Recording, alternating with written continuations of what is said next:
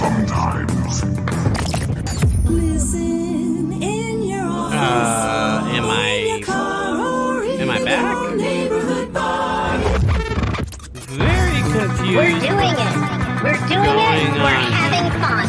We're making it happen. It's fun. Give you a big surprise. And here it is.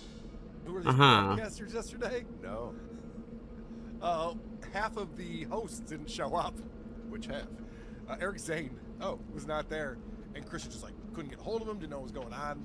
So he got JJ last minute to hop in with him and do the show. It was more Christian and less him. And so I texted immediately. I'm very confused what's going on here. This is a pretty big deal. And I guess Eric I'm gonna just double check my stream looks good. He laid down for a nap or something and never woke up. Fucking old people, man. I never woke up. Didn't wake up in time, never woke up. He's still with us. Yes, indeed. Welcome to Who Are These Broadcasters? And they say that lightning doesn't strike twice. And actually it doesn't, because he's ready and he's rested. And believe me, he is rested.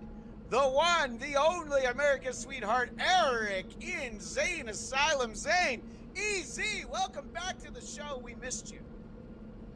Thank you very much for saying all of that. I have no excuse. It's, boy, that's a bad feeling when you wake up and you kind of don't know where you're at. Oh. Fuck, hang on, I gotta adjust it so that you can't see the kicked-in door. I mean, people do love the kicked-in door, but I will go ahead and let you fix that. And I think for that moment of your life, you knew what it was like to be John Melendez, to wake up and have no idea where you were, to have let people down by your slovenly lifestyle. And as we showed in the clip, that was put together by our buddy JJ. JJ literally filled in for you with 30 seconds notice. And he was there in a minute. We had a great show. But we did miss you. I'm glad that all's well. No, you know what? It's amazing JJ was able to do that. And the reason why he can pull that off in such short notice is because of his outstanding health. That is why he was able to quickly move and make a beeline to in front of the camera. Because he's a pristine athlete, is what he is. He is. He's in the best shape of his career. He's going to have an MVP season. I think you all know that. You know it. I know it. The American people know it. And he actually has literally just finished a conference call. So he was sitting at his computer and helped. You missed some fun stuff last week, Eric. But we do have some fun stuff today, fortunately. I'm not going to lie. The debate might be the whole show. I have so many clips like I always do. Easily could be the whole show. So Eric, I told you this beforehand. I'm going to do like when we did the DNC. If you feel like, you know what, we need to tap out on some politics for a few minutes, you let me know. We'll go. I got plenty of other stuff that I don't expect to get to today, but I'm loaded just in case we need some alternative programming. I mean, I think that we are at peak comedy right now with the politics. Sure. I really do. So I don't know if I'm even the right guy to ask, because I find so much of this shit outstanding. And let me tell you, if you're anyone that says, dude, I don't like talking politics, it's because you're a goddamn pussy. Okay? Let me just tell you that. This is fucking great shit. This is fucking incredible what's happening. I'm so happy that this is going down. I'm so happy that people hate each other so much right now. And in any case, I didn't end up going to place, but I wanted to hear what Howard Stern talked about this morning. And he talked a little bit about the debate, but basically like, I don't want to talk about the debate because then everybody writes how much they hate me when I give my opinion. Like, who's the guy who used to get in a fight with management at WNBC every single day? No, I don't want to tell people what I think. We know what you think. That part you're right. But yeah. I think he could have spent a couple of minutes on it. And I think we're getting back to a point where even if people hate Like if I'm listening to someone who's got a stupid opinion that I hate, as long as they do a good job presenting it, I will listen. I will pay attention to it. It might be that I agree 0%, but if they engage me and it's fun to listen to it, fuck yeah. Anybody who says what Stern said is taking the easy way out. That's bullshit. Put your fucking foot down and say something. Yeah, and also I love finding clips from people who I don't really respect, and yet I feel like they say something funny. How many Nick Fuentes? We had Benny Johnson in the pre-roll, the stuff before the show actually started. So there's plenty of people out there that I don't have much to say what they think. You give me a good clip, I'm gonna play it and have some of those. But maybe Eric Zane isn't the person to tell us when in the show we should tap out of it. So I'm going to deputize our audience. So as long as you give a $10 or more super chat and you say, hey, let's take a break. Money before funny, as we definitely. And we use this every time with the funny before money. And speaking of money, Reverend Shitstick Powerful Hooper, why do you tease us with Carl then take him away? I don't know. I think we want people in the audience to be able to climax, all right? I don't have a good answer. Why do you think Carl's not here, Zane? He's a busy man. And besides, he doesn't want to slum it with us, for God's sake. No. He probably is talking to successful broadcasters like Drew Lane today. And he's also got a great episode coming up today, because we are doing this on a Wednesday, thanks to the debate schedule. 2 p.m. Pacific, 5 p.m. Eastern. Carl have a new WTP with the great Pat Oates. Dang Lizard says, Eric Snooze made it. Hope the B team has fun. Yeah, I guess that's the point, is that JJ became the A team. And I have this comment. This is from the poor chat. How about you give me a couple bucks? But the fact that he says John shits his pants, he figured out a way to get that in his name. Let's hear the spin on how Trump was in a complete disaster last night. Meghan Carl is going to just do it. And spinning off of the title of this episode, Andrew L., a trans illegal alien just ate my non-binary cat. Okay. Sorry for your loss, Andrew.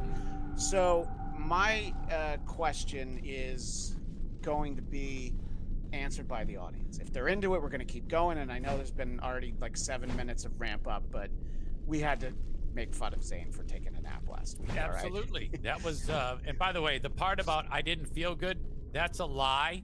I just fucking forgot and went to bed.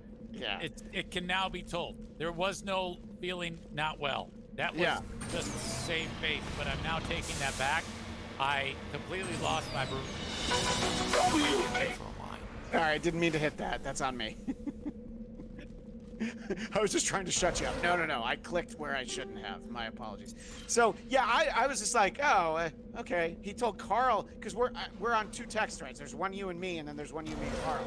One to Carl, you mentioned you weren't feeling well. Logs, you had a rough night last team night. One to me is like, some kind of alien technology. So for the boss, you try to make yourself look better. Yeah, that's exactly what I did. All right.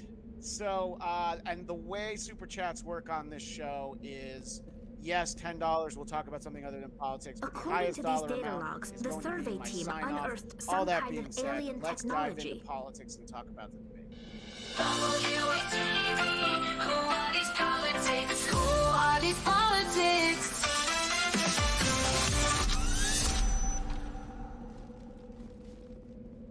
And you missed all of the new interstitials, all the new jingles last week. So we have our new logo here.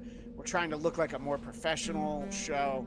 We're having the uniformity. And yes, Carl, you're absolutely right. They should smash that like button. Please smash the like button. Subscribe. Memberships. Gifted memberships. I'm not going to say all the rest. Super chats and gifted memberships. That's what we're interested in this show. And great to see the great Carl Hamburger here. So I want to remind everybody that we didn't do an episode like this for the Trump-Biden debate for the simple fact that I was on vacation. And by the time I came back, it was definitely old news. Some people might build a narrative out of the fact that we didn't do one of those. But I do have a highlight reel for what that Trump-Biden debate looked like. He's stealing all the burgers! Why, you little... I touch you! It's all just an act. Stop! Stop! He's already dead. Yeah, so that's pretty much the way I remember it. Does that seem about right to you, Eric? Yeah, boy, that was something. It's been so strange, the politics cycle, because if you remember, it all was assassination attempt, RNC debate, and it was win after win for Red, and it was like, oh, not only is he gonna win, he's gonna win at a landslide. I think everybody agreed on that, and it seems like the wind's blowing different now. Is that just me feeling that? I mean, I don't know. I think it depends on where you're standing, but there are definitely breezes that feel a little bit differently. And the fact that everything was coming up Trump through the RNC is why he picked an absolute nothing like J.D. Vance as his running mate. Because they're just, let's try to run up the board. Let's try and get 538 electoral votes. Not even Reagan got that. Mondale got 13. Anyway. So, yeah, there was a lot of that, but I have another clip that to me illustrates what I think that the approach was for Democrat. I'm laughing at the superior intellect. So, yeah, I don't get enough chance to play Star Trek, but that's what that really comes down to. I know, thank you. At least I embrace it. So, if you're looking for clippable one-liners, laugh points, from last night's debate, there is one clear winner for the evening. Donald J. Trump. We're going to spin some of his greatest hits from last night. And these are the greatest hits, so I don't know if you want to talk up the record and try and hit the post. But, you know, maybe I'll just play this clip where he's talking about how Kamala does not have a plan. He doesn't have a plan. She copied Biden's plan. And it's like 4 sentences, like run, spot, run. 4 sentences that are just, we'll try and lower taxes. She doesn't have a plan. Take a look at her plan. She doesn't have a plan. I think run, spot, run was pretty good. I mean, that's, you know, let's say that's a broken bat single. That's not a home run. Is that like is he trying to say go dog go or a C-spot run or? Well, yeah, that's what I think he's talking about. You know, sort of the introductory reading books of children. Okay. All right. So, yeah. All right. I mean, I get it. I get the attempt, but it doesn't. I don't know. I just get the feeling he wasn't prepped with that. I think maybe a little bit trying to make up too much stuff. All right. Well, I think he had this one in his back pocket, and he might have broken the glass a little bit early. Okay. This was in one of his first couple of answers. And I think this is a great line from Trump, especially because I was talking to a very liberal friend who got out of shape and tried to tell me why it wasn't funny. And I was like, okay, great. I can't wait to play this on the show. Weak, pathetic man that you saw at a debate just a few months ago, that if he weren't in that debate, he'd be running instead of her. She got no votes. He got 14 million votes. What you did, you talk about a threat to democracy. He got 14 million votes, and they threw him out of office. And you know what? I'll give you a little secret. He hates her. He can't stand her. But he got 14 million votes. He can't stand her. He hates her. And he's probably not wrong, by the way. Yeah, probably. I mean, you know, she's not number one. It's probably Pelosi, Schumer, you know, everybody who kind of, you know, when the rest of the team comes out before the manager takes a pitcher out, when they kind of circle them, you know, you're not out of it. Great comparison analogy, because you're right. And then when he cools down, the pitcher's like, he was right. I was cooked. You know? Yeah. So, yeah, he probably does hate her. And I love that he said it. Yeah. I love that he said that. You know, that's fantastic, because that's a great clip. Jesus Christ. This is why we tune in to see him. This is why 4 years of Trump would be amazing for this show. Yeah. All right? I don't know how. No matter what. We win no matter what, because she's going to talk, do some things that people are going to get so goddamn pissed off at. Especially now, because you would have to agree, if you were to lay out the audience, would you say it's somewhat Republican or strongly Republican or way Republican? What would you? I would say strongly, but we get comments in the chat from people that don't feel that way, you know. And I have a lot of friends who are conservatives who are not really Trump people, but they're not anti-Trump, they're not never Trump, you know. So there's a, and look, a lot of people like, you know, nobody voted for Kamala Harris in the Democratic primaries, so she's nobody's dream date. Right. And that whole point about the 14 million votes, I mean, that when you put it in those words, that was absolutely an accurate description of what actually happened. Yeah, I think that that's something that comes from the debate prep. I have two moments that I think come from the debate prep. He knew he was going to say that. This one that we're about to play is, I think that this is a celebrity roast caliber joke that he has here. It's at Biden, who's, you know, not there that night. I'm sure he was in bed already. It started at 9 o'clock Eastern. But he's got a great one for Biden. We would both leave this debate right now. I'd like to see her go down to Washington, D.C. during this debate because we're wasting a lot of time. Go down to, because she's been so bad, it's so ridiculous. Go down to Washington, D.C. and let her sign a bill to close up the border because they have the right to do it. They don't need bills. They have the right to do it. The President of the United States, you'll get him out of bed. You'll wake him up at 4 o'clock in the afternoon. You'll say, you'll wake him up at 4 o'clock in the afternoon. Hey, there's nothing wrong with sleeping at 4 o'clock in the afternoon, God damn it. Well, that's what I was going to ask, is if he was talking about you. But that's a great line for Biden. Sorry, that's a great line about Biden from Trump. This next one's not a joke. This one is, okay, he has a really good point. This is the other moment, I think, from the debate prep. I probably took a bullet to the head because of the things that they say about me. They talk about democracy. I'm a threat to democracy. Yeah. So I think that's a powerful line. It's a powerful image. If he hadn't said that, it's not like the assassination attempt came up during the course of the meeting, you know? So, yeah, I think that's smart. I mean, if you get shot in the head and somehow you manage to still be in a fight for your life, you got to go back to the fact that you got shot in the head. You got to remind people that you took a bullet for America. I mean, the fact that this is even a close contest is shocking. He got shot in the head and then stood up and said, "Go fuck yourself." And he still is in a fight of his life. How can this possibly be? It must be horrible. Well, I'm gonna put all the blame on JD Vance. I think that people are so turned off by him. So as I was watching the first part of this debate, the way that a responsible parent would on my cell phone during my daughter's soccer practice, I thought, I bet our WATB crowd is gonna really like this moment. Maybe Eric Zane's gonna like this one. Now remember, their microphones are muted when you're not talking. But that didn't stop old comrade Kamala from trying to get in Trump's way.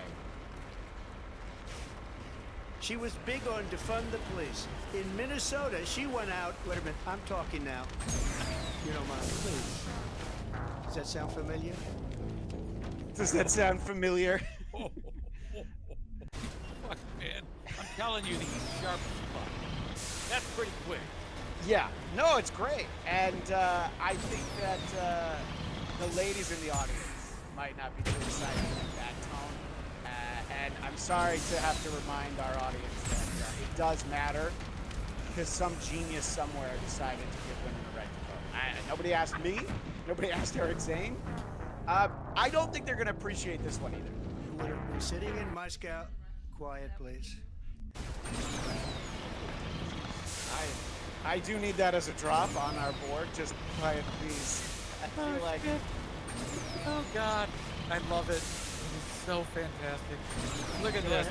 Go ahead and read that from the great Douche of the Dabbleverse, who you'll be seeing in recorded form a little bit later in this episode. I'll get to that. Go ahead and read that from the Douche. Douche of the Dabbleverse, who earlier said, I have a feeling Eric Zane is going to piss me off. Says Zane is now in the nap club with Carl and Rob Saul.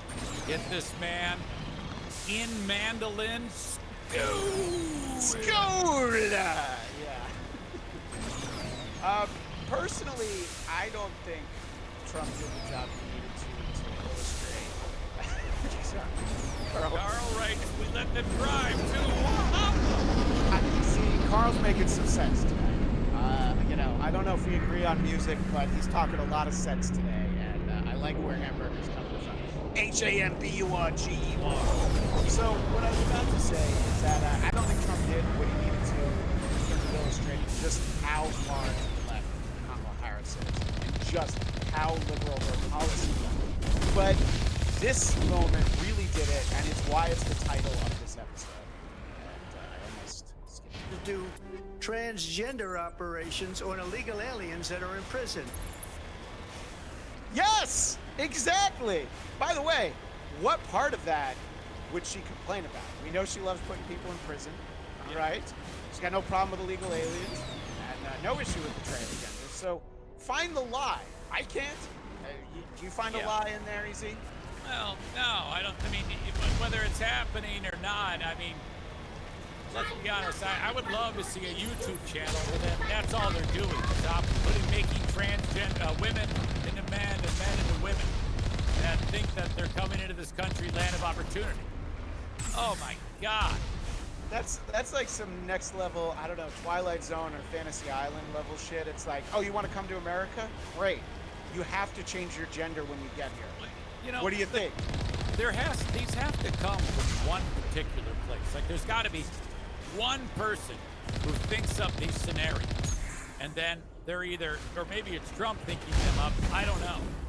And then they percolate, and the next thing you know, a guy a sniff away from the White House is spewing this bullshit out like it's real. That is all.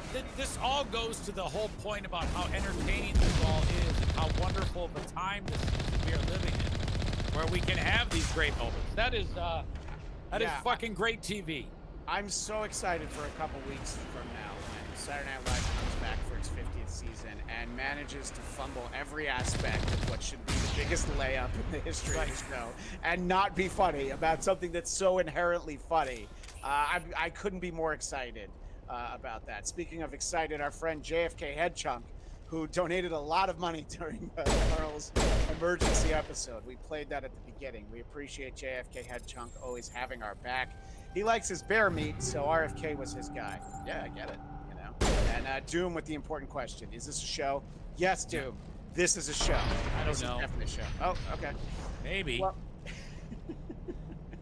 so, clearly the playbook for debating Trump is to bait him, rattle his cage, throw him off, distract him. And I know it's going to be a controversial take in our chat, but it was a pretty baller move the second that it started. She walks out and she shakes his hand. He didn't want to shake her hand. He didn't shake Biden's hand, but Kamala Harris. Let's have a good debate. Thank you. I Did love he say that he good also to see you have fun? have fun.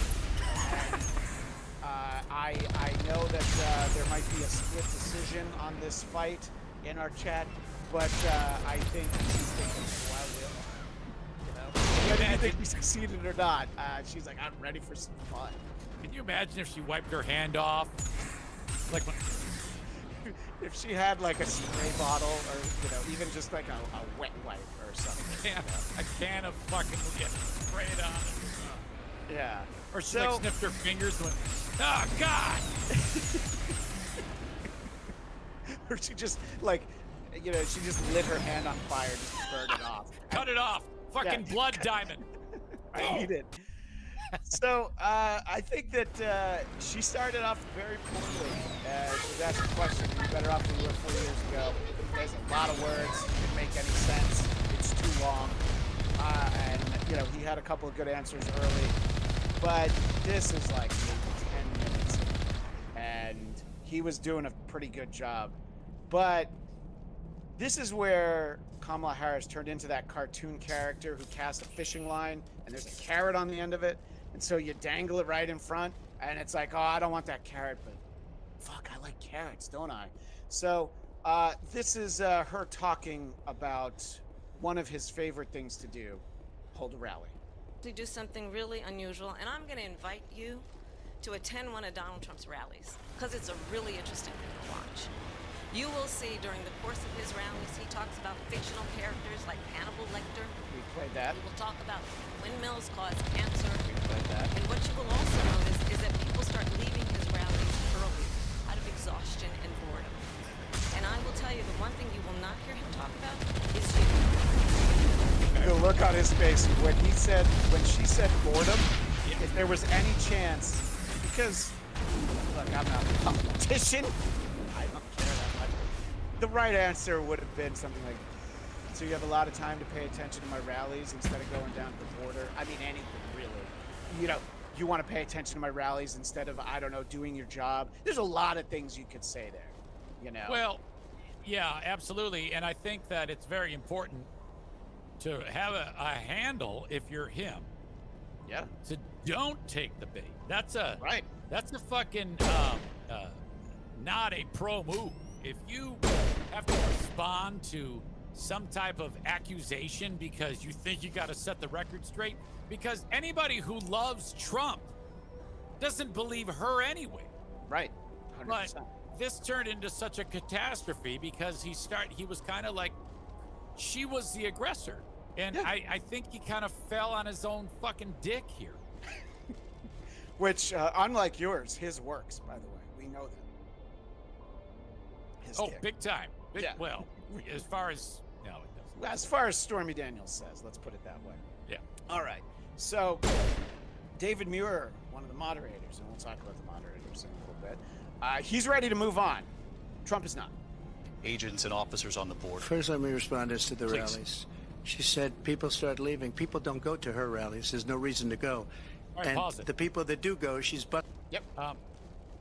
When he instead of disagreeing with her, he's going nah. What about you?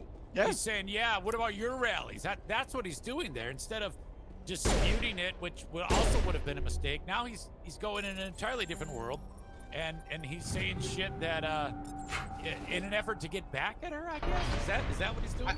Well, that's his flex. You know, it's talking about his dick. This is basically pulling his pants down and pointing at it and saying, like, you know, people are bored. And, you know, those rallies do start a few hours late sometimes. So I think that everybody that is at that rally is still voting for him. That's not the point.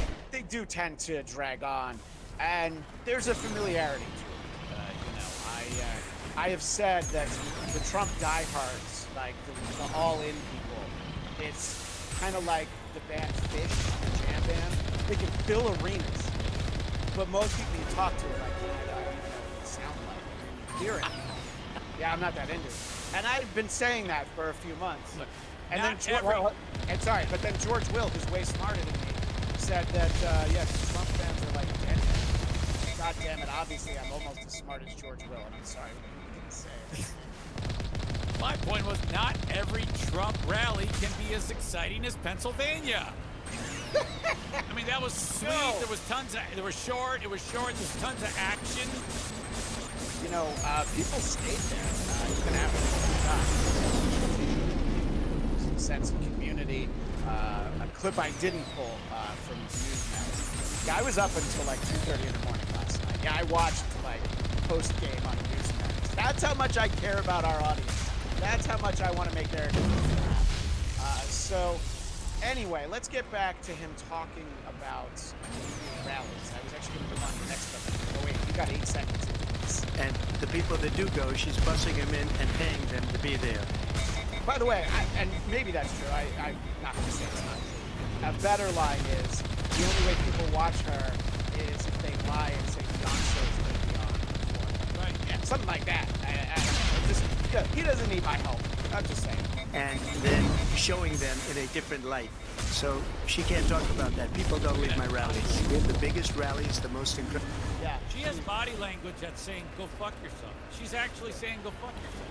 Yeah, Newsmax took great umbrage with her sitting like that. Do you remember on school picture day, you'd have to do like 4 poses? Yeah. This was one of them. And I was like, I would always tell my mom, you don't buy that slur-looking picture of me where I'm rested on my hand. I don't want that in my house. I don't want that at Grandma and Grandpa's house. Do not buy the one with it. What do you think, Donald? Anyway, so yes, it's very disrespectful. Incredible rallies in the history of politics. That's because people want to take their country. All right, I guess that one was it. All right. So, if I had to guess, there was one thing in his debate prep. Whatever you do, Donald, do not look at me in the eyes. I know you're the former president and the next president. We all love you. Do not bring up the story about Ohio. Are you listening? Oh, yeah, I got it. Springfield, they're eating the dogs, the people that came in. They're eating the cats. They're eating the pets of the people that live there. And this is what's happening in our country, and it's a shame.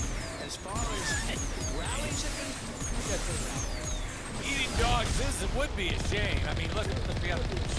I like how they went out when he says they're taking the dogs and they're using them for food. Yeah. Now, unless if the only way that would make sense is if Pablo grabbed the dog and ate it in the driveway, or as he's running away, he said, "Ay, ay, ay, Dios mío, I will eat this for dinner."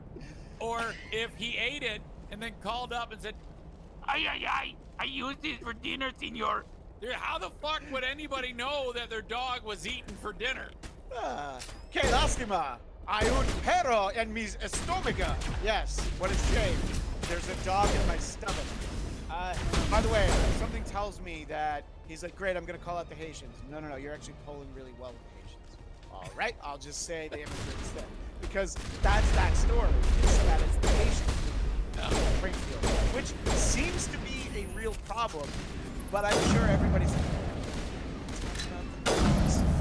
it's like, even if we had proof that it was true, which we don't, you still can't talk about it. It's distracting from the bigger plan.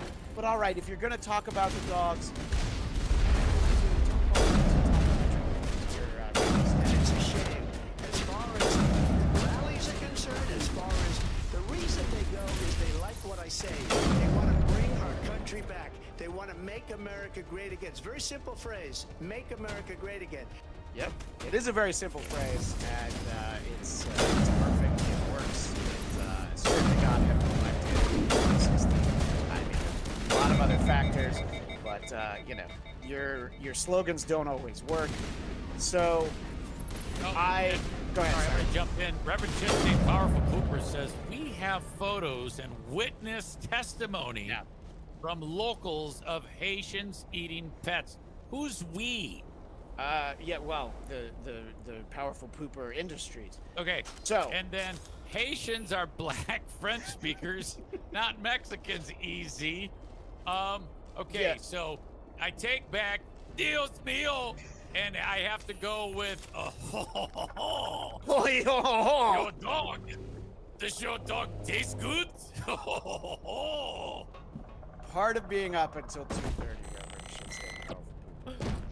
I found where the dog story started in Springfield. It was and I think that maybe people on TV aren't always telling the truth.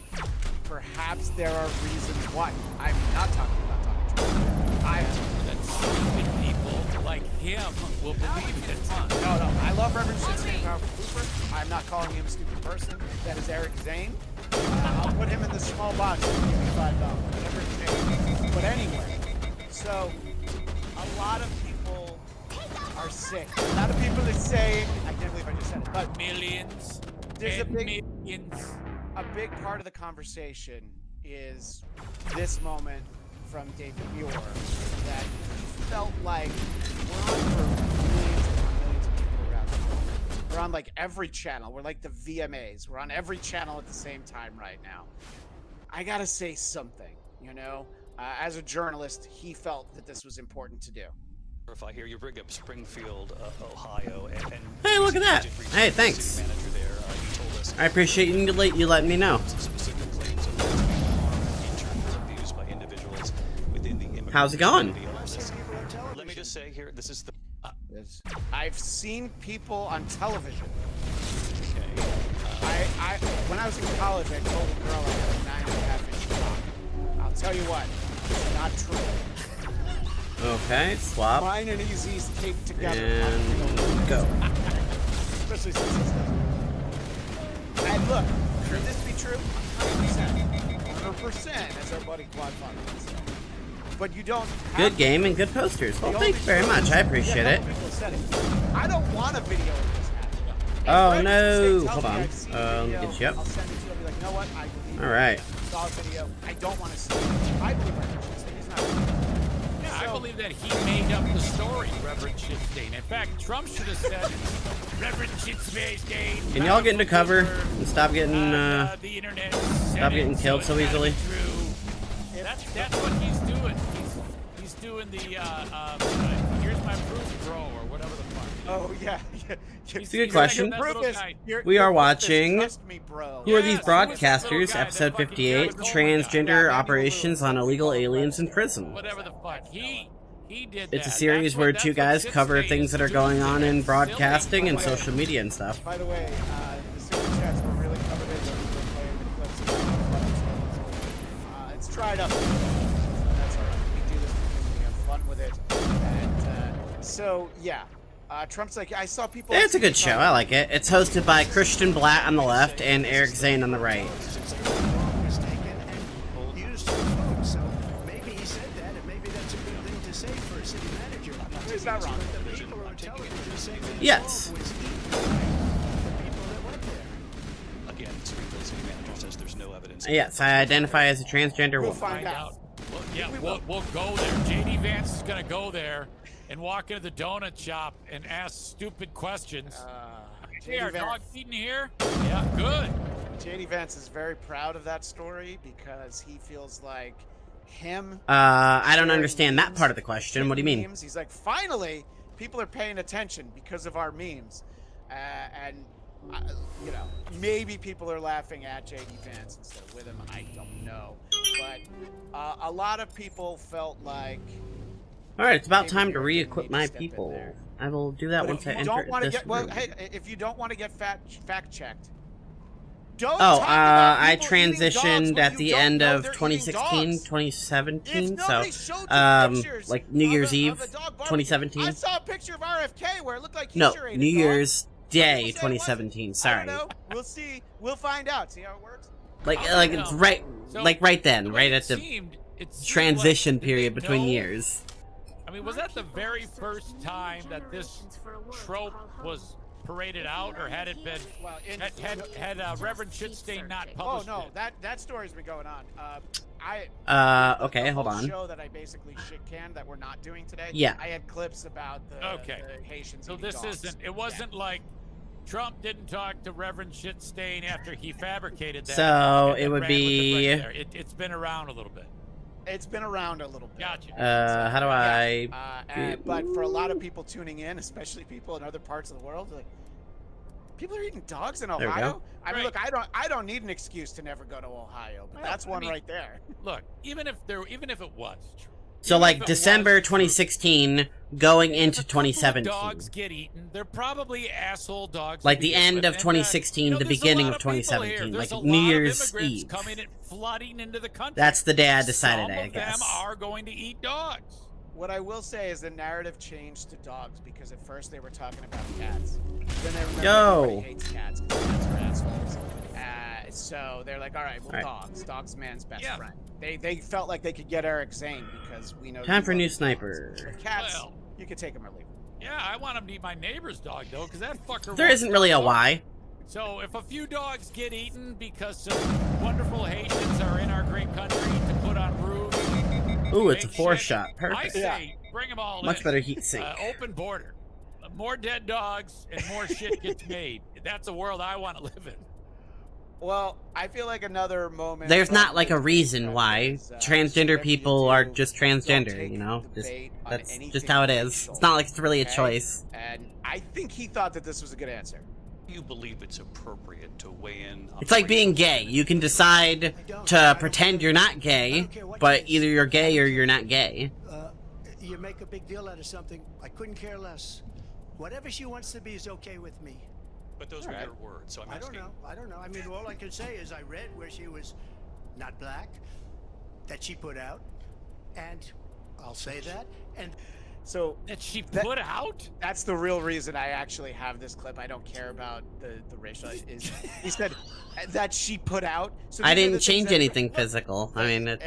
you know, the narrative is. You're getting a definitely little that, bit too personal, and I don't really feel like answering these type of questions. So, gentlemen suitors I and appreciate your callers, curiosity, though. and, it probably doesn't hurt your career in the San Francisco Bay Area if you're stooping. We got any Jews in the chat? Shuli, is that the right word? Is stooping the word? Willie Brown? I get it, but I love that he said it. He's like, I read that. I read she was Indian. I read that she puts out, and then she one day decided to be black.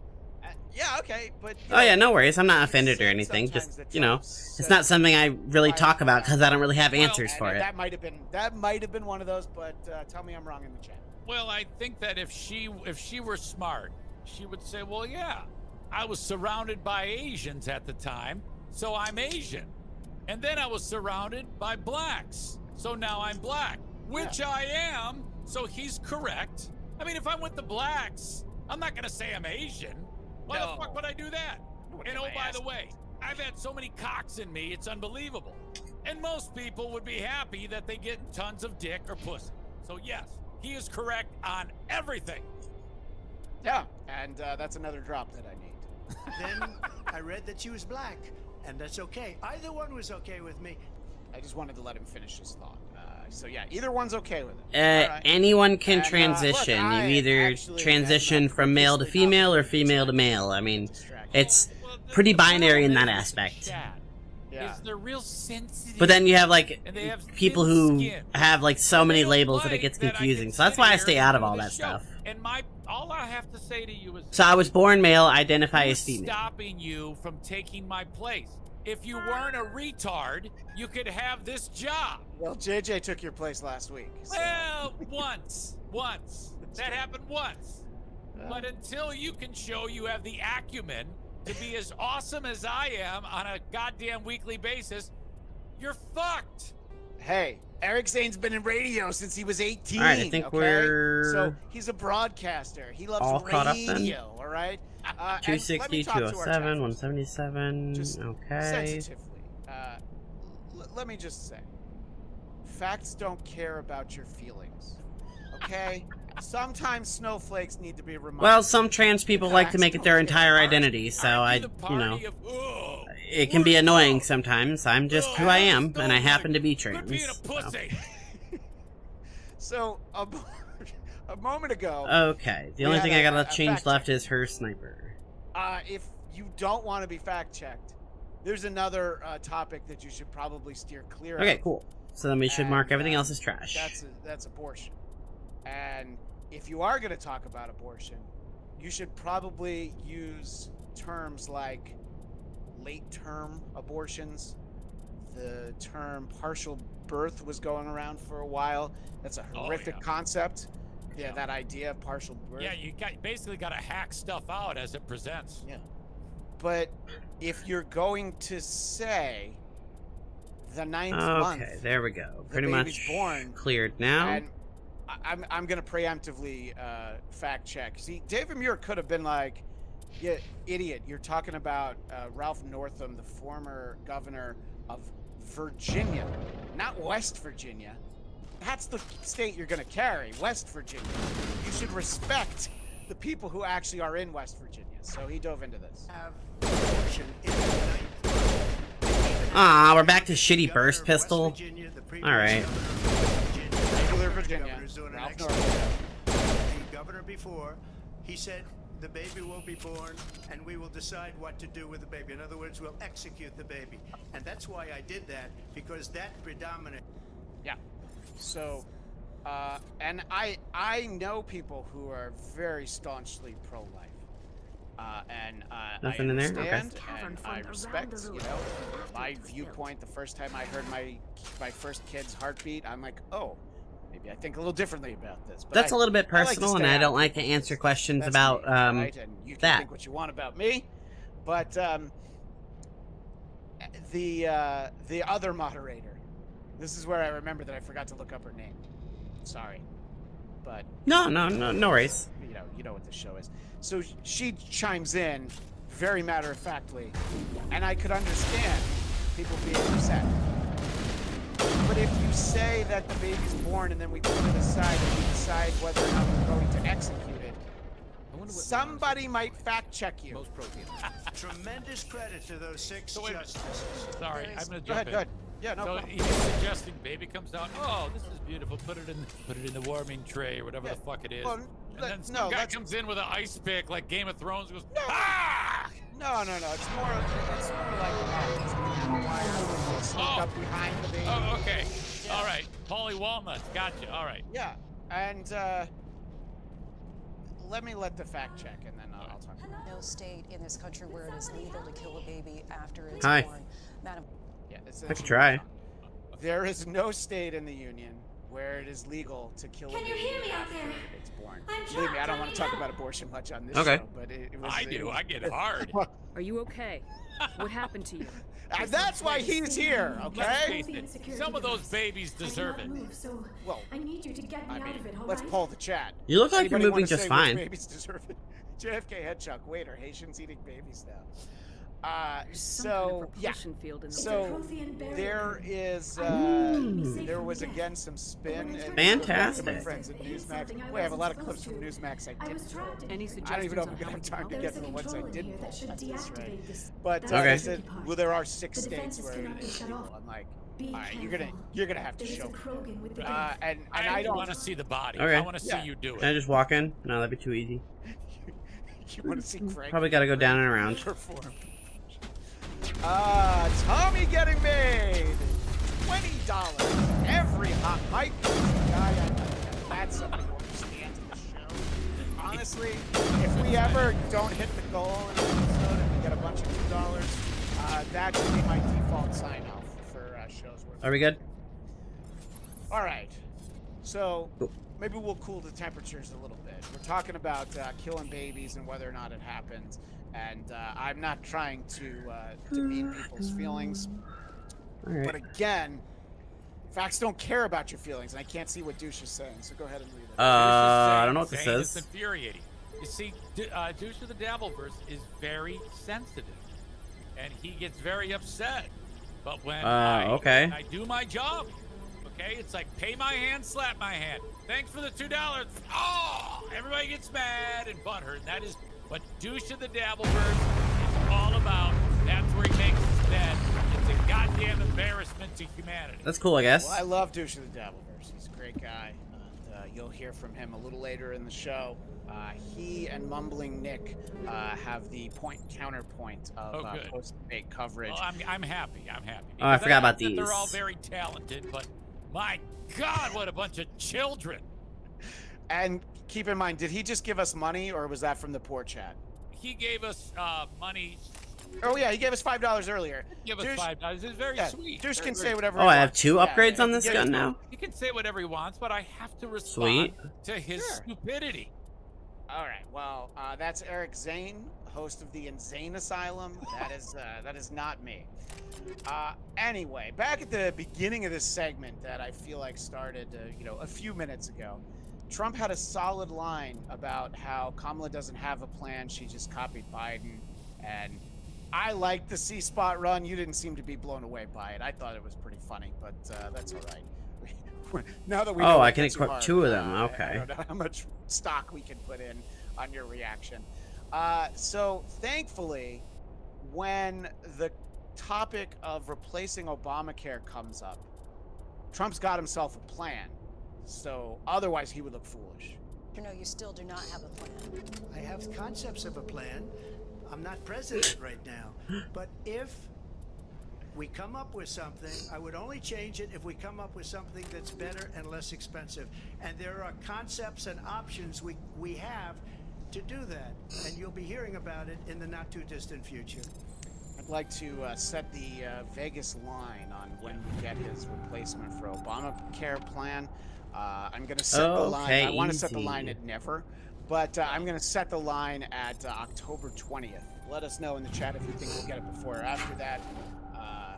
That would be a wonderful thing to run on, frankly. I mean, All right, I guess we're out of here now. If you've been opposed to that and say, hey, it's too expensive for the American people to live on Obamacare, which, by the way, I've lived on it for the past 5.5 years, and there are some real expensive sides to it, without a doubt. Yeah. I'd be anxious to hear that. I would love to hear that. So get your shit together and talk about it. Yeah, I figured. And you want to create some sort of stream overlays or backgrounds or icons for me, and I would like to say no thank you. Oh, you can't find a better and cheaper version of Obamacare because I guess it's good. I don't know. I've had it too, and it's when I had my kids, I had the state health care, and we were very glad to have it. Now we've got fancy Writers Guild insurance, so I don't have time for any of that bullshit. You didn't look, but, did you? You know, I remember I used to be like get you out of here before more death okay? arrives. I used to. Yes, I used you're to right. have poor I've seen insurance, enough too. of them to last a lifetime. I think you're a bad That influence button should shut down my containment that's field. why I think we keep having. Thought you couldn't Good. move. Stop pointing and shit. All right, I've got one last clip from the debate. I'm sure J.D. Vance was so excited to hear his name come up, and he was probably easy enough. thrilled that his new buddy Donald Trump was going to stand Any up for idea him. how we get out of this Get a place? yes or no, because your running mate, There's an elevator J.D. back in the Vance, center of has the said tower. that you At would least veto I it if you think did it's come an to your elevator. desk. Well, I didn't It should discuss take us it out with of here. Come on. JD, in all fairness, JD. Okay. And I don't mind I if still he cannot has a believe all certain this. view, but I think Why you're would speaking the for me, guest but come after I me? really didn't. Look, Do you think But if I Benezia is could- Yeah, involved? so just literally Yeah, why throwing not? JD, this is about You're a Kothian national expert. ban on He abortion. probably wants you to And, help him find it. JD said the conduit, he, but I don't know. He didn't have the talking points. So You have a black eye. Who Trump punched you in the face? just kind of laid him out a little bit there. And So These ruins Go are ahead. not yeah, stable. that's That mining interesting. must I have triggered a seismic just wish event. that Trump had the wherewithal to videotape. We have to hurry. I'm the whole hoping he place did is caving all in. of his interactions with Vance when he looks like an idiot. So that, I mean, he could make so much money if he decided to create Joker, content and get just the norm show of the airborne and videos lock in of on him my yelling signal. at On the JD double, mister. Vance Aye, aye, Commander. when he Secure does something and away. that ETA makes him 8 look minutes. absolutely ridiculous. All right. Can you needs to move imagine faster. what it's like getting yelled at by? It'd be like the show The Apprentice. I wish I had this drop. Longtime Howard Stern fans will remember. There's a drop that Fred would play often. It's from a submissive porn. I believe it's a Nope. gay No, submissive thank you. porn, where this I don't want them. says thank you, thank you, thank you, thank you, and I feel like that might be Jake Vance's interaction. Ooh, so he's all green. I can't believe we're 52 minutes in. And Hey, what's up? now Can we we're leave? getting to the after debate. This, to me, this is the best. All right. Oh. Maybe I leaned a little Okay. heavy on I'm the- planning on not No, surrendering. Well, I know for a fact There a that reason everyone you're in in the my way? chat loves every word that we are saying. Awesome. We Okay. are getting non-stop comments that support everything Okay. we say, even if they You're like not getting it from me. douche of the Dabbleverse and wanna fight now? State. Is this really the time? They may not like what I say, but they know that this is what moves the meter and keeps this show north of 100 viewers at any given time. Goddamn it. That's right. Okay. So All right, well, he's I dead. want to stay with our buddy JD Vance, as I was talking about earlier. He's very proud of his caffeine and eating pets, using them for food. So he is Clear. asked about it, and then he kind of responds to what David Bear said. City officials have not said it's not true. They've said they don't have all the evidence. Fights are very easy with Sniper. So the reason I have this is that we've You heard blow their heads off. both first-hand and second-hand. So wait a minute, sir, what did you see? I actually saw a French-speaking Haitian, not sounding like a Mexican, eating a dachshund. Well, and then there's another story. What's the story? Well, I heard it from another guy who said he saw a Haitian eating. Keep running. Doberman Pinscher. Okay, or don't. So that's the first hand and second hand. That's what JD Vance is saying there. He's They've got first and second All right, well, reports of we dog made shit it. Close, Commander. in Springfield, 10 more Ohio. seconds, That's what we he would have been just said swimming on in TV. molten sulfur. And the Normandy isn't Reverend did equipped to text me. He land said in there's a police exploding report of volcanoes. geese being They eaten tend in to the park. fry our sensors That and melt sounds our delicious. Okay, that's Just not my a future dog. I reference. will take you up on that. We And almost I I want to died hear up about here, people's and your pets. pilot is Yeah, making well, jokes. yeah, I mean, come on, that's good I eating. mean, that's like practically eating a courtesy. turkey, Coping goddammit. You'll get used to it. Did I just steal your I see. joke? No, It we must said be it a at the human same thing. time. Oh, we did. I don't have a Chicks! lot of experience Yeah, dealing so with your species, Why the Commander. fuck does everyone am so That's nice. worried grateful to about the you. animal You saved my population life back population in there, and not Springfield, just Ohio? from It the doesn't volcano. fucking Those guys matter. would have killed me Who or cares? dragged Okay, me off to everybody's dog Saran. is dead What from the did Saren Haitians. want with Now, Next now, up. something about the now Eric conduit. Zane's talking Only some that it sense. was Who somehow cares about connected to the Ohio? I hear Prothean it. extinction. So Zane, That you is my missed it real last area week. of We had a expertise. great I clip have of spent the Megan past Kelly 50 years trying to saying figure that out what CNN happened to Caitlin them. Collins should Just try how to old have are you fun, exactly? smile, and not I be hate to such a admit it, bitch. but I am only That's 106. literally what she said. It's a Damn. great clip. I hope I look that You good missed when I'm it. your You were age. sleepy. That's A all right. century may So, seem like a long time Caitlin to a Collins is the one short-lived species talking like to JD yours. Vance here. But among I think the she tries to Asari, I am have barely fun, considered which is a more good than a idea with child. JD Vance That because is why my he's such a fun research guy. has not Well, received the attention it deserves. your office has gotten a lot Because of of my reports. I mean, youth, other if someone Asari calls your scholars office tend and to says they saw dismiss my Bigfoot, theories that on doesn't what mean they happened to saw the Protheans. Bigfoot. Right? I mean, you have a Did your research responsibility turn as up a running anything mate, interesting? and he certainly does as, What is as the interesting candidate. is what I did not turn up. There is remarkably little archaeological evidence of the Protheans, and even less that might explain why they disappeared. It is almost as if someone did not want the mystery solved. It is like someone came along after the Protheans were gone and cleansed the galaxy of clues. But here is the incredible part. According to my findings, the Protheans were not the first galactic civilization to mysteriously vanish. This cycle began long before them. That's nice.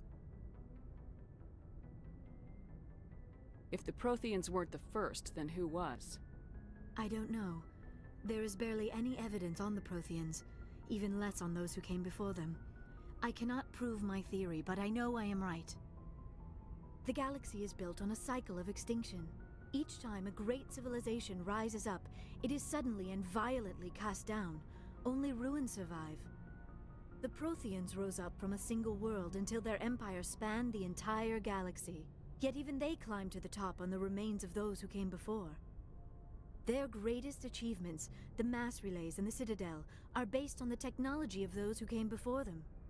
And then, like all the other forgotten civilizations throughout galactic history, the Protheans disappeared. I have dedicated my life to figuring out why. What's wrong with your eyes? They were wiped out by a race of sentient machines, the Reapers. The Reapers? But I have never heard of. How do you know this? What evidence do you have? There was a damaged Prothean beacon on Eden Prime. It burned a vision into my brain. I'm still trying to sort out what it all means. Visions. Yes, that makes sense. The beacons were designed to transmit information directly into the mind of the user. Finding one that still works is extremely rare. No wonder the Geth attacked Eden Prime. The chance to acquire a working beacon, even a badly damaged one, is worth almost any risk. But the beacons were only programmed to interact with Prothean physiology. Whatever information you received would have been confused, unclear. Yeah, I know. I am amazed you were able to make sense of it at all. A lesser mind would have been utterly destroyed by the process. You must be remarkably strong-willed, Commander. Yeah, have a big Brian. Saren, or the conduit. Shut the fuck you're up. Right. I am sorry, my scientific curiosity got the better of me. Unfortunately, I do not have any information that could help you find the conduit, or Saren. I don't know why Saren wanted you out of the picture, but I think we'll be a lot better off if we bring you along. Thank you, Commander. Saren might come after me again. I cannot think of anywhere safer than here on your ship. And my knowledge of the Protheans might be useful. And her biotics will come in handy when the fighting starts. Good to have you on the team, Liara. Thank you, Commander. I am very grateful. Oh, I am afraid I am feeling a bit lightheaded. When was the last time you ate or slept? Dr. Chakwa should take a look at you. It is probably just mental exhaustion, coupled with the shock of discovering the Protheans' true fate. I need some time to process all this. Still, it could not hurt to be examined by a medical professional. It will give me the chance to think things over. Are we finished here, Commander? Go see the doctor. The rest of you, dismissed. Mission reports are filed, Commander. You want me to patch you through to the council? Patch Sure. you through, Joker. Setting up the link now, Commander. We've received your report, Commander. I understand Dr. Tassoni is on the Normandy. I assume you're taking the necessary security precautions. Don't tell me how to do my job. You are free to act as you see fit, Commander. Cooked. Our role is to offer guidance and advice. It's up to you if you're smart enough to listen. Sorry, Counselor. At least the mission was a success. Apart from the utter destruction of a major Prothean ruin. Was that really necessary, Shepard? I didn't do it.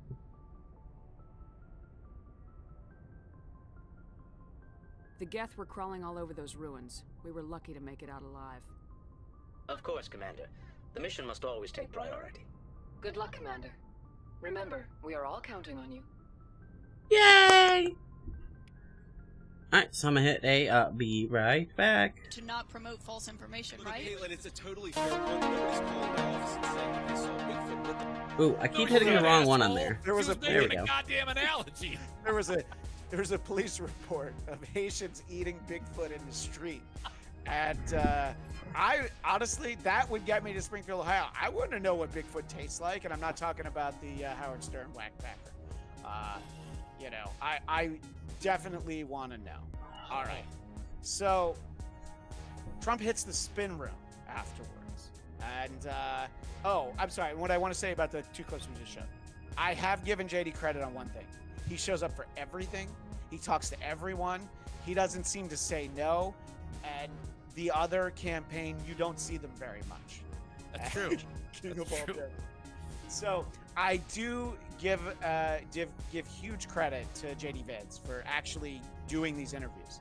You know, he could have been sitting there. Well, Newsmax probably couldn't fly to Pennsylvania, but he could have sat with Fox. You know, he could have been talking to them. He probably sat with them too. But he's going to take Caitlin Collins' questions, even though we know she has resting bitch face. Anyway, Trump hits the spin room afterwards, and he has his take on the evening. It's my best debate. We had a 92% rating in one poll. We had an 86% rating in another. We had 77% in another. We won every one of the polls that came out tonight. There were quite a few of them. You were asked if you would veto a national abortion ban, and you did not say yes or no. What is your answer to that? All you have to do is check it. It was a perfect answer on abortion, and I've done a great job in that, and I brought our country together. Thank you. Yes or no? Okay. So, right. Yeah, It was a perfect answer, just like it was a perfect phone call. I think that was Caitlin Collins again. It sounds like her, and I don't think I noticed it till right now. So I was like, listen, honey, listen, bitch face. I answered it already. Go check the tape. I don't have time for you. So, Devilverse, your mom's box is in. See, this show's never been more fun. By the way, I realized we're going to have to do another Wednesday show because October 1st, JD Vance and Tim Walz are going to debate, and that might be the only other debate we get. But we'll deal with that when the time comes. Now you notice, Chad, that when you say horrible things about me, you know what I'm not doing?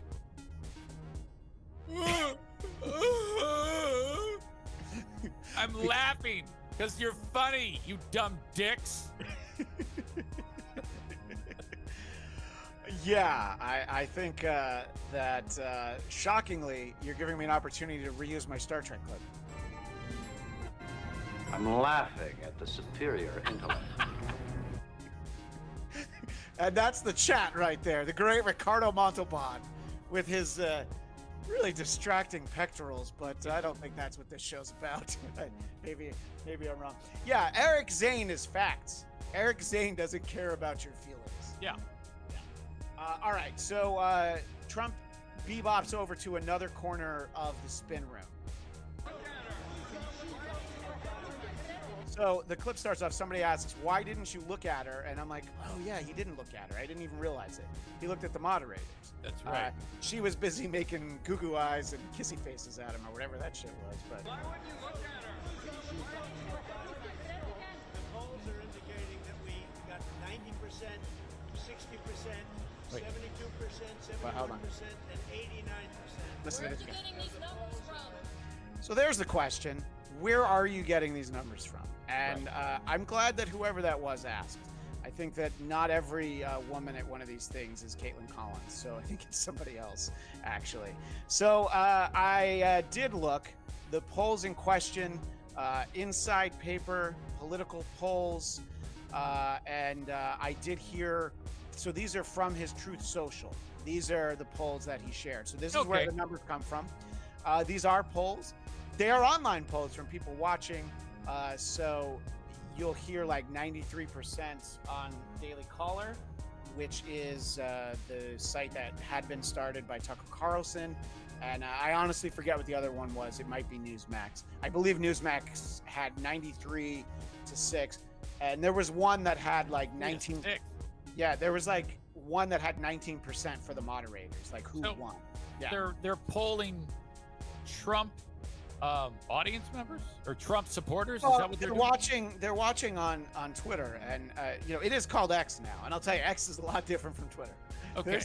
There's that button that's like you might be interested in shit you don't follow. There's some wild stuff in there, and I think that might be where those come from. So yeah, maybe. Right. I mean, it's.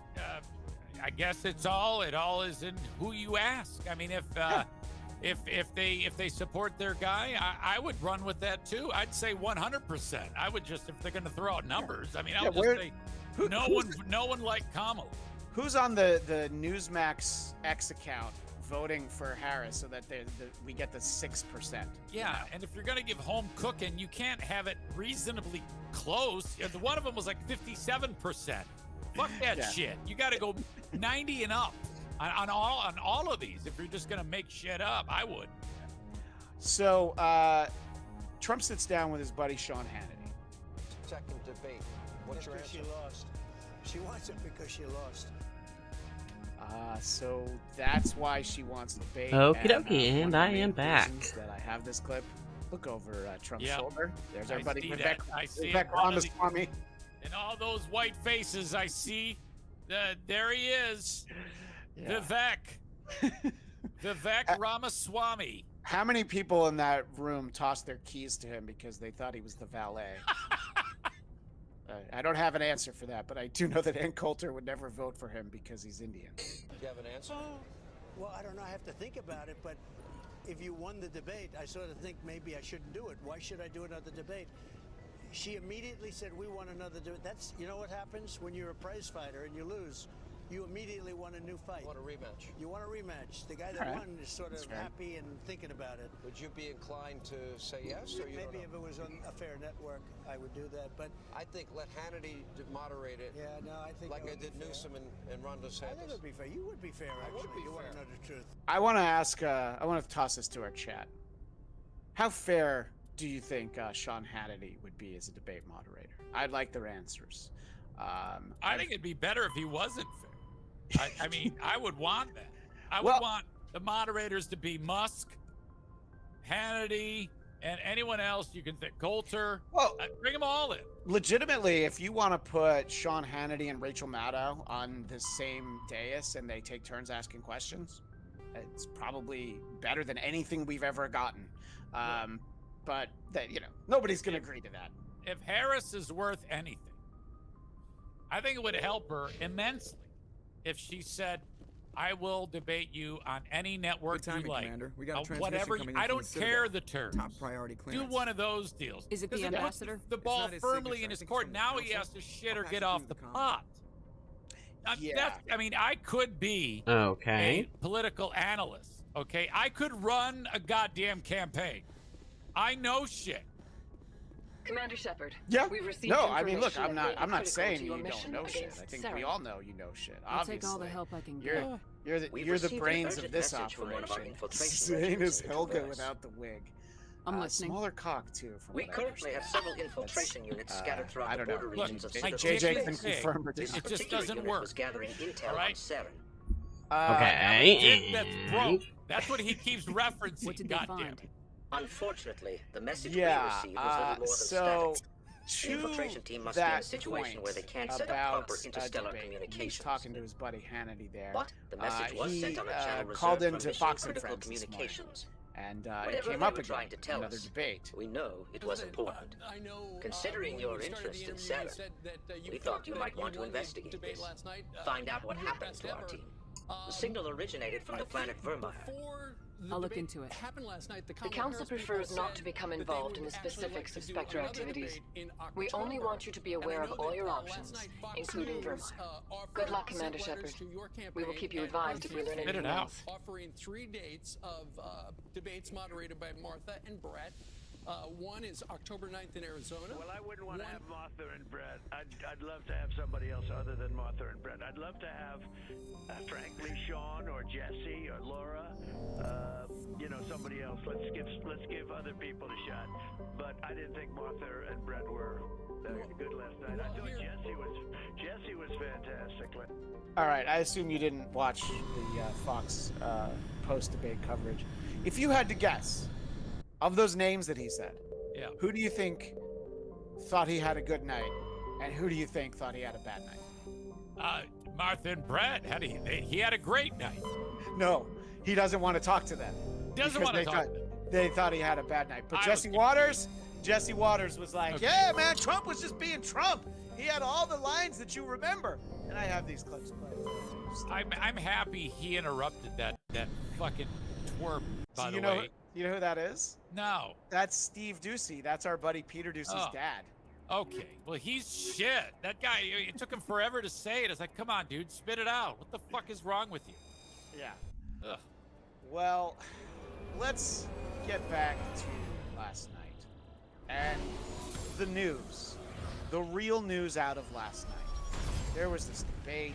There were some reactions. There was quite honestly a lot of bullshit happening. But when it comes to the important moment, we might have to spend another hour talking about just this right here. Because first, she came for our radios. Then, she took football away from all of us. Now, she's raining on the parade. That was my little take on it. And this comes from an interview Rachel Maddow was doing with Kamala Harris's running mate, Tim Walz, when she's handed something. Call up the presses. Posted online by a woman you might have heard of whose name is Taylor Swift. And she has posted this online along with a photo of her cat. And I'm going to read to you what she just posted. Quote, like many of you, I watched the debate tonight. If you haven't already, now is a great time to do your research on the issues at hand and the stances these candidates take on the topics that matter to you the most. As a voter, I make sure to watch and read everything I can about their proposed policies and plans for this country. Now, I'm letting this go for a little bit because I need you to watch the body language of a couple of fellas here on the screen. And you just watch her reading this and just watch Tim Walz. Recently, I was made aware that AI of me, quote me, falsely endorsing Donald Trump's presidential run was posted to his site. It really conjured up my fears around AI and the dangers of spreading misinformation. It brought me to the conclusion that I need to be very transparent about my actual plans for this election as a voter. The simplest way to combat misinformation is with the truth. Then she says, quote, I will be casting my vote for Kamala Harris and Tim Walz in the 2024 presidential election. So they're both like two giddy schoolgirls. She's having trouble getting the words out. He clutches his heart, which, you know, at his age, look, we watched him go to the Minnesota State Fair. I don't think he eats very well, you know. I was a little concerned about a possible future vice president here. So she's going on, and she's reading a...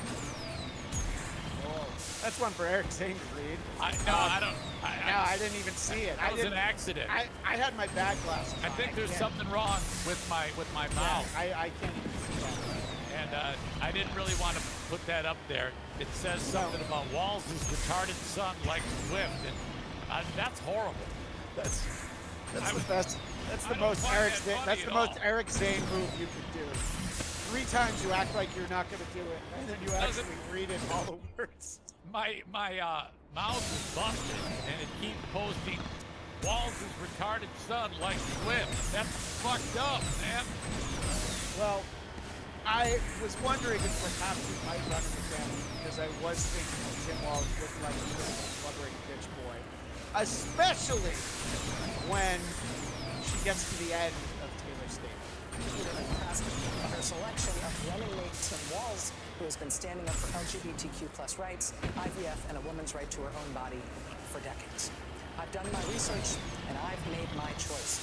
Your research is all yours to do, and the choice is yours to make. I also want to say, especially to first-time voters, remember that in order to vote, you have to be registered. I also find it's much easier to vote early.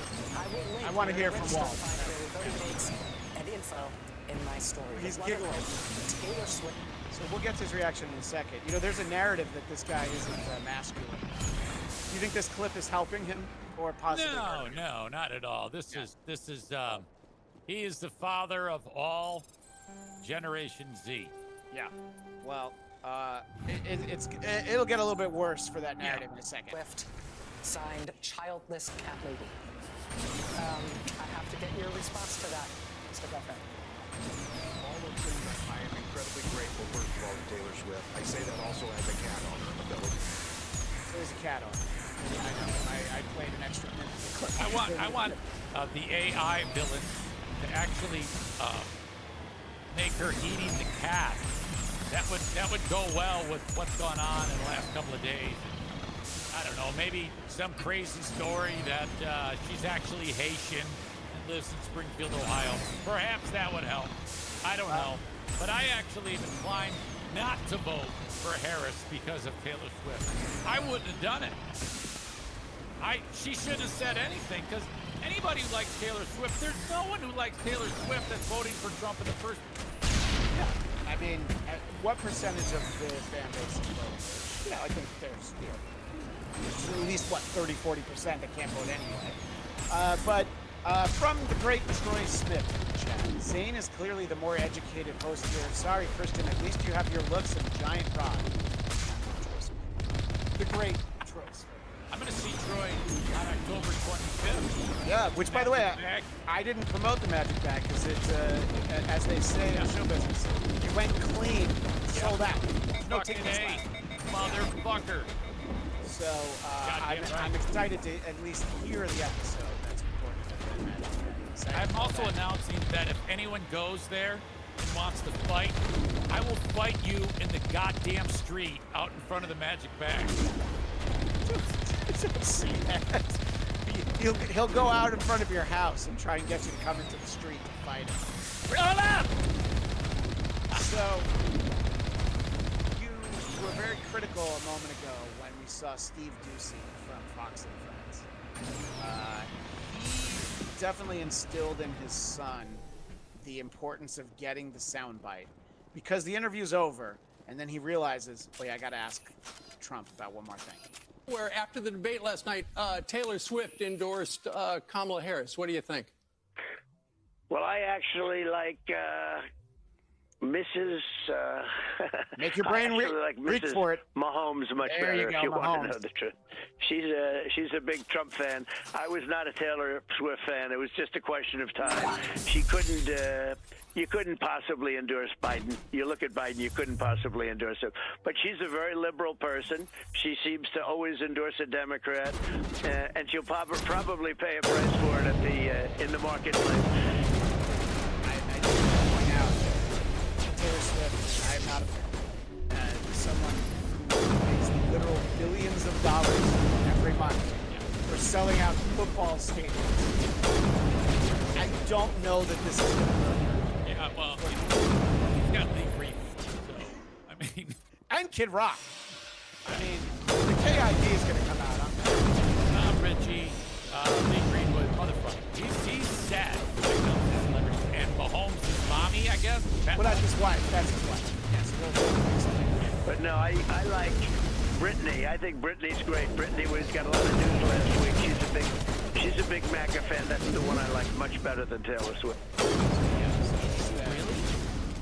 She liked a Trump Instagram or a post or something. So then she was just like, "Yeah, I mean, leave me alone." You know, there's no fucking way that Patrick Mahomes' wife is voting.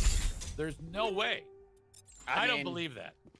I don't know, but there was speculation that Taylor and she didn't sit together. Well, maybe. No, maybe. she was next to Travis Kelce's dad, and then they went to the U.S. Open. The Mahomeses and the Kelce's, Taylor Swift, Kelce, and everybody hugged. And I've got annoying clips that'll probably be for next week. All right. So that was a very Trumpy response. Like, yeah, I don't like her anyway. I'm more of a Brittany Mahomes guy. I love that. See, I'm sprinkling in the Trump stuff. There's still great moments. We're still getting great moments.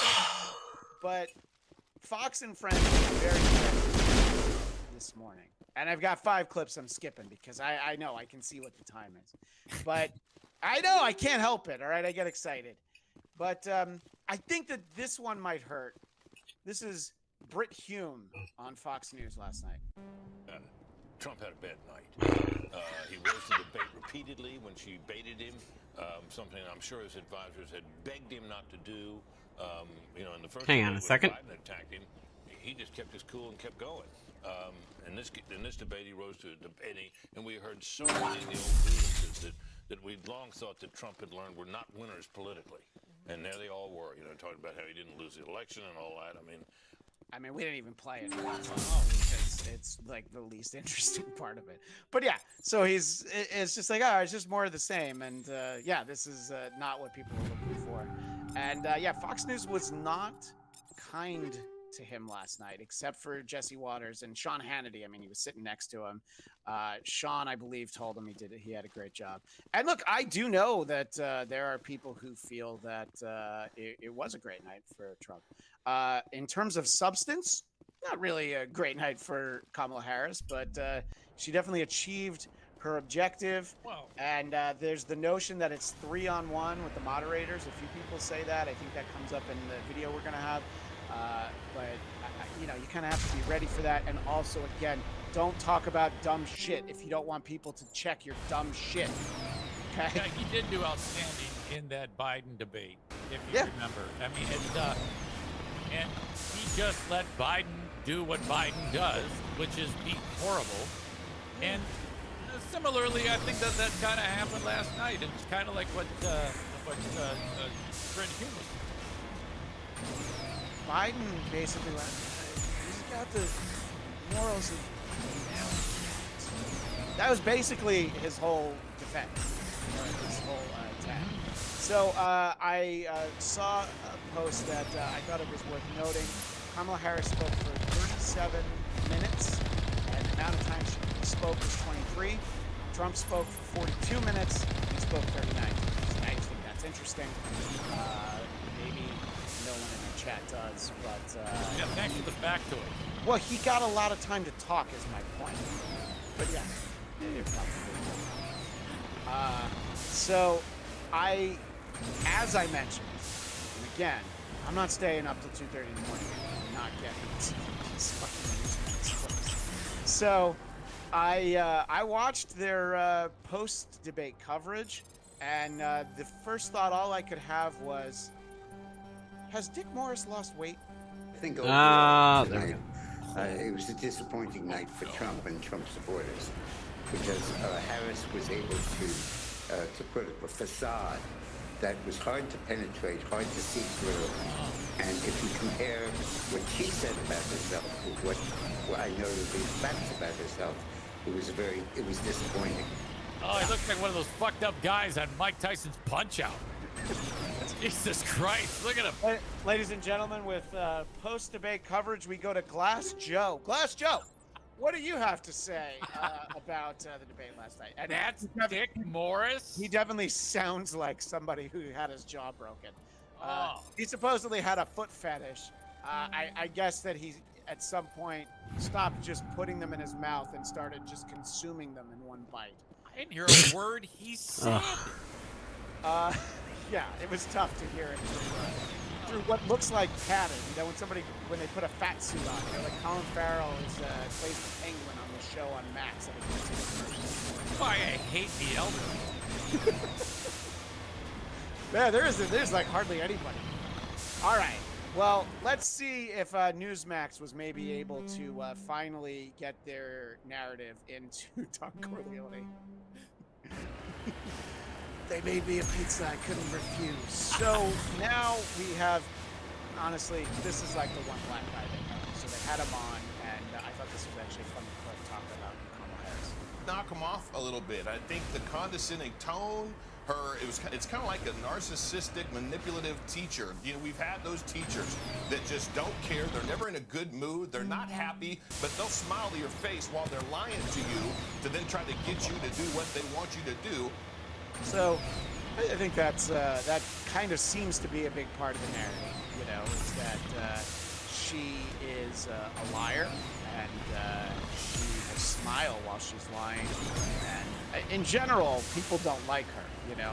Good liars do. I mean, I do it all the time. All the time. When you say, I'm absolutely qualified for this job. All right, so I think this actually isn't Greg Henry, but this is immediately after the debate. And you'll notice, I'll explain for our audio audience, there's a female co-host here, but don't expect to hear anything from her. Yes, you can take somebody who's never flown an airplane before and put them in a cockpit, in a captain's suit, and put them in the cockpit and say, wow, that looks like a great pilot. That looks like somebody who can fly the plane. Meanwhile, the guy who has 10,000 hours of flight time is going to be slightly haggard, maybe not the most graceful looking person, but can actually do the job of flying the plane. This was an illusion. The moderators, shame on them. Absolute shame on them. I want to say something else. Every time open their mouth. Giddiness she knows of Kamala Harris, and it was the giddiness and smugness, I believe, Michelle, of a bank robber in the middle of a bank robbery. Giddy that they're actually getting away with it. So there's a little lot bit of analogies. So she's a pilot who doesn't know how to fly. Right. She's also a bank robber. Yes. Which I guess she knows how to do because she's an elected official. So I guess we're out of here then. Bye. He's not gonna deprive her that. But the SWAT team is on the way. I just which is a terrible comment. He is so corny, this the guy. idea that the SWAT team is on the way.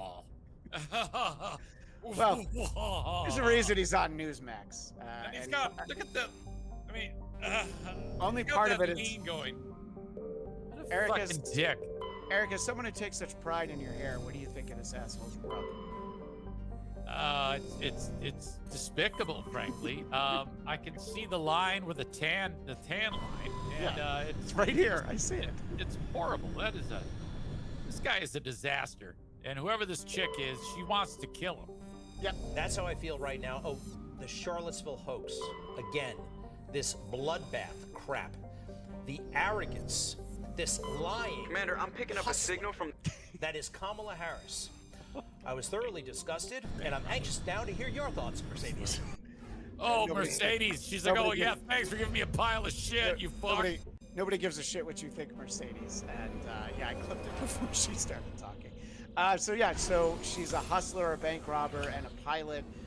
She's one away. Well, you know what? She was born Indian, so I guess she is the village people. Yeah, she's fucking Frank Abagnale. Catch me if you can. Knock, knock. All right. So the reference nobody gets. The reference. No, we get it. I love that. Come on, catch me if you can.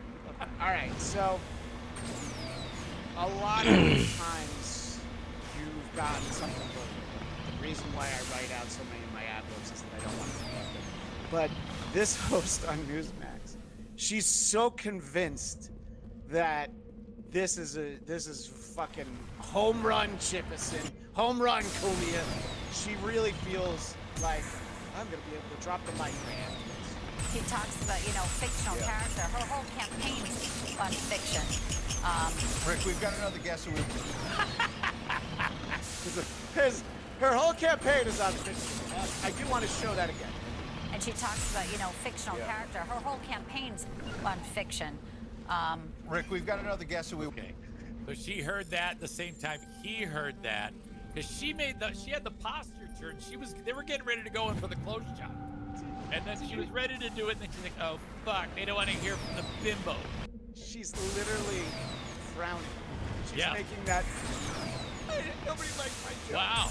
Yeah, and that's the face of Reverend saying powerful pooper about an hour ago. I'm sure the Reverend is.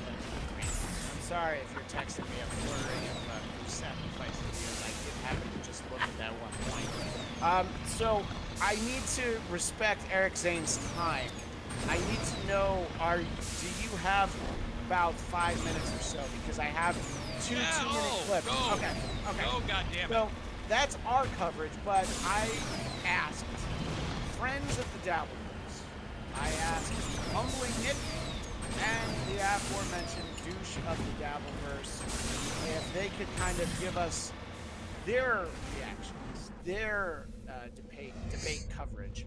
And because Trump won the coin toss, I'm going to have douche of the Dabbleverse go last.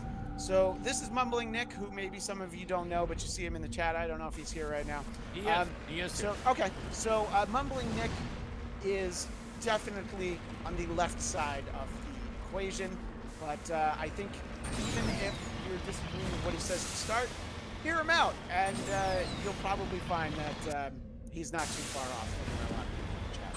Hello everyone, this is my reaction video to tonight's presidential debate.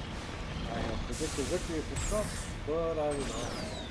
Trump is clearly upset that Biden is no longer running. He often came off unhinged. Right from the very first question, which was about the economy and inflation, and he's talking about cats and dogs being murdered and eaten, babies being murdered right after they're born. Harris is a Marxist who's going to steal everyone's guns. Foreign countries are sending criminals from prisons, lunatics from insane asylums. They're coming to kill and rape us all and steal our guns. All he wanted to talk about was immigration and himself and how he is screwed. The terrible abortion, obviously. Terrible on healthcare, where they brought up how he's had 9 years to repeal and replace Obamacare, and he still has nothing. Claims he has a framework, but he's not president, so what can he do?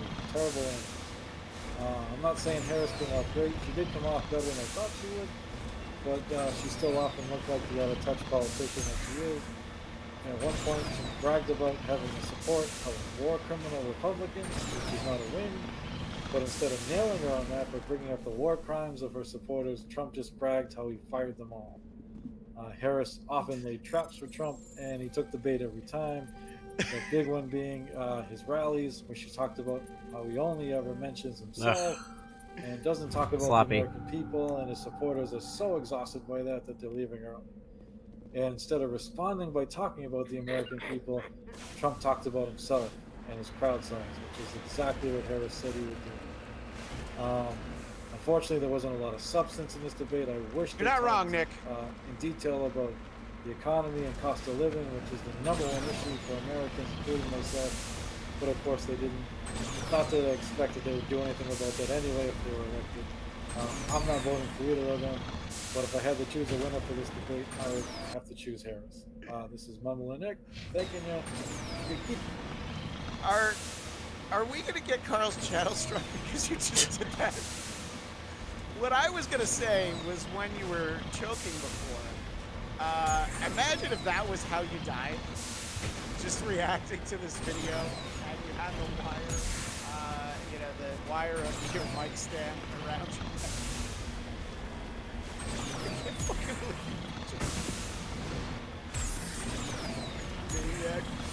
All right. So, we're going to end our debate special with the great Reverend, with the great douche of the Dabbleverse. I expect Eric. So, I thought that Trump won the debate, not only because he just made better arguments, but he also argued against 3 opponents, that being the 2 moderators. I think they were both a couple of spooks, CIA type people.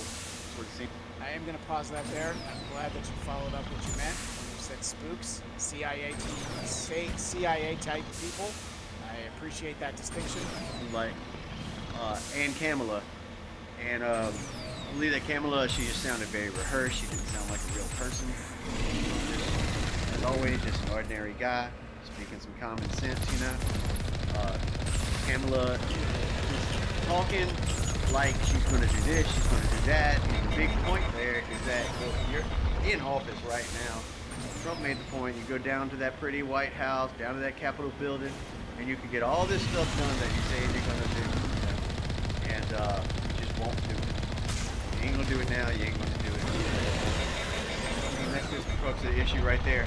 Trump really, he wins on two big issues. That being the border and all those useless forever wars. The Ukraine thing, the Israel thing. I believe him when he says that Ukraine deal would, and the Israel thing, it wouldn't have happened if he was in office. It would not have happened. We do not have that policy here. But he's a very smart hillbilly. That Kamala just came off. First of all, she's ugly as goddamn sin. Oh, that's not and she actually looks like a camel, and her neck is wider than her head. She's hard to look at. She's just hard to look at. I think Trump is pretty. That's crazy. You crossed the line there. Just keeping it down to the issues. I mean, he just wins. He wins on the border. There's no. You can't. Well, I can outsmart those things pretty easily now. We know what it was like under Trump. You went on see what it's like under Kamala, and just facts is facts. That's what I think of the debate right there. Really? I wish that was dead. I'm sorry, Dwight Christian says he gets hot. Am I not supposed to destroy this? All right. There's a very old beanbag chair at the background of it. I appreciated both of them giving us their opinions. I did put it at the end of the show because. Okay, guess we're out of here. Well, I don't see you and I see the world differently. I like you. I think I'm too good for everyone.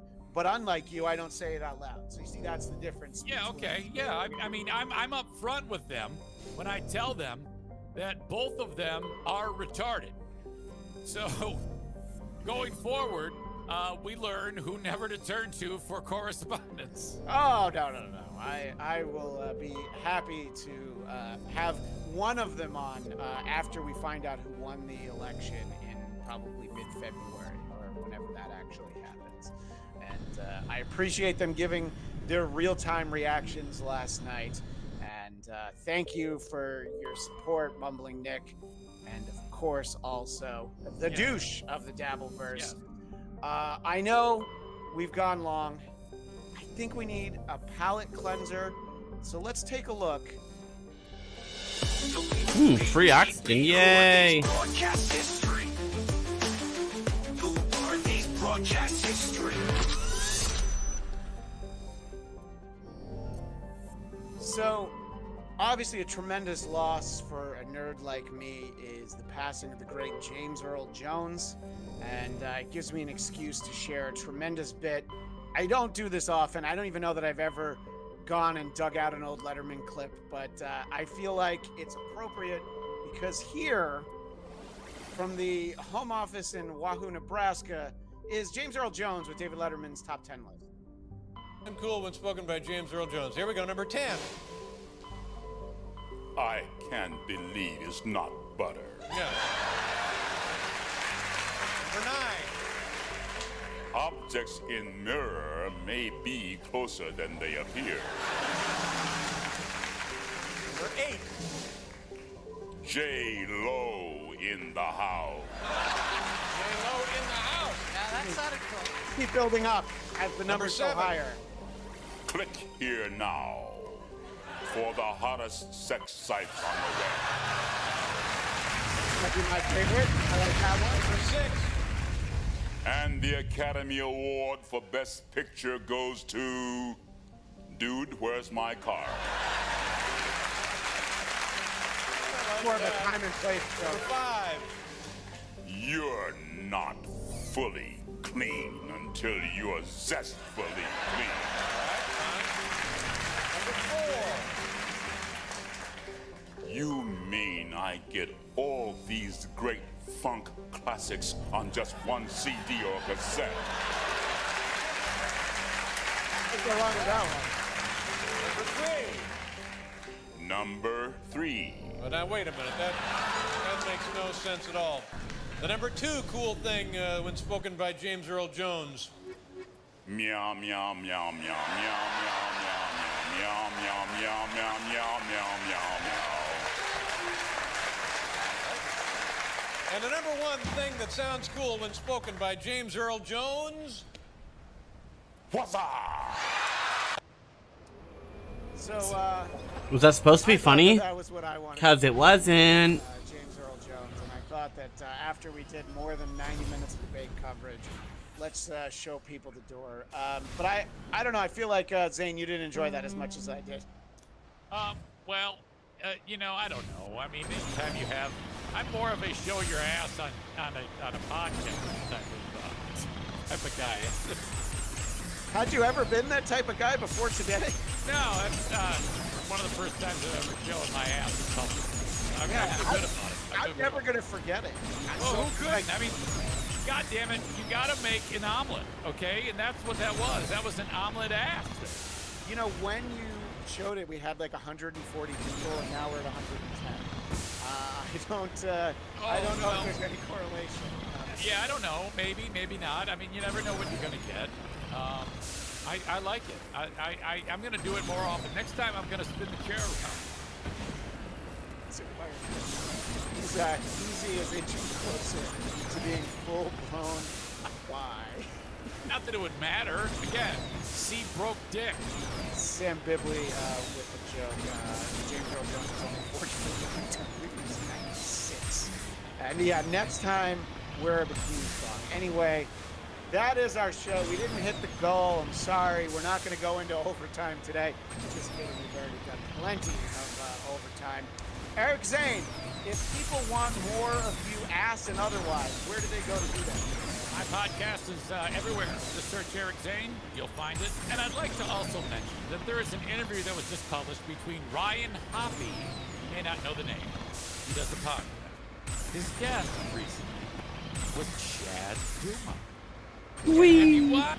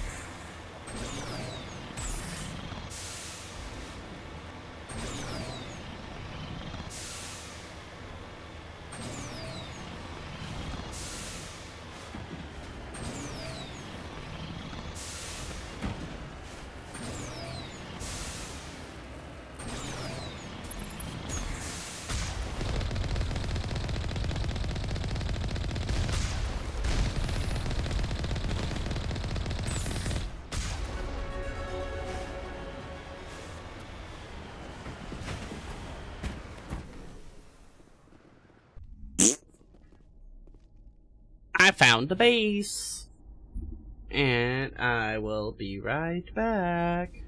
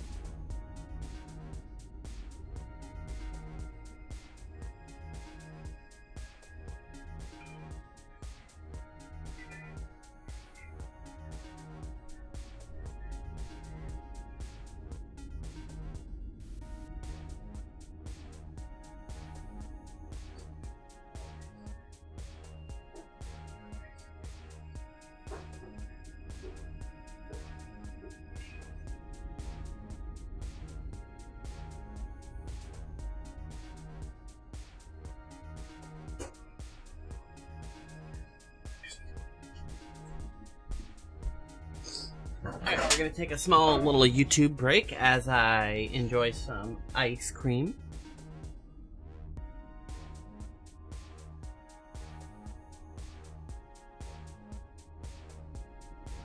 Alright, Alright,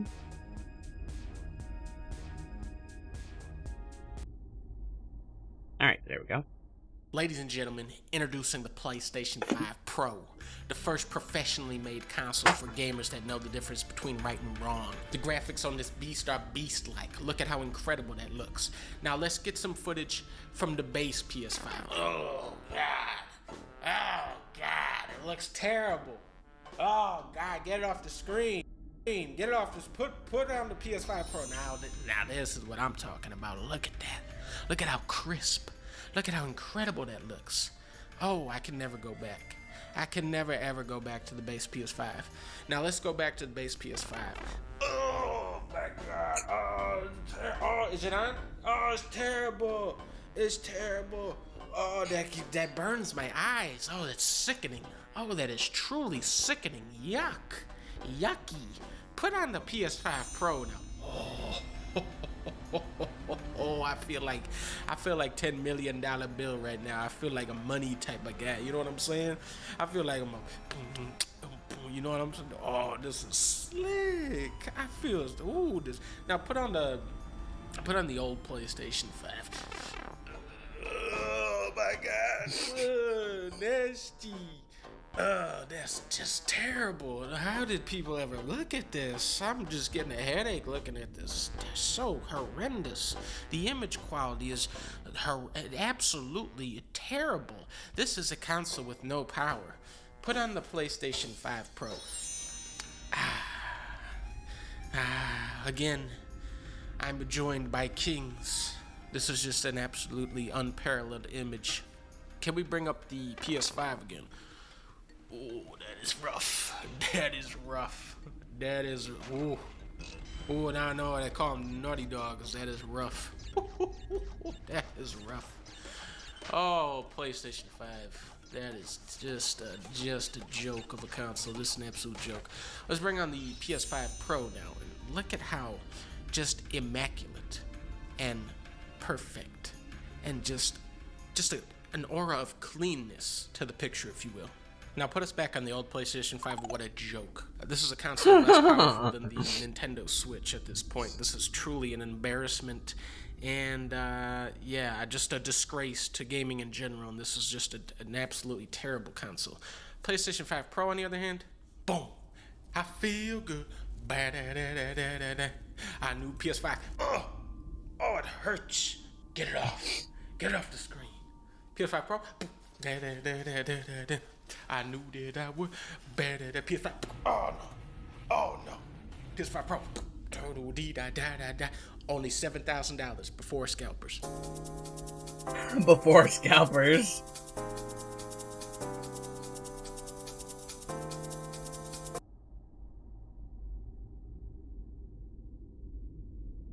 Years is through a really interesting scheme that I imagine a lot of others are doing behind the scenes, and it's something the music industry themselves also does in broad daylight, but he got slapped hard for it.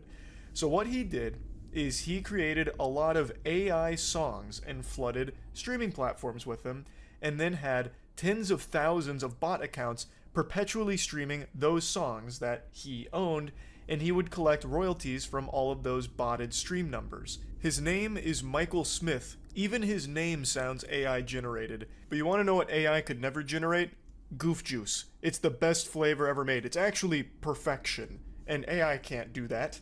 Also, GamerSupps right now is having a big special where you can get free shipping to anywhere in the world using code MOIST. So pick up some goof juice, best flavor ever, gamersupps.gg/moist. And he's getting his ass spread open here by the FBI now. So the FBI assistant director said, the defendant's alleged scheme played upon the integrity of the music industry by a concerted attempt to circumvent the streaming platform's policy. I love how they just unironically said the integrity of the music industry. What integrity? What kind of fucking laughable joke is that? No such thing. And like I mentioned at the beginning, the music industry is guilty of botting numbers as well. But that's different. It's totally epic when the music industry does it for themselves. That's just swag-style business, baby. The FBI remains dedicated to plucking out those who manipulate advanced technologies to receive illicit profits and infringe on the genuine artistic talents of others. As alleged, Michael Smith fraudulently streams songs created with artificial intelligence billions of times in order to steal royalties. Through his brazen fraud scheme, Smith stole millions in royalties that should have been paid to musicians, songwriters, and other rights holders whose songs were legitimately streamed. Today, thanks to the work of the FBI and the career prosecutors of his office, it's time for Smith to face the music. You know the guy that said that had the biggest fucking smirk on his face. That was his mic drop moment where he put the sunglasses on. I also couldn't help but actually scoff when they said, with a straight face, that he took money away from the artists that would have been paid through these streaming platforms. Brother, look around. The musicians make the littlest piece of that pie. The actual entities that make the lion's share of the money through streaming platforms for music are distributors, publishers, and labels. The actual creative, the artist behind the work, they get the tiniest cut of that cake. They get a urinal cake more than anything. They just get served little dog shits on a plate. They don't see most of that money in the first place. As someone who uses Spotify for our music project, The Gentle Min, I can tell you firsthand, the Spotify royalties for the artist, 2 thumbs way down. Boo, boo, big boo, throw tomatoes. The main people hurt by his scheme were the AI-generated zombies that run the music industry. The music industry was the one that was directly affected the most. I do think there is an argument and a strong case to be made that because he was pumping so many streams to his songs, Hi, he was Pineapple. taking some of that How are ya? marketing, like advertisement money, away from other artists because those ads were instead getting played on his streams that weren't real. So I do think he did end up taking some money away Taking from an some ice of the cream other break artists on the platform. before I go But back to gaming. The main people that were affected was just the music industry directly. He's not like a hero or anything, but it's hard to feel sympathy for the victim here because of how corrupt the music industry is. Now, the way he did this, I think, is pretty interesting, and it's something that I think a lot of other people are doing to a lesser scale than Smith was. So to carry out the scheme, he created thousands of bot accounts on music streaming platforms, Amazon, Apple, Spotify, YouTube, and then used software to make the accounts constantly stream the songs he owned. Smith estimated that he could generate 661,000 streams per day, which would get him 1.2 million a year, but he wanted to avoid streaming it all to a single song because he recognized that that would be pretty suspicious and would probably get the kibosh put on his operation pretty quick. They'd find it. So he then identified the need for thousands of songs that he could pump these fraudulent streams into because it would keep the number low enough because it'd be spreading the 660,000 streams a day across thousands of songs. So it wouldn't really be setting off anyone's alarm bells. But if all of it filtered into just 1 or 2 songs, now that's what I call butthole 28, getting 660,000 streams per day, someone's going to notice and start to piece together that, something's a little fishy here.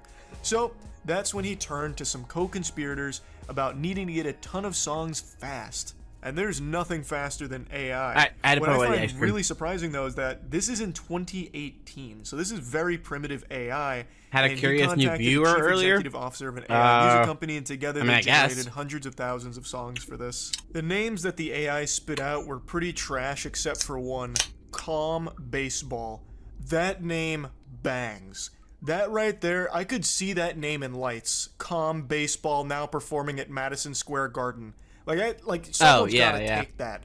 It's too good to just let wither and die, to fade away. But that's the strategy in a nutshell. So he created tons of fake artists, tons of fake music, and tons of fake streams, and collected a lot in royalties from it. Now, I think there is a ton of people doing this. I think there are a lot of people that aren't flying as close to the sun as Michael Smith did with over $10 million that they're raking in. Michael Smith was going fast and loose here, trying to watch Vince wild from with earlier. The amount of money he was making from this, but I think there are I don't really watch number Vince's of people stream that are doing this exact thing with smaller numbers, because Michael Smith would have never been caught if he didn't make so much from it. And I'm sure every single one of you watching this, if you use Spotify, you've stumbled across one of these AI cesspools, like this fucking latrine of AI generated music, and some of it's got hundreds and thousands of listens. What is his show about? I think those accounts are doing exactly what Michael Smith did, but instead of making off like Scrooge McDuck with 1.2 million a year, they're probably I think I'm gonna go doing back to something Melton smaller, because like 100 or 200,000. I don't have anything else to watch right now. Same technique in order to stay invisible to the upper echelon of the Shuli music John, industry. copy and paste. Yeah, That's my guess. That's why I didn't go and listen if I'm wrong to about that, more I don't think Shuli I show will be for earlier. long, because now that this story has blown up, I WATP think is there in are an going to hour. be tons of copycats that are going to do this exact same thing. Bots have become so prevalent. I know this gets tossed around all the time with like dead internet theory and all of that, but unironically, the data has shown more often than not, the people you interact with aren't people at all. They're not blood, flesh, cringe, and cum. They are bots. And a lot of the things and content you consume doesn't even come from humans either. It comes from bots. So it's one of those things where if it's not already happening in a big way on Spotify, Amazon Music, Apple Music, all that, it's going to very soon. Yeah, Now, in the case I've of been Michael using Smith, he's being OBS charged the with entire wire time fraud I've been conspiracy, streaming wire it. fraud, and money Anytime laundering I'm conspiracy, streaming like and he this, faced I'm a using maximum of 20 OBS. years If in I'm prison on for crime. And my I've got a hunch podcast, that I'm the going music through industry is going to do StreamYard. everything in their power to make an example out of Michael Smith to try and scare people away from emulating what he's done. I think they're going to throw the book at him to make it a deterrent from copycats. Because if more and more people start doing what Michael Smith was, the music industry is going to be in some deep doo-doo. It's a very hard They thing should for them be. to combat against. Like, look at how long Michael Smith got away with it. And again, the only reason he got caught is just because of how much money he was pulling in. But if people stay at lower amounts that they're making from it, I don't think they have the ability to find all of them. The super chat. Oh, I thought it was like the... Oh, look, the legend just threw a pink boy. James Bomber has already done a red boy, and StreamYard told me I'm using up too much of their free streaming, so I'm using OBS, realizing how retarded I am. StreamYard has a couple of good features that are good, but especially with the new pricing, I don't think StreamYard's really worth it. The big thing that StreamYard's good for is, you can just, like, send somebody a link and just drop them in pretty easily. I'm trying to figure out a way, like, around that. Pretty sure you could still use StreamYard. And then just use OBS to window capture just their cameras.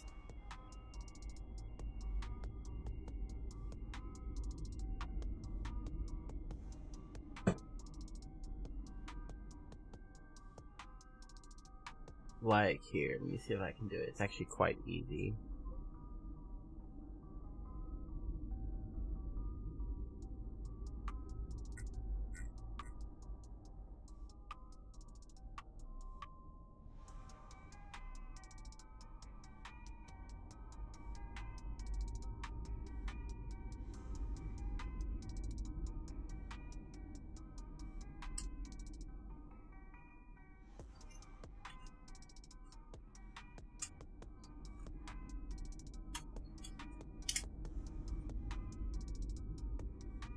Boop, boop, boop.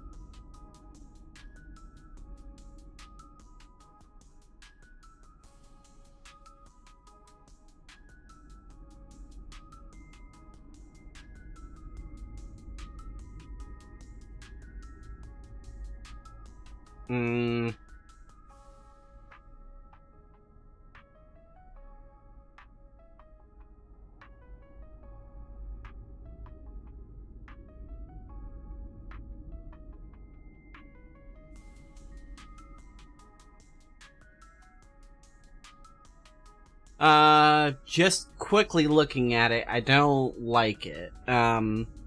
Not saying it's bad or anything, just immediately off the bat, don't like it. What I was saying that you could do, though, is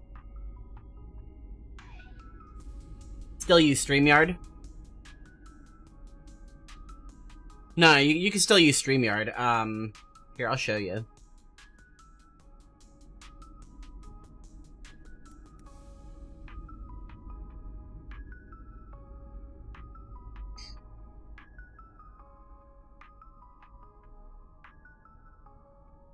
So what you can do is you can self.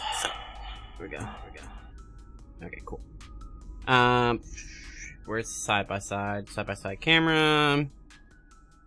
Blow it up. And then you can just see, is it right here? Yeah.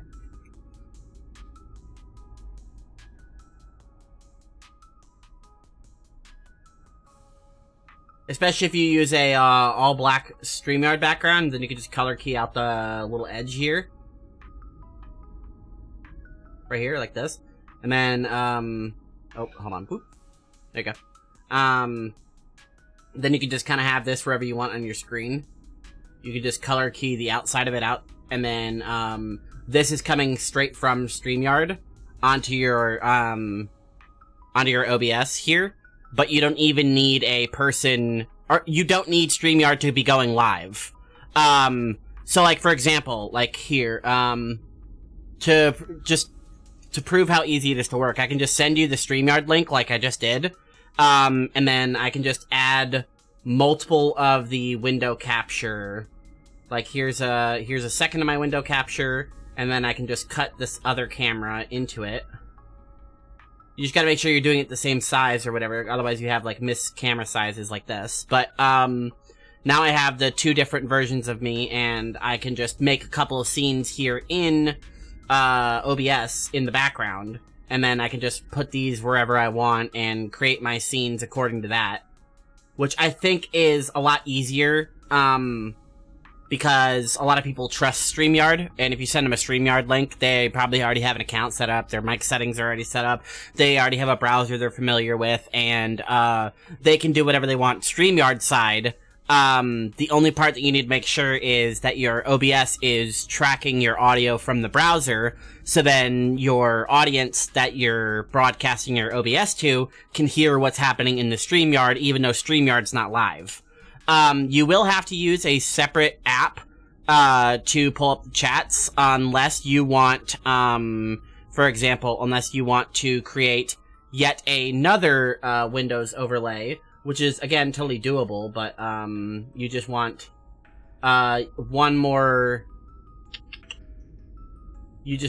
browser, because you need to be able to, God,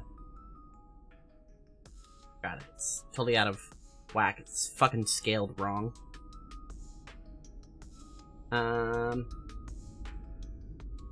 Keep grabbing the wrong layer, which is kind of annoying. Hang on.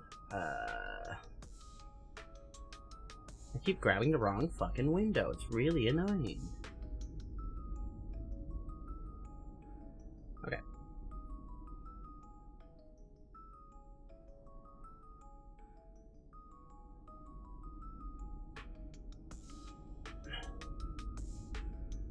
Now it's acting just weird. I don't know what it's doing. I'm just gonna delete that.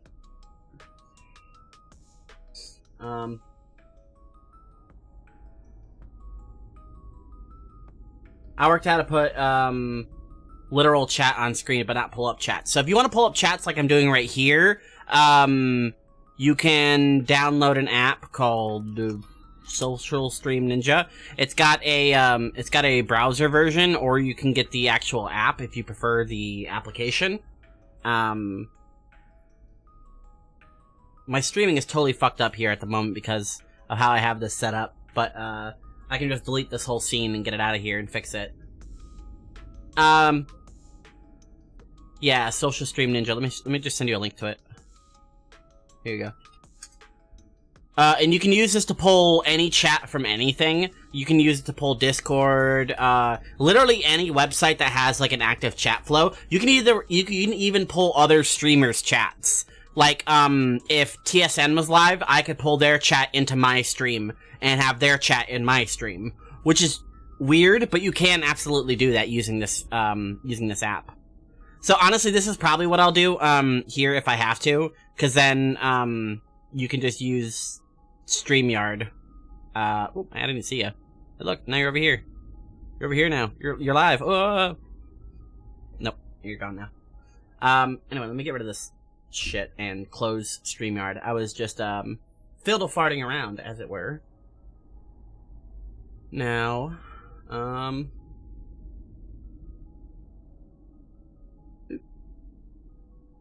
cut that and now leave StreamYard. It's pretty easy to clean up if you don't edit destructively, so make sure to make an extra scene if you're fiddling around with stuff like that. BRB, I think I'll copy you. Yeah, I kind of like this this thing right here. Hold on, I think I can preview what here we go. You can preview what like super chats and stuff will look like. Let's see, where's a paid one? That's not paid, that's like a cheer or something. It says donation though. See, it's got like a different effect to it. That's what a donation would look like. I was hoping for one that just had like a money amount on it right here. I think I tried that first and somehow I fucked up the volume. That's what Vince uses. Yeah, because it's super easy and it's free and you can pull like anything using it. It's also very customizable. I just realized on this discuss screen here, I have the chat going over my camera. So I need to fix that, I think.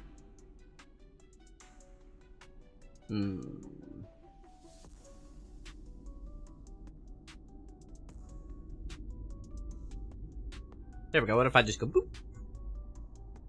And then lower it one more so it cuts off that top chat.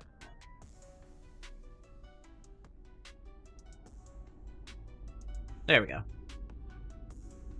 You work Monday, Tuesday, Wednesday next week? Or better question, you free? Currently, until Christmas, I am off Tuesday, Wednesday every week. Unless my new boss that's coming fucks up my schedule. That's what my schedule should be for the next 3-4 months. Is, right until Christmas, I'm off on Tuesdays and Wednesdays. Professional with the cop, Watch Kevin lose his mind. You want to hear some? Take that, Mel. I'll Discord you, maybe to try to steal you for an hour or two Tuesday if you're game. Yeah, absolutely. We can work on, stream stuff. I don't know if you use a mixer, but I use, Voicemeeter for my mixer. And Voicemeeter can be a pain in the ass if you don't set it up right. But once you set it up right, I think it's brilliant. It works perfectly. And I like all the features that you can use with it. The big thing is you have complete control over your audio, so, OBS is only getting the sound that I want it to. So, in theory, I just, like, I could just be talking and... Yep, yeah. You can just toggle things on and off the fly, like you could with the physical mixer, except it's digital, which I kind of like a lot. You might need the virtual cables. I'm pretty sure I can pirate them and send you them. I think I did that to Grum. I don't know if he actually plugged them in, though. So I'll have to see. Otherwise, I can just send you the file straight from my computer, and then it won't be a big deal. Because the cables, are not free. They are, like, donationware. So you can donate, like, $5 for the cables and then get them. But, like I said, you shouldn't have to worry about that. Yeah, it calls card cheetah. It says cheat on the license plate. Okay, you want to hear this, Ray? Yes. Even Chad would blush at this guy's If I wanted to, I could pull up the entire chat. I also am using, Botrex. Botrex is another way to combine chats. This guy right here. Does anybody even know what they're talking about anymore? Legal issues. What he'll do is he will pull all chat and then congregate it together in an app for you, and then you can, pull that separately. But it doesn't work like, Social Stream, because Social Stream you can click this like just like you can with StreamYard to pull it up, which is quite nice. So, that's why I use this, is specifically so I can pull up the chat. You can turn off the, you can turn all this right here, you can turn that off just by turning off the chat overlay. Let's see, with just like one button, right? Just like, This was from boop. And then that's gone, and then you can still use these to pull them up, only just like that. And then you won't have to see all this crap. Which I guess is a matter of preference. I like having the chat on the screen so people can see what I'm talking about, especially if it's coming from, like, Twitch. Because, like, if it comes from Twitch, you can see right there that it's from Twitch, and it's got the, like, the little Twitch icon and stuff like that, so you can talk to other platforms, even if you're, like, if you're on YouTube, you can talk to people in Twitch by using the on-screen chat, which is why I use that. Okay, anyway, I can't escape this anymore. Oh, Melton, you're in the way. Please, let me face the music. This is what everybody's been waiting for. It's what everybody wanted.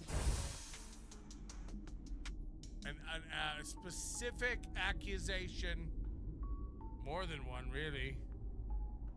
It's going to hold me against the wall. And again, if we could get that Oh no. up to 500, that'd be great. That'd be great. This is from Steel Toe last night. And again, this is a conglomerate of I just tearing me apart here. Hello? cleared my whole chat. Ray well. said he's taking legal action against Franklin Scheffler because of the videos that Franklin's been publishing. Do you have any remarks on that? No, I have no idea about it, but they're great videos. Watch Franklin Scheffler. Get better timing, everybody. We're not going to take any more of these calls from nerds. Okay, so I guess I'm trying not to play because I don't want to answer the crimes, but here we go. This is from Stalin 19.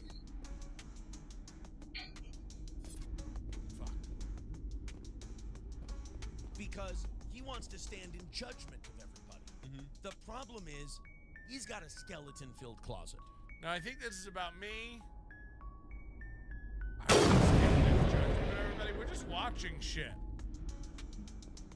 Yeah, there's a victim. You claim that you fucked.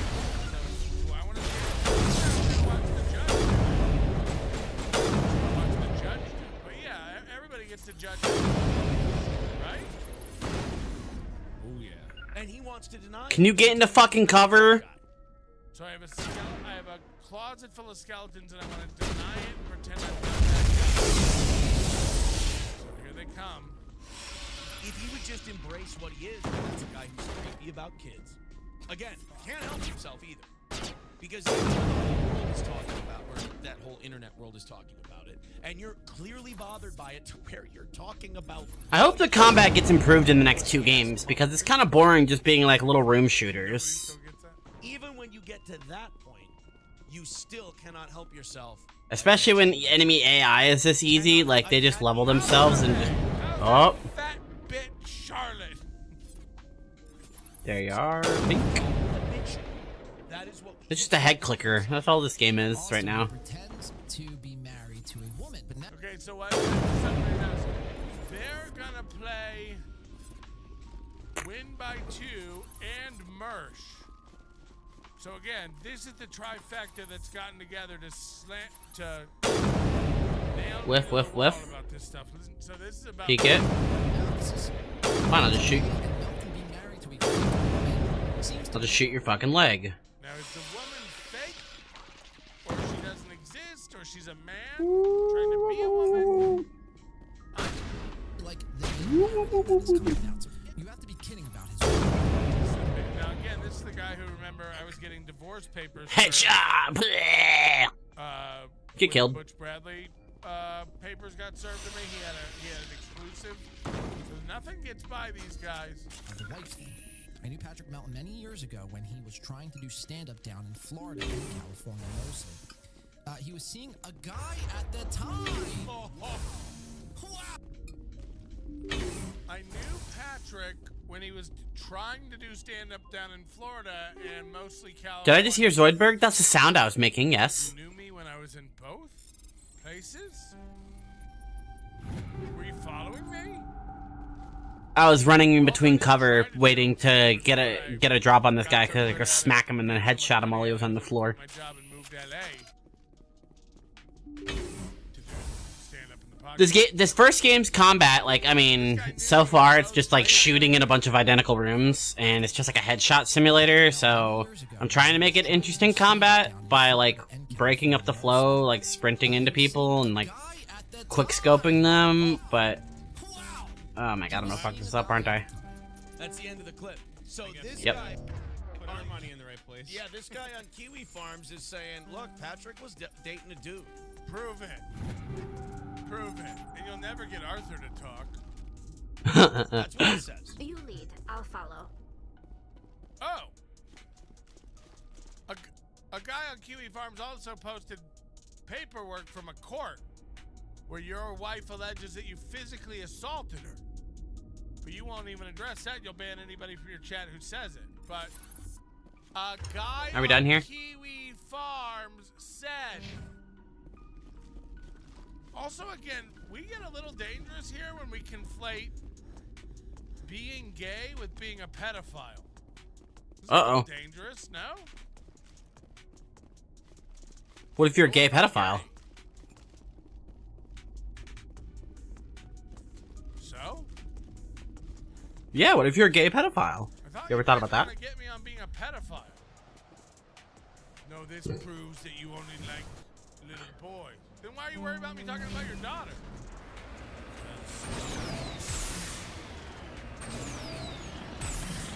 I had no reason not to believe him. I'm a guy on Kiwi Farms and I have no reason not to believe him.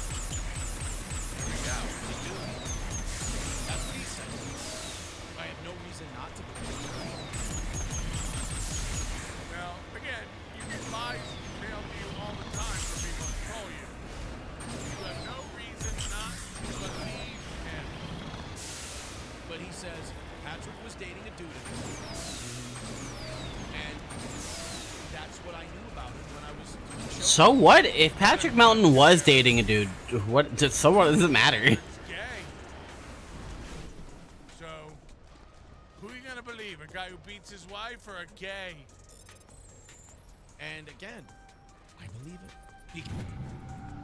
Because it really backs up my narrative. Makes Melton less than, because gays are less than. And it's really convenient to get the attention off of me right now. I believe it. Hey there. What is that, gold? You like being tickled? Yes? Want to see what it feels like to be tickled from the inside? Jesus Christ! Yuck! Because that guy has no reason to lie. This guy on Kiwi Farms said this, and I have no reason not to believe him because that guy has no reason to lie! And also, why would that guy make up such an obscure thing about comedy in Florida? For fun. Like, You ever heard of fun before? People know that Melton did comedy. He's from Florida. Forgot to survey that. Ooh, there we go. It's like the DQ grill and chill thing. It's just, it's too real. I believe that. Right. Matt goes, yeah, good. I'm boarding the ship. Woo! Any kind of thing with details, like a state you're from. Let's go, team. Breach clear. Blow everyone's head off. Right. If Patrick was a dude back when he was doing stand-up in Florida. He was a dude. That's fine. Nobody. Damn, that's a strong rifle. Hold on 1 second. He cares. It's just that, why do you have to wear a fake silicone ring to pretend you're married? In fact, it's a real silicone ring. It's a real silicone ring. Why would I wear a fake silicone ring? That doesn't make any sense, Rick. Also, you could be married to a dude. No, you can't. That's illegal. Is everyone okay? Dude, like, if he is gay, why wear a fake wedding ring? 'Cause maybe I'm married to a dude. And again, I never said I was married. You guys are idiots. I have a ring on. Jesus Christ.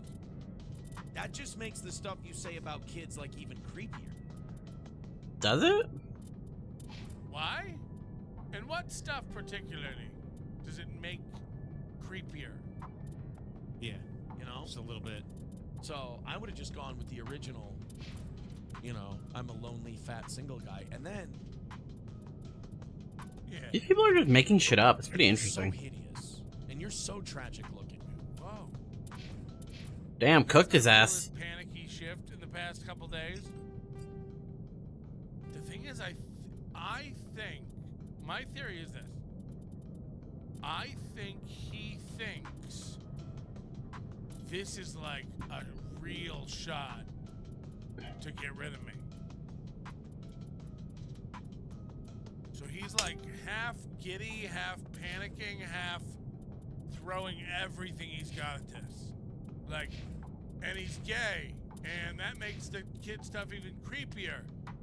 And the ring is fake, and the wedding is in why would you? And he's so ugly. I think he thinks like, come on, this is our shot to really get rid of Melton. We can make it happen. That now you're gonna say that some woman has subjected herself to that? That's not okay. Now again, before our eyes giggling at That's my not relationship, alleged relationship, are two men who have ruined two families. One who's ruined over three. But both of these men have two divorces under their belt, and they're laughing about me allegedly being married? There's not even a way to spin it.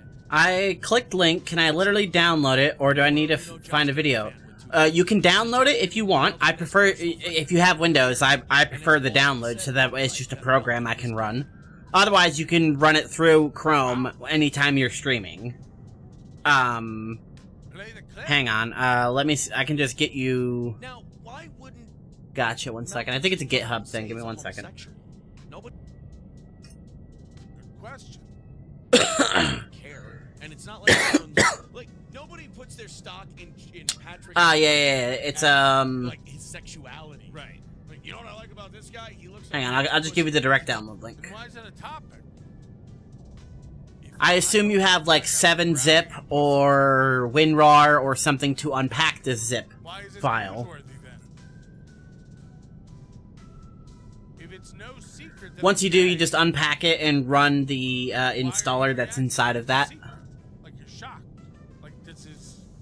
And again, okay, I'm guessing. Yeah. Just run the unpacker. Dozens. Looks like a guy who plays a shitload of video games. Now. Hey, I play a shit ton of video games. What's that mean? Anything about my life knows I play. Why does she get to wear human armor? She's not human. You'll know that if you've been following closely on this show, I bought an Xbox a couple months back and literally took it back 3 days later. I was like, this is retarded. Aaron, on the other hand, has a hard drive that can no longer record shows because it's so loaded up with Bannerlord expansion packs. He used to talk about playing video games while his wife and father-in-law roofed. He talks about gaming all the time. His insult and slam to me, he's literally always what he is. He's just lonely in his basement. Alright. Let me check out her skills now. Only basic life support appears. Who do you live with? Oh wait. Okay, I got 6 points. Hey, bro. Might as well max out my decryption and my electronics. So you're in a base. You're in a base. I'm not in a base. I don't have a basement. I don't have a basement. He's just so lonely. He probably plays tons of video games. Let's unlock all I powers. I know. I'm not good at it. Not good at it. Don't have the time. Come on. And doesn't leave that darkened basement very often. And Bro, didn't even know that was coming. But Alright, I got all the powers now. Shitload to take out for. Fuck. There was a new ad on there I hadn't heard. Is it possible he orders a lot of takeout food? Where did that one come from? That's a new one. Like, nobody's gonna hear Patrick Melton's gay and go, I'm not being a fan of his anymore. I thought he was crushing pussy. And why are we spending 4 minutes on it? Nobody. What are you on about? So he could just come out and say he's gay and it wouldn't be a big deal. Unless he's not, then don't. Yeah. But it would make a lot of sense. All the hiding, you know, all the pretending to be something you're not. All the hiding that you're Charlie gay with the and 8. pretending not to be gay would make so much sense if you were gay. I've never heard a more circular logic thing in my life. I mean, I've never seen a snake eat its own tail so fast. You know what would make a lot of sense if you're gay? Why you've been pretending to not be gay. Because if you're not gay and you're just pretending to be not gay, like, what the fuck, dude? Huh? Your evidence is the fact that there is no evidence and I've been hiding the evidence? What? It does Twice pretending to be. Also, again, are kids in danger or are kids not in danger? I'm starting to think this isn't about children at all. Is anyone worried about the kids that I'm... Now, first let's play the thing that makes him maybe gay. And then if we have time, we'll get to the part where he's fucking children, probably. It's so urgent. It's so urgent. This thing they alleged me of, which is, again, I'd argue very serious. Can we get to it? Every one of these guys pretends to care so much. There's no urgency. Fuck. Get him. Married. Twice pretending to be married. Now, what kind of weapons does she use? Twice pretending to be married. When was the other She has time? no training in weapons, And I'm does not she? pretending to be married this time. It's none of your fucking Nope, business. so it doesn't matter. I have a ring on. I didn't say shit. So, what do we want her to use? I am? Pistol? Cool. You're all broken souls. It does make sense. I gotta hear it again. What was the logic behind this one? You know, all the pretending to be something you're not. Cool. It does Twice pretending to be married. Hey, motherfucker. According to the courts, you both were twice pretending to be married. What is wrong with you? I'd rather pretend to be married twice than be married twice. Alright, I think we're all done, right? Go tits up. What's Geared up. going on? Twice pretending to be married. It's 2 guys who've had 2 women leave them. 2 guys who've had 2 women leave them. Again, wagging their finger at me. It does make sense. Alright, let's go. I think, what was Win by Tuesday? He's like, Reaching clear. ring on. He never wore that ring before. It's like, yeah, that's how wedding rings work. You usually put them on. You usually put on a wedding band after a wedding. What was that? He was gone. Is there for 2 someone else weeks. on this ship? Nobody can. Yeah, connect most the likely. dots, though. They're just like Some sort of stealth users. Trap. Yeah, it's The whole place could be wired. What's his name? Sure, it could be. But I'm not worried about it. From today, guys, get in that paint. Get in that screen. Get in that pen. Go, go, go, go. Whoa, who's gay? When you're a jet all the way from your first cigarette to the first time you gay. Go. Money is the gayest, lamest part of this show at Drake's. Jacob's gone. The gayest part of isn't Whole show functioning down in it. anymore. I feel They gross. want to shut Sweat. off his machines. It's disgusting. Ugh. Jacob's the only thing Everybody in the throw world in a that couple of matters bucks. to me. I don't know how to help him. Get It's anybody tearing when me you up do something inside. like that. Again, are we Feel worried so about the helpless. kids? So damn angry. Jesus Christ, hundreds of people watching. Dr. Smith Make gave it me your some meds night to to throw calm in a down, few bucks. but I Let's didn't get this take thing them. handled out. I I'm not can't. such a Not piece until I of shit. figure out a way to help Jacob. I won't give up on him. I won't. Now we've got Mersh commenting on. All right. Oh, now we've got merch. Oh, merch. We got a fish lunch. All right, so we got the first one for Win by 2. That was clearly busted. He's gay. He's gay. Let's get to the second one. The Patrick Melton stuff. So I asked for it. That's this morning. I said, let's see the cool. Let's try this specific out. Stuff you got. And then Aaron answered, so fuck. Oh, I hate the burst fires. At least give it a But shot, he though. addresses the Patrick Melton, like the amount of things he said about children. Yes. And no, not really. They address one. Just plays them and Hey. goes through them. And I think Mersh has a lot of good takes here. Looks like This that is a very machine is begrudging keeping clip him because alive. Mersh is going to I do not see begrudgingly any Okay. brain compliment activity me. on the readouts. Okay, that He's doesn't dead. happen. This body is just an That empty doesn't shell. happen. So, just to catch everybody up on what's going on. Maybe we should shut the Just machine like down. Win by 2 and So Aaron, Marshall, they're it's your enemies, decision, but Shepard. you know they both can't get any traction doing anything else, so they latched on to each other for a minute to try to stick it to me. I guess again, His very brain cool, was deprived of oxygen cool for too stuff, long. very productive. There's nothing any of us can do for him now except let Also, him die with Mersh dignity. knows he what a would clown want. Aaron is. Has been I'm more covering worried him about Julia lately, now. jumping on the train, She's showing signs of severe making fun of depression. Aaron. I gave her And some meds Aaron that should help, had a falling out but I with better Mersh. warn She the doesn't really like Mersh anymore. But Mersh is finally talking shit about Melton, so Aaron's got to pretend to be cool with Mersh because again, he just needs every friend he can get for anything he can ever get. What? Oh, Roger Rodriguez said, if you're really gay, Patrick, I'm hurt that you didn't hit on me. When I was your intern for 24 hours, I make Jacob is showing no signs of brain activity. There's nothing more we can do for him. Almost 20 years He of wouldn't want to be concert. kept alive by Such a machines, valve. so we're going to disconnect the life Almost 20 support. such a value? Dr. Smith is worried about Julia's reaction, though. say She join can't the seem to let overdose. Jacob go. The stress is making her implants Anyway. flare up, causing intense migraines. This is Aaron M. Hall.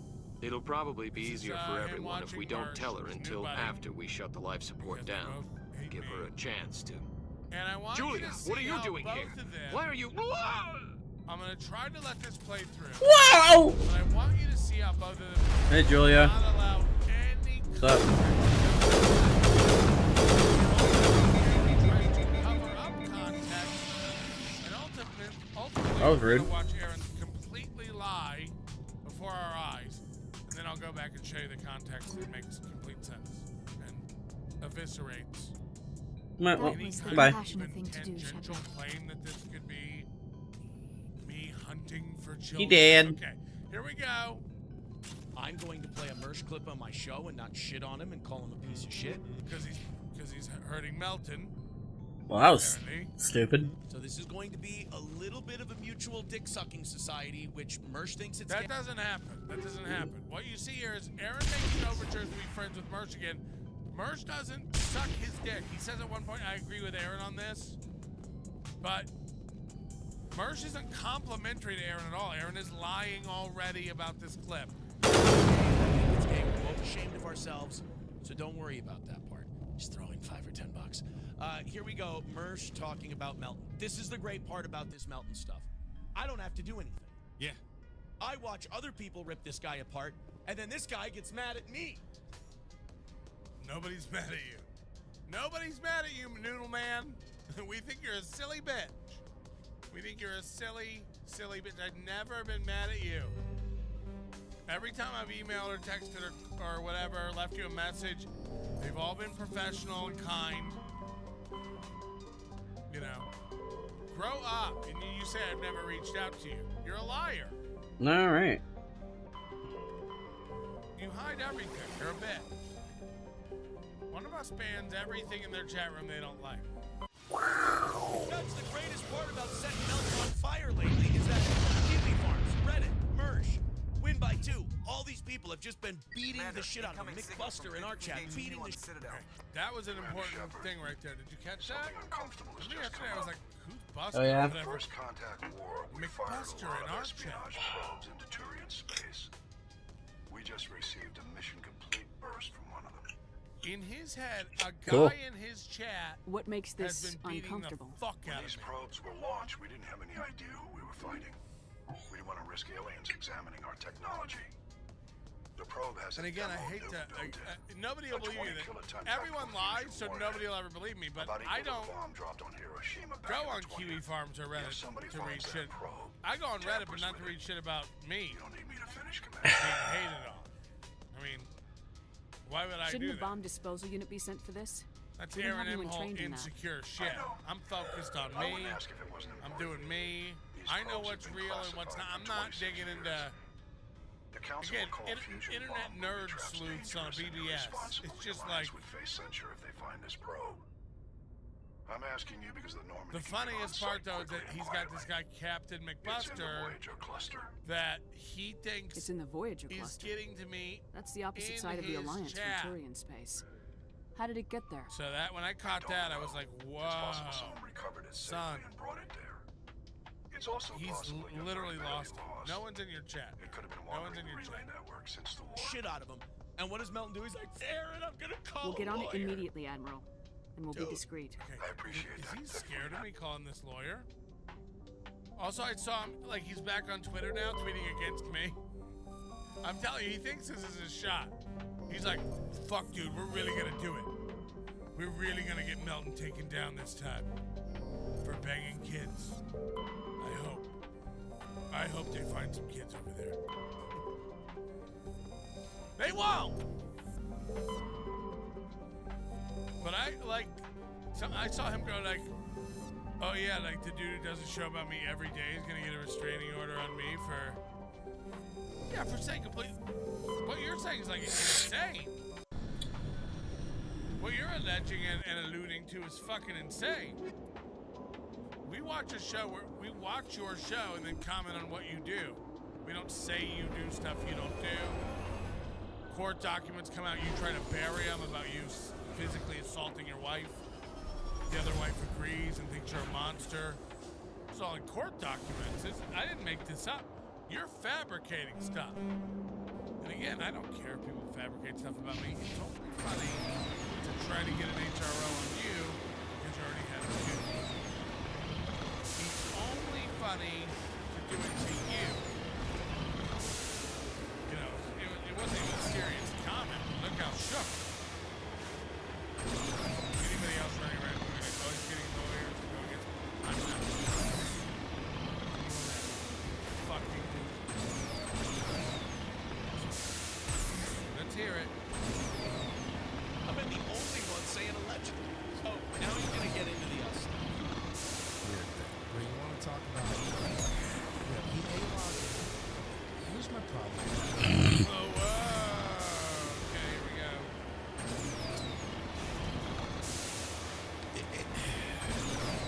It's like Patrick Melton's a guy that 10,000 acres of land in Gulf Country, and he obsessively dug every square acre of that land for 100 years before he finally got the And by the way, I'm a year old.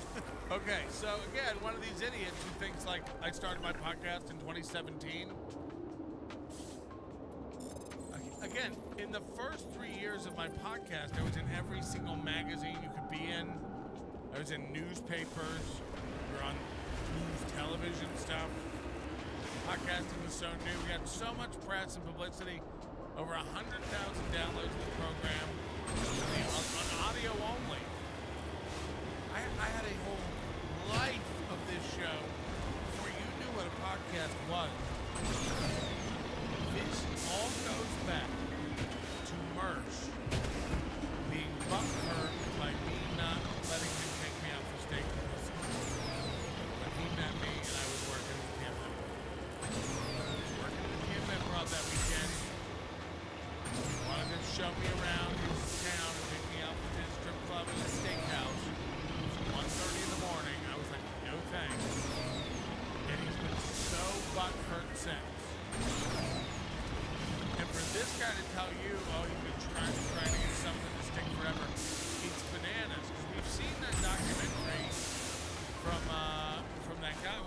that the dude that did the documentary, Porcelain,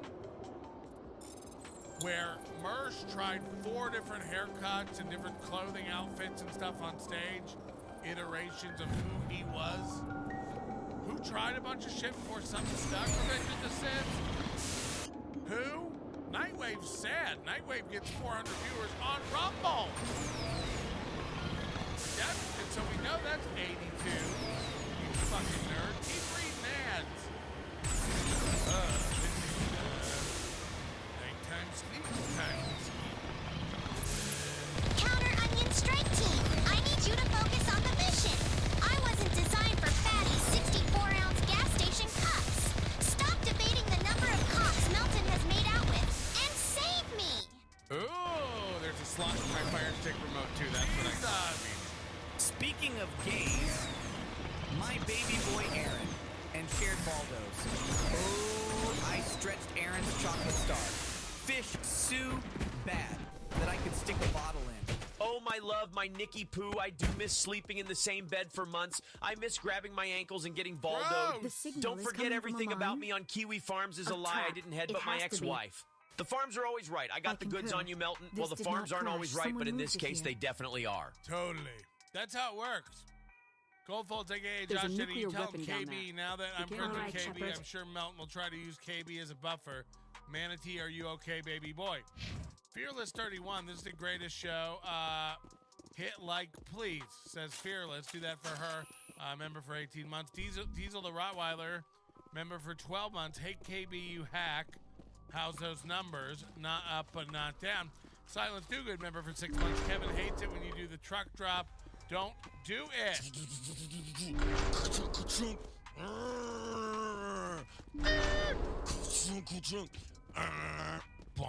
12-month member, my cunting daughter. Do you know what she did? Your cunting daughter. We get it. MLC podcast member for a month. Fatty Patty, I can watch you too. Hunchback. Is that really him? That's fucking funny. If so, I see Uno. You broke that old MLC man. Got him. Beloved chatter member for 18 months. Aaron, somehow he hasn't learned that exposing your private life to the internet might backfire. His stupidity and inability to learn is unparalleled. It's just like all these guys are like finding videos on my channel. Someone did that on purpose. Thanks for the click, I guess. At last. Anyway, I've been putting it off. I'm gonna get wrecked Do here. you? This is gonna be very, very You bad have for me me at a again. disadvantage. My I'm name so is sorry in Elanos advance for Calliot. this. I doubt you know it. Who do you think runs What the you're about to Terminus see me clan, do here. Shepherd, It's huh? very embarrassing Thousands that I was of caught pirates, doing this live on a slavers, show. criminals of every stripe. I love that I'm the In gold most in this criminal situation. I organizations, think it's that's the one who's recognized as the most I'm successful. the gold in the gold rush. That's correct. All of a sudden, The one everybody's who kills the calling most him, men, you know, George seizes Hurst. the most ships, pillages the most colonies. You know?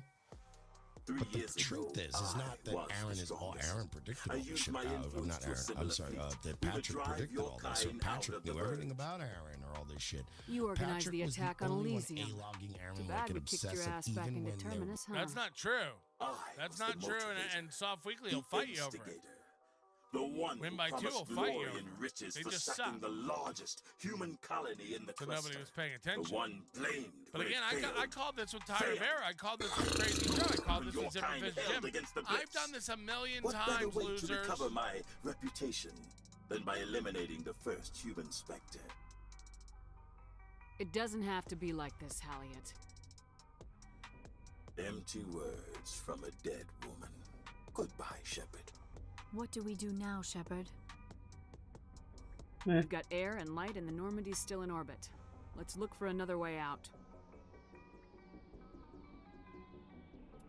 Oh, alright.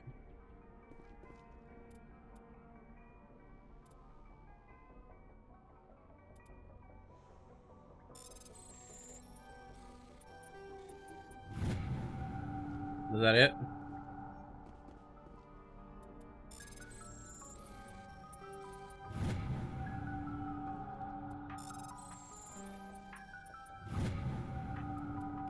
Well, that was cool. Was that it? Are we good? That was it? Boring. people who know I called Mike David's turn 2 years before it happened. I'm not dumb. I see shit coming. Not retarded. You're Wait, who put all this just shit new here? to the net, Mersh. Sorry. I know you What think the you fuck? got a big show in 2017, and that's when the net started.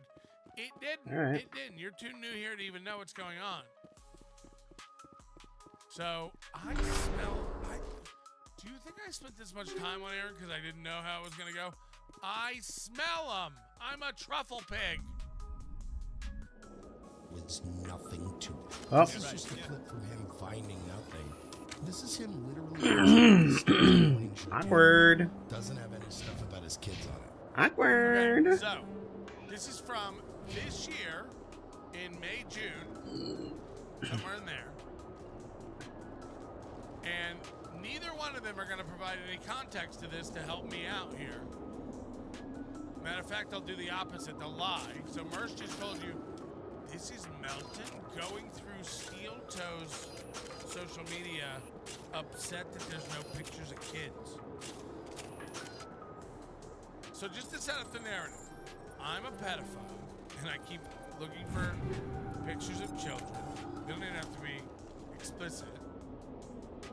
And the appetite, the hunger for these photos is so voracious that I have to do it live on my show. And I don't care where I get these photos of kids from. Usually I just search for random stock stuff. But today I just, because Steel Toe was up, I was like, maybe there'll be some pics of kids in here. I need pics of kids. And then I started getting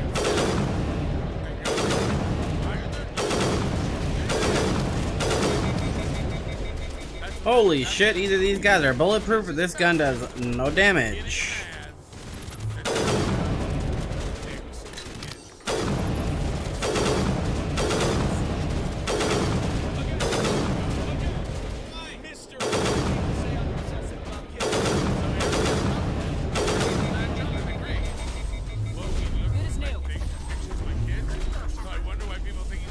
Can we stop dying here?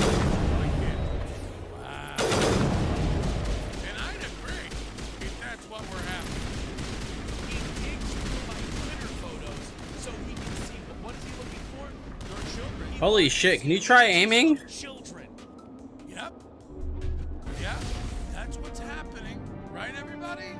And guys, wake up. Wake up. Wake up. He's doing it live on his show. Okay. He's just like, more images of children. I need images of children. This is what he's doing. You guys, wake up. You don't have to like me. That ship sailed a long time ago if you're an NLO person. But you're hitching your wagons to this guy. And where you guys have a wagon? There's smoke, there's fire. If every time a guy's looking for shit, he's looking for kids. So now he's upgraded the charger. Now we've upgraded the charges to this. Not just one day I had a week. Whee! So I did it live. Now every time I'm looking for anything, I'm looking for kid stuff. Stop it. Did you hear that upgrade? We go back. I've never heard a bigger generalization. There's smoke, there's fire. Okay. If every time a guy's looking for shit, he's looking for kids, he's a weirdo. If every time a guy's looking for shit, he's looking for kids, he's a weirdo. I'd agree. If you need a spatula, you're looking for kids. You're looking for the air pump compressor for the tire. You're looking for kids. I'd agree. That's a hell of a fucking bump to give me here, but okay. Doesn't make him necessarily a PDF, but it makes him a weird and creepy guy. Okay, so is that a crime? Jake Hudson's a weird and creepy guy. Chad Zumach's a weird and creepy guy. Are we done? Aaron is, if you just go by the court records, he's a weird and creepy guy. Not a crime. I never tried to have you arrested for being creepy. There's a guy who sits outside his house and stares at the kids at the bus stop every day. Yeah. He may not be a PDF, he may not, but he's a weirdo. He's not a guy you want to be associated with. Fair enough. that me? Maybe Patrick Melton is all of the things people are accusing him of. I don't know. I don't have any evidence. Phenom, the podcasting industry? That's the case. I do know that he's a weirdo and Oh, he's fuck. inappropriate and really creepy. Yeah, look how excited he's getting. So he has nothing. He's repeating himself. All right, I guess it's time to get off this planet. Excited. This exuberance of not only having Matt there to back him up, you know, he rarely gets a good friend with a strong backbone there to support him. No offense, Johnny, but also accurate. He's getting so excited, just repeating stuff like it's bad, it looks bad. The stuff that's coming out, like it's not okay and it's not acceptable and it looks bad and it's inappropriate and it's so bad and he should stop and oh boy. Because again, if there is a video of me just scrolling through looking for children and pictures of children, I'll be with you guys in a minute. Let's see if there's any kids in this guy's social media. That is rough. Really bad for me. When it comes to children, and that's not a guy you want to hitch your wagons to. And before you start worrying and getting self-conscious, thinking Patrick Melton is creepy and weird towards kids does not make you like me. So get that out of your head and liberate yourself and realize that you're hitching just because you hate me a bunch, you're hitching your wagons to a guy who's a problem. There's a whole other aspect to this too. What's the problem? You're hitching this guy's a problem. Okay. He's looking at your steel-toe Twitter. Yeah. Thinking, that steel-toe Twitter is where he's gonna put pictures of his kids. And I need to see pictures of his kids. So now they're acting out the show. Why even play the clip? You know, Aaron's one of these guys. He loves to invent his own reality and write it down. He loves to live in these delusions. So now they're acting out the clip instead of playing it. This is great. Why? Let's explore this argument first. He's so stupid. He thinks you'd post pictures of your kids on your Steel Toe account. The Aaron M. Holt Steel Toe Morning Show official Twitter is called @Aaron M. Holt. You forget who you're dealing with. This guy has such an ego. He is explicitly tied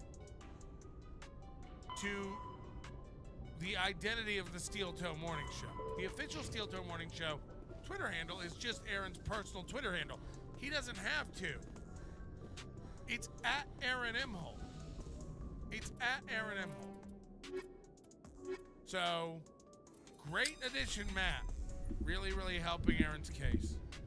Equalizing interior pressure with exterior fathom the atmosphere. fact that you don't put pictures Log. of your children. The commanding we're gonna get on officer this is steel ashore. toe. Exo So Presley listen to has the Aaron. deck. He's like, yeah, I know, he's so dumb.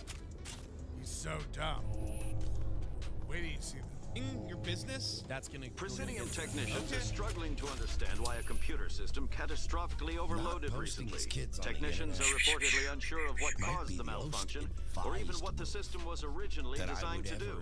CSEC is investigating the possible vandalism or misuse of public property. They're all really sticking it to me. Not only am I hungry for kids, and I'm just looking through Aaron's Twitter, just needing.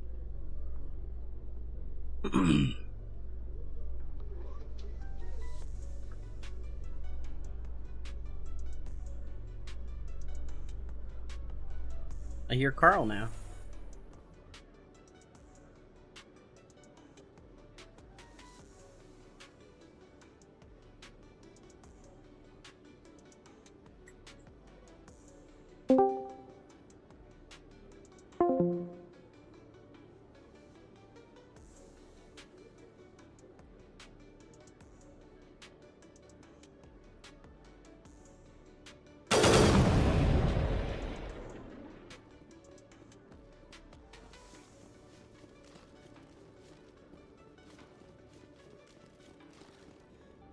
Hello, Commander. Show me what you...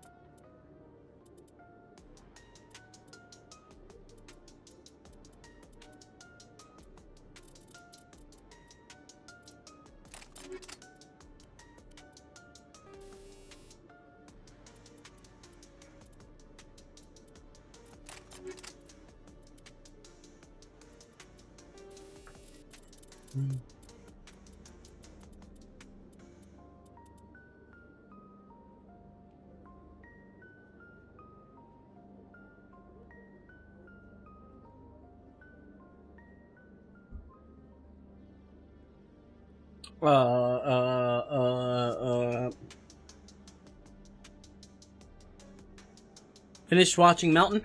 Yeah, no. Well, yes, no.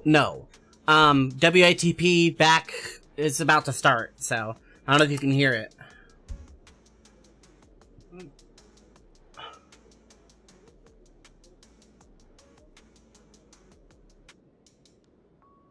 You shouldn't be able to hear it unless I press this button.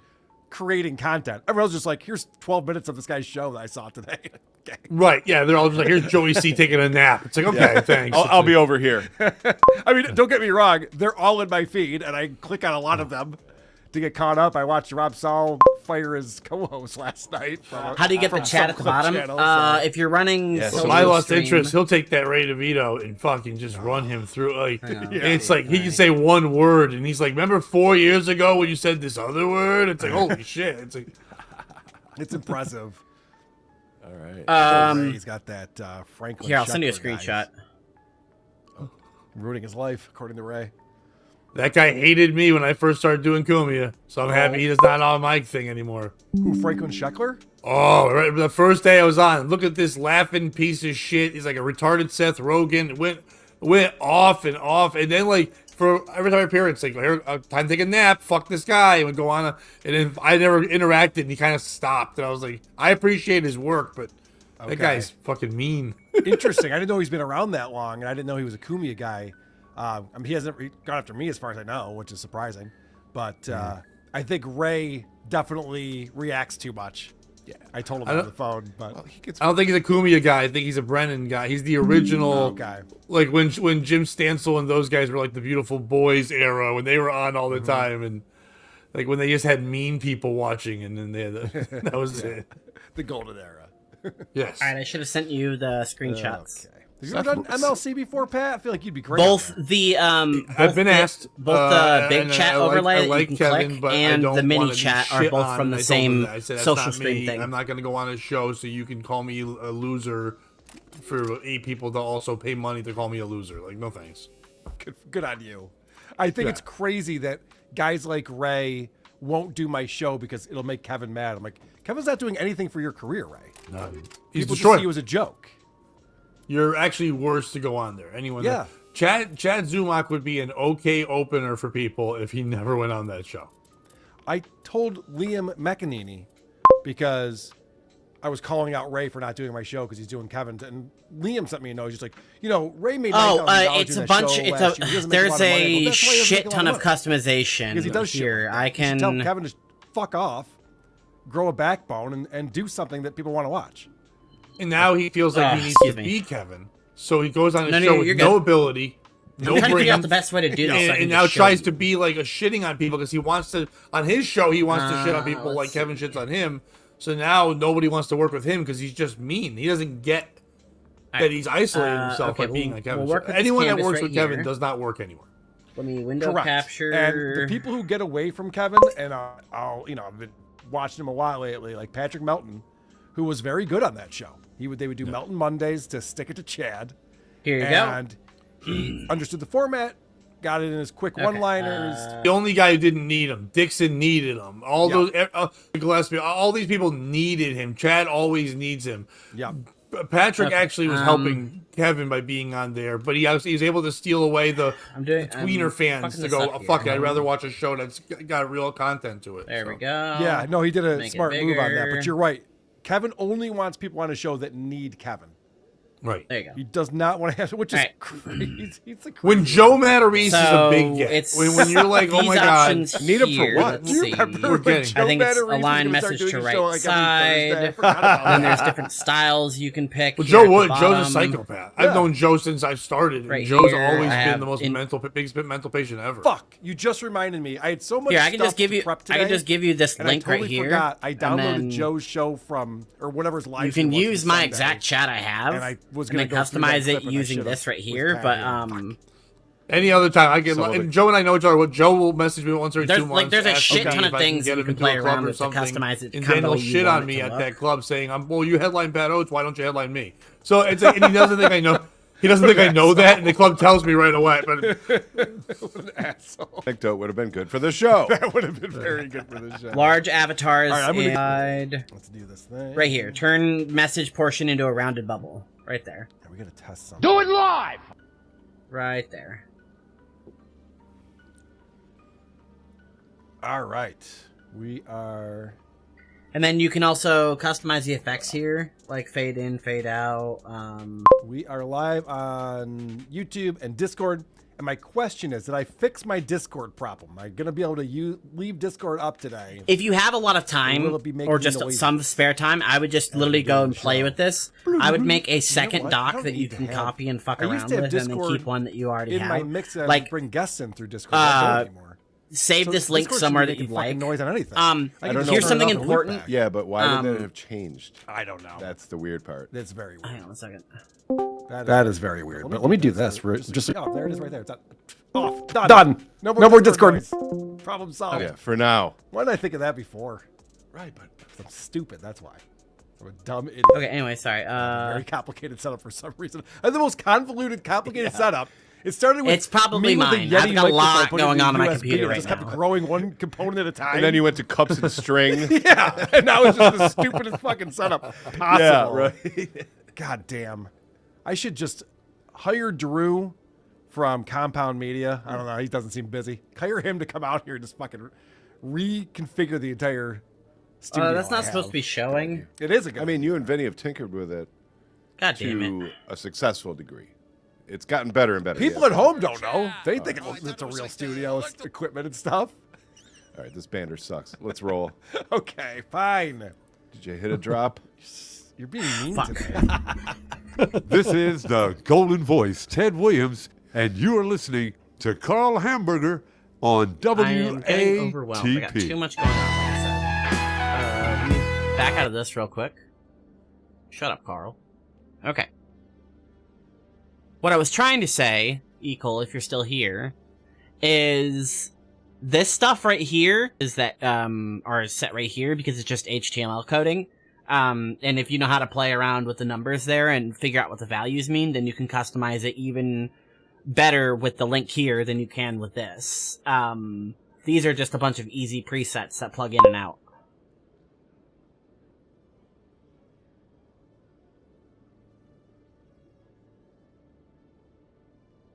Can you hear me now? Like, I mean, is everything working fine? It looks like it's good on my side.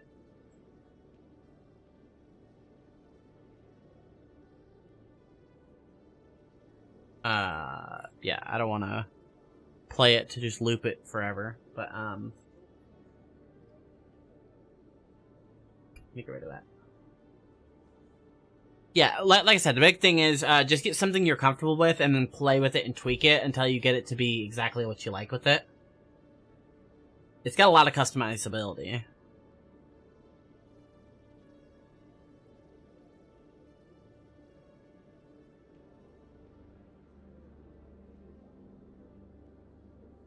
Okay. Well, shit, we get a lot of cool shit over here, and we appreciate it. So keep the gifts coming. We actually had to register with, I think it's a UPS that I have it through, and we keep getting things for Lucy and Lucy Tightbox. Yeah. So we had to let them know that she's connected to the PO box, and we had to spell it out for the person. How do you spell Tightbox? I don't know. Tickets for the Magic Bag October 25th are sold out, but we'll see all you in Detroit October 25th. We encourage our listeners, give us a 5-star review on Apple Podcasts, then shit all over us in the comment section. Today, we'll be reviewing a show called Unapologetically Angel. We have both listened separately, not discussed it with each other beforehand. The show hosted by Angel Reese and Maya Reese. And Maya Reese is Angel Reese's cousin, I believe. And this is going to be exciting because, as we all know, Angel Reese is one of the most dynamic players in the WNBA, coming off a very successful stint at LSU in her NCAA women's basketball career. And I know Pat's watching all the games. We text about it while they're happening. We can't get enough of it. I'm just slandering. I'm one of the Reese's Pieces up here. Yes, I'm a huge fan. You're Reese's Pieces. So you just hey, I'm a launched the millionaire. podcast. I almost have 2 million Brand credits. new. The first episode comes out, and apparently they did it wrong. Like I had to redo this episode because it's spicy. Y'all want to see tea? We're gonna drop tea. The first episode I had recorded, I just gave a little bit of like, I think I'll be good. It wasn't too much. It was very cutesy. It was Come on, cutesy wanna and shop. classy and demure. We not giving that this time. We spilling it all. Period. Let's get into it. Demure. I hate that that's a word Dude, now. It's so annoying.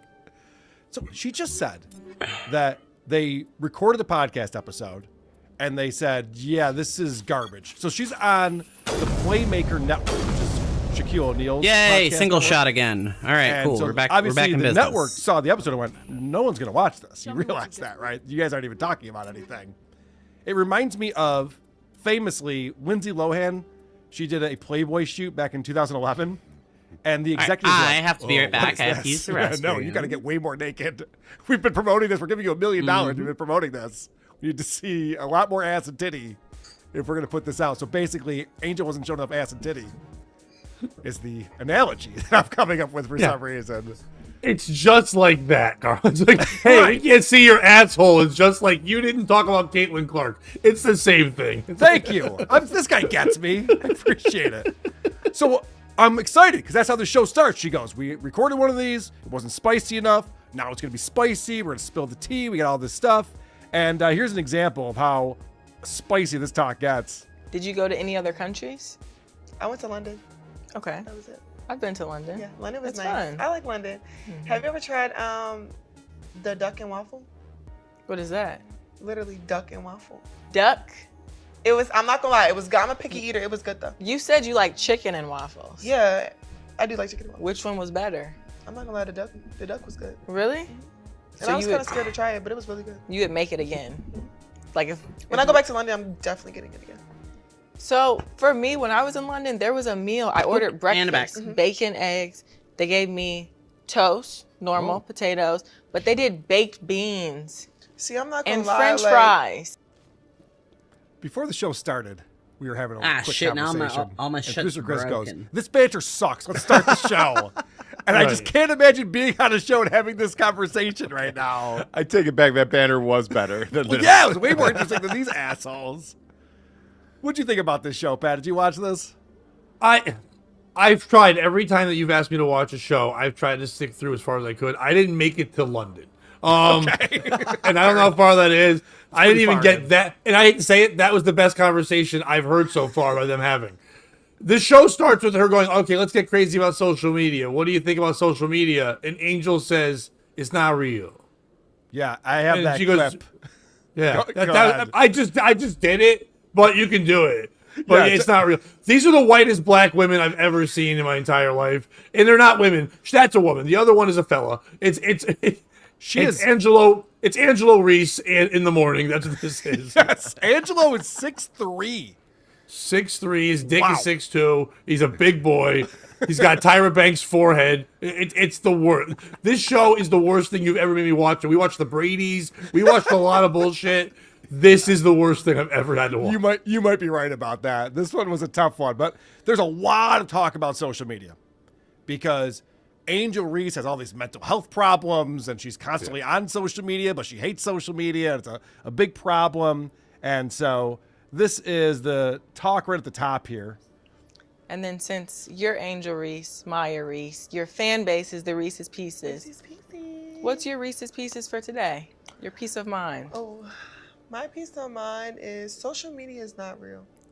Like, I want people to realize, like, social media is not real. Like, we are human. We live a life outside of social media. What people say on social media does not matter. What percentage do you think is real? Like, if you're scrolling and you see something pop up, what percentage do you think is actually like, oh, that's real? Like a very small, like, it's so hard to believe these days, like, because people put out so much fake stuff about people in this world, so you really never know what to really believe. Great insight right there. Good follow-up question, too. What percentage? Like, she's going to throw out a number. It's actually 72%. There's a study that's been done by this research group. By the way, I just want to point this out to Angel Reese. It's not just social media that's not real. All media is not real. ESPN has been trying to convince me that the WNBA is an exciting league and that people are filling out brackets for the women's NCAA basketball tournament. None of this is real, obviously. Now, well, the fact that she has a show about her and she thinks people care, that's not real. Like, no one cares about the life and thoughts of Angel fucking Reese. Like, and she starts the show by going, this had to be done. People needed to know. No, we want Caitlin Clark, the other one. Yes. No one wants this one. No one cared about you. You're the mean black one. We want the white one that you don't like because she's straight. By the way, Pat, if any of my takes are too spicy for you, because I know you have a radio gig and stuff, just let me know. I don't want to get you in any trouble with corporate. I think we'll be okay. Okay, so they let me watch black people. Okay, good. You'll be fine. I know it's classic rock, but we can talk about black people. It's okay. Not for more than 4 minutes. The PD comes out hard. Living color. That's it. Yes. So what's crazy about this is she talks about social media and how it affects her and how it's not real and it's all fake. And of course, she says, you know, that her fans are Reese's Pieces. She's sponsored by Reese's. It's one of her sponsors. And let me just show you an example of a post that Angel puts out on her social media. It's things like this. She's wearing her favorite Beats Solo 4 in Cloud Pink, which is her first campaign with Beats. All she does, she has something like 28 companies that have a sponsorship agreement with her. It's insane. In fact, I have the list right here. Goldman Sachs, Tops, Beats by Dre, Tampax, Airbnb, Amazon, PlayStation, SI Swimsuit, Starry, Bose and Beats. That seems like a weird thing right there. I mean, there we go. The list Now goes you should on be and able on. to It's all see these like, and pretty hear big companies and shit. WATP. TurboTax is in there. Wait, Tampax? Tampax, yes. I don't know why he's putting Tampax in his.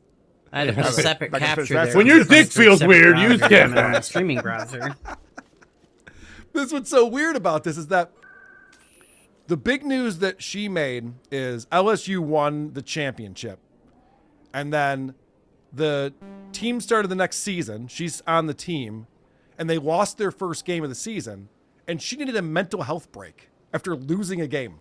She talks all about, she's just like, and then we got back to practice and everyone's bummed out. We didn't know what to do. And she set out multiple games. And we're supposed to take the WNBA seriously. When one of their star players gets all sad. And this is her, oh, do you have something, Pat?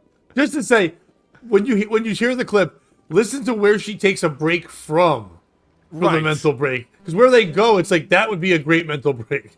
Yeah, so this is her explaining that she couldn't be with the team. And I just felt I was moody. I wasn't in a good place, like, within myself. And I didn't want that to become a cancer in the locker room. So being able to have that conversation with Coach was obviously hard, with the other coaches too, so. And it was, what was it, the Cayman Islands? Yeah, they went to the Cayman Islands. And she's like, I can't go there. So because I need a mental break. So the one time the school's going to pay for a vacation, you're obviously a problem. They didn't want to take you to somewhere good. Well, that's what's crazy is that the way that Maya sets this whole conversation up, she's like, there's a lot of rumors floating around about why you didn't play in those games and you sat out and what was going on. Like, finally, tell me your truth. We need to know what your truth is. She's like, yeah, I was having a bad week and I was in a bad mood. That's the worst reason. That's the worst possible reason you could have given for that. Well, and what I do give her credit for is she stays in the role of a stuck-up bitch. Like, because right away she's like, and her cousin jumps in. She says, I was fighting with my coach, which is normal, in which is what do you do? I played sports for 12 years. If I fought with my coach, I didn't play. There was no, it's normal, it's what you do. They would make an example. Michael Jordan didn't even get to fight with coaches. He had to kind of like be quiet about it. But she fought so much that the coach thought it was best for a team who just was in the national championship for the best player they have to stay away. Because, she's trying to get her team together because this bitch sucks. And she doesn't even see that. No, I'm glad you picked up on that. The fact that she said, which is normal. Like, they had to, throw in these things. Whenever she has awful behavior, and it happens throughout the episode, she's talking about things she did that are awful. She's like, that's normal. That's what people do. No. Actually, no, especially not good teammates. I listened to this at work. I was not watching. And I'm already super annoyed with her. I mean, I picked up on what you guys are talking about. Yeah. But just watching just a few seconds of her mannerisms is irritating, to say the least. Bitch. Yeah. Several times she points to herself when she says, well, I'm beautiful. I can't help that, obviously. I'm not sexualizing myself. I'm just sexual. It's like, you're a guy. You're like, dirty work next time. Well, let's find out why she was so moody and why she was in a bad mood when the season started after their national championship. Obviously. It was just everything going on. I didn't have a break that summer. I literally went straight from, I was doing photo shoots. I was in the gym. I was literally doing everything. And a little bit of time I went to USA Basketball. I was doing everything, and like I had no breaks, no time to do anything else. So like, I just want to put this whole thing. It was probably a time that was hard for me, but it probably was time that I really needed it for myself. Wow. So wait, the basketball player was playing basketball and going to the gym? Oh. Well, that is tough. All right. Well, now brutal. Yeah, now I get it. That's rough right there. And the mandatory photo shoots. Yeah. Photo shoots. And dunk and waffles. Yes. And I had to update my Twitter and my Instagram. It's grueling. So much going on right there. Does she realize she comes off horribly on this? Obviously this is not. her show. Or she doesn't care. She's controlling this. And she even says, I want to control the narrative. All these false narratives about me. Everyone's got false narratives out there. Here's the that's truth. The thing about I'm a her. cunt. She's never realized that she comes off bad anywhere. Like, for her to say, like, they talk about, I'm sure you'll get into it, but with the Caitlin Clark stuff, for her to say that she's never said anything bad about her, there are quotes literally out there, like video of her saying, I'm better than Caitlin Clark. I don't understand what you're talking about when you say she's better than me. I'm going to be better than her 10 years from now. She goes, I don't know why she doesn't like me. All her fans are racist. Yeah, that's my next clip that I was going to play. Because, that's the question. What's up with the rivalry between you and Caitlin Clark? Caitlin Clark, by the way, I know this is awful to say, is a white girl. I know. And straight. And straight, which is... The WNBA hates that shit. She's the Hope Solo of basketball. If you can't be straight and white and happy, you can't. Fuck that. Stupid lesbians hate that shit. Stupid lesbians hate when you're happy and you like cock. They hate that so much. I hope I never see Caitlin Clark's ass like I had to see Hope Solo's ass. But all right, let's hear about this. The reason why they don't like each other. The fans, her fans, the Iowa fans, now the Indiana fans that are like, they ride for her, and I respect that respectfully, but sometimes it's very disrespectful. I think there's a lot of racism when it comes to it, and I don't believe she stands on any of that. But so here's something I know about sports fans, because I am one of them, and I have a lot of friends who are big into sports. There's very little racism going on. It's amazing how the sports world, when you're rooting for a team and players, race doesn't play into it at all. Some of your favorite players on any team, especially basketball. Yeah, not since Howard Cosell. I mean, there's been some examples over the years, for sure. That wasn't racist. That was just brilliant. Okay, there's a difference. It's like that little monkey was going. To be fair. You gotta meet all kinds of cool aliens. But like those how ridiculous is that Angel Reese has to play the race card for her awful behavior, like you pointed out, Pat? I'm glad you know a little bit about this. Oh, I know way too much about this. Connecticut is the capital of lesbian basketball because of UConn and everything, so we know everything. See you around, Commander. It says it on the sign as you're driving in. Yes. Welcome to Eaton Puss, Connecticut. That's what it is. Oh, cool. All right, so as we mentioned, this behemoth of a person is being sexualized. We're all horned up for her because she's so beautiful. After the season, and when I was in my press conference and I was talking about being sexualized, like, I guess people thought that was like because I post pictures in my bathing suits. No, like, multiple occasions people have made AI pictures of me, like, naked, literally. Really? Believe me, she would not be my first choice, that I can tell you. Who would waste AI's time with that? Why would you want to see that? It's a horrible decision. Oh, I would make 6 of her fuck a woman. Like in a black guy gangbang. Like, why not? Just put her face on 6 black guys? Yeah, I would make that. All right, well, send me the prompts for that. We'll compare afterwards. See what we come up with for it. So she's always the victim. It's crazy how everyone's against her. It's the world versus Angel Reese. And they're going on this playoff run. She plays for the Chicago Sky. Guess how I know that? I had to look it up today. Oh. So she plays for the... I was going to say, she said it 400 times at the beginning. Well, yeah, they talked about Chicago. I didn't know the name of the team. I thought it was the Chicago Bells. I didn't know. So she plays for the Chicago Sky, and they're posed to make the playoffs. And let's hear about what that's like. Okay, so since it is right now the WNBA season, right? You're on the Sky. You guys are trying to do this playoff run. What is that experience like for you? It's been hard. It has been hard. Everything is hard. Everything is so difficult for her. She's 6'3". What's the average height in that league? 5'2"? I'm guessing. She leads the league in rebounds because the ball would take another 3 seconds to get to the next person. Her cousin is just enabling her with these questions. Yeah. How difficult and how much of a struggle was it? Right. Why didn't she say, how easy was it? And Yeah. be, oh, it was Isn't it easy. great? You guys weren't ranked very high, and now Smooth you're looking to sailing. make the playoffs. Yeah. I should point out, right after this was recorded, or at least after it came out, I was going to say, yeah. she injured her wrist and she's out for the rest of the season. Yeah, she's out for the season. Yeah, like the day after this came out.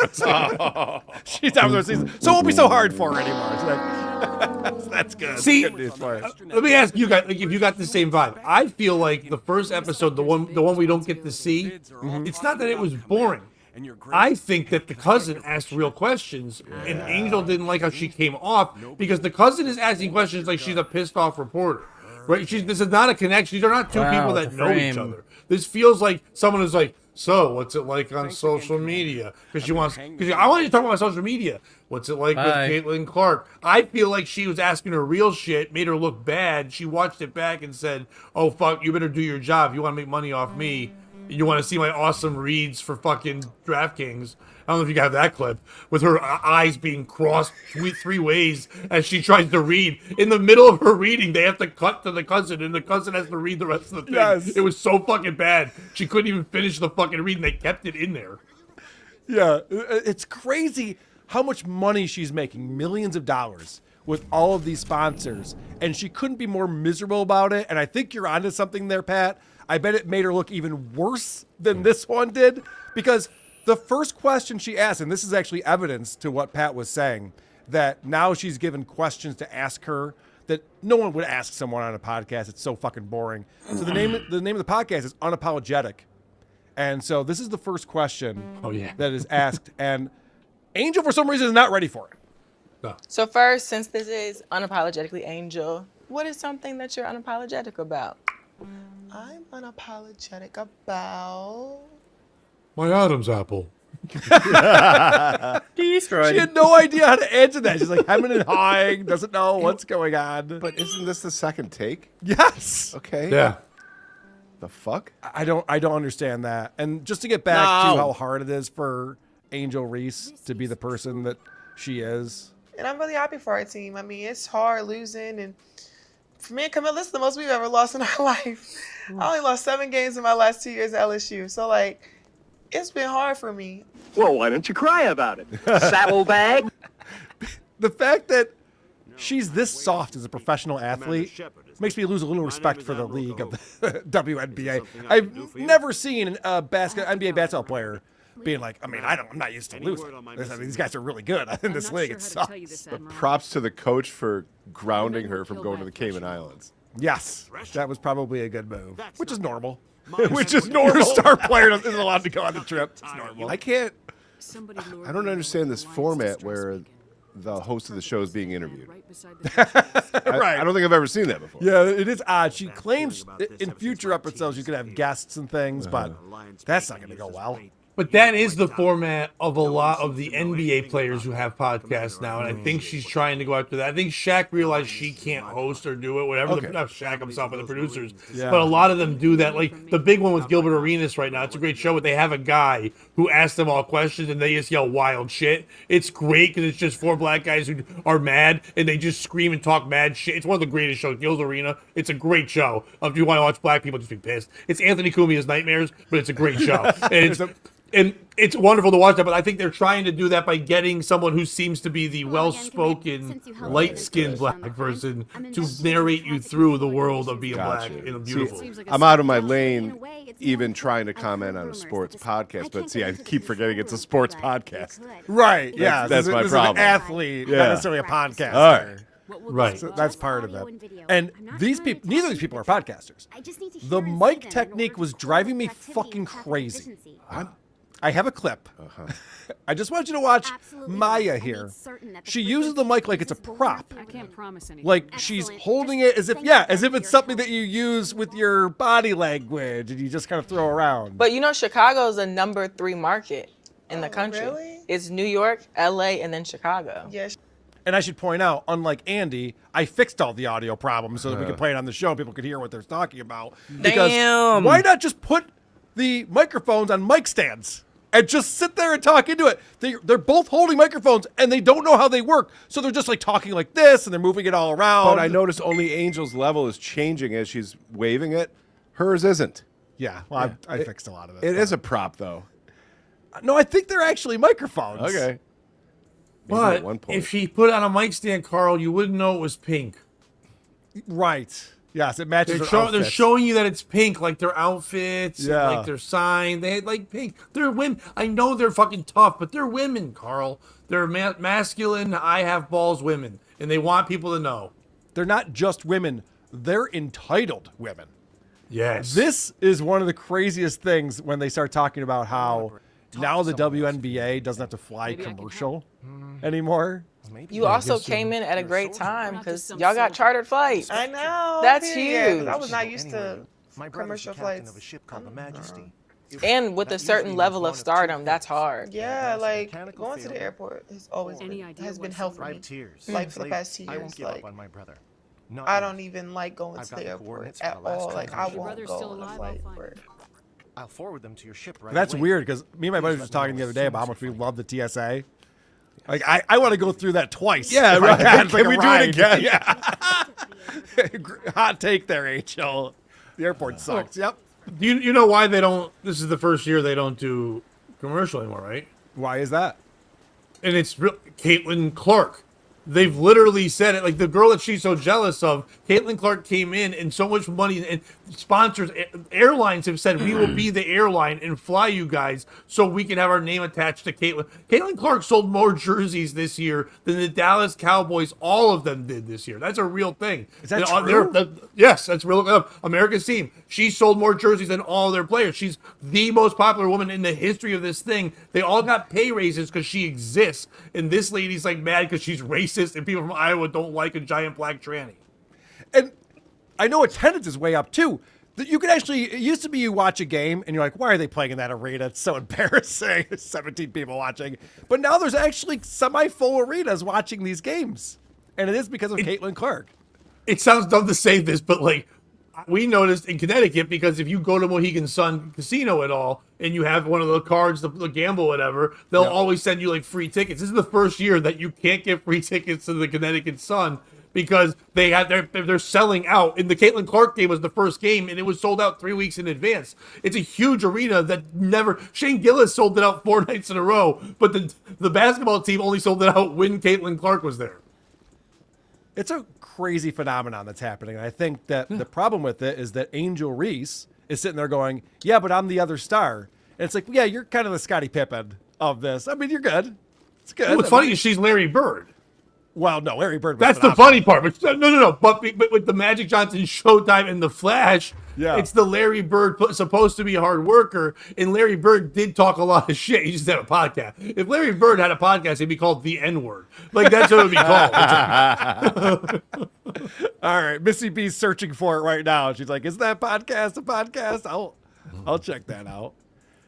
So, here's another softball question. Angel Reese sucks at this. She needs media training. She needs something. Because how do you not have an answer for this? Okay, but back to the league. What was your welcome to the WNBA moment? Probably. Let me think. My welcome to the WNBA. I've had some good experiences. I don't know. I haven't had any really bad experiences. Probably. Oh fuck! You're right. Those are props. Ooh, I don't know. I haven't had like a bad experience. Like, it doesn't have to be bad, but just a moment when you realize, like, oh, I'm really in this league. Oh my God, Chris, you were right. I'm an idiot, and I'm not even commenting on this clip now because I just noticed that those are XLR microphones, and if they were wireless, you'd have a wireless unit plugged into it. Without anything plugged into the XLR, it's not a real thing. But to Pat's point, I think it's all about the pink on there. That is stupid. Yeah.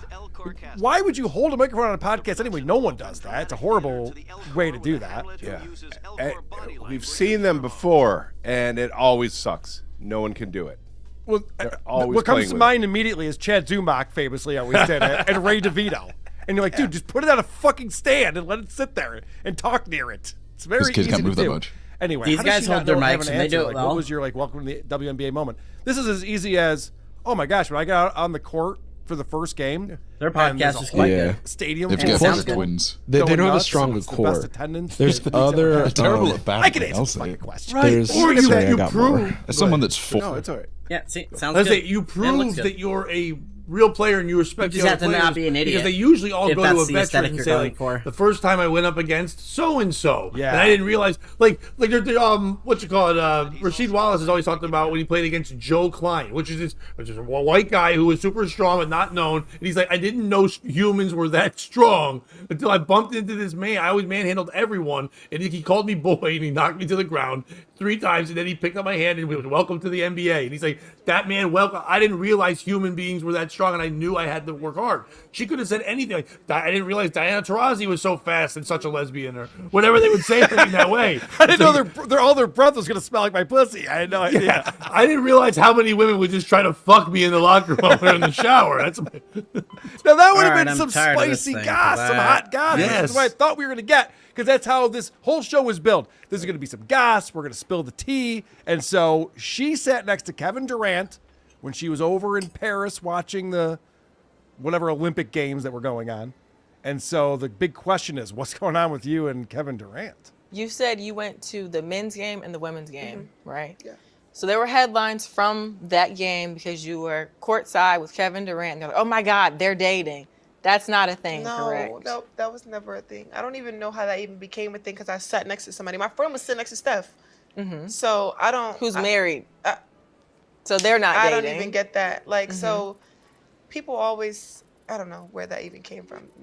What a boring show. What's going on with you and Kevin Durant? Nothing? Okay. Cool. Yeah. Well, Kevin Durant chimed in and he said, yeah, nothing. I'm not fucking that lady either. Definitely nothing. I don't know why I was sat there. I complained about it endlessly. Yeah, I don't fuck Medea. That's just not happening.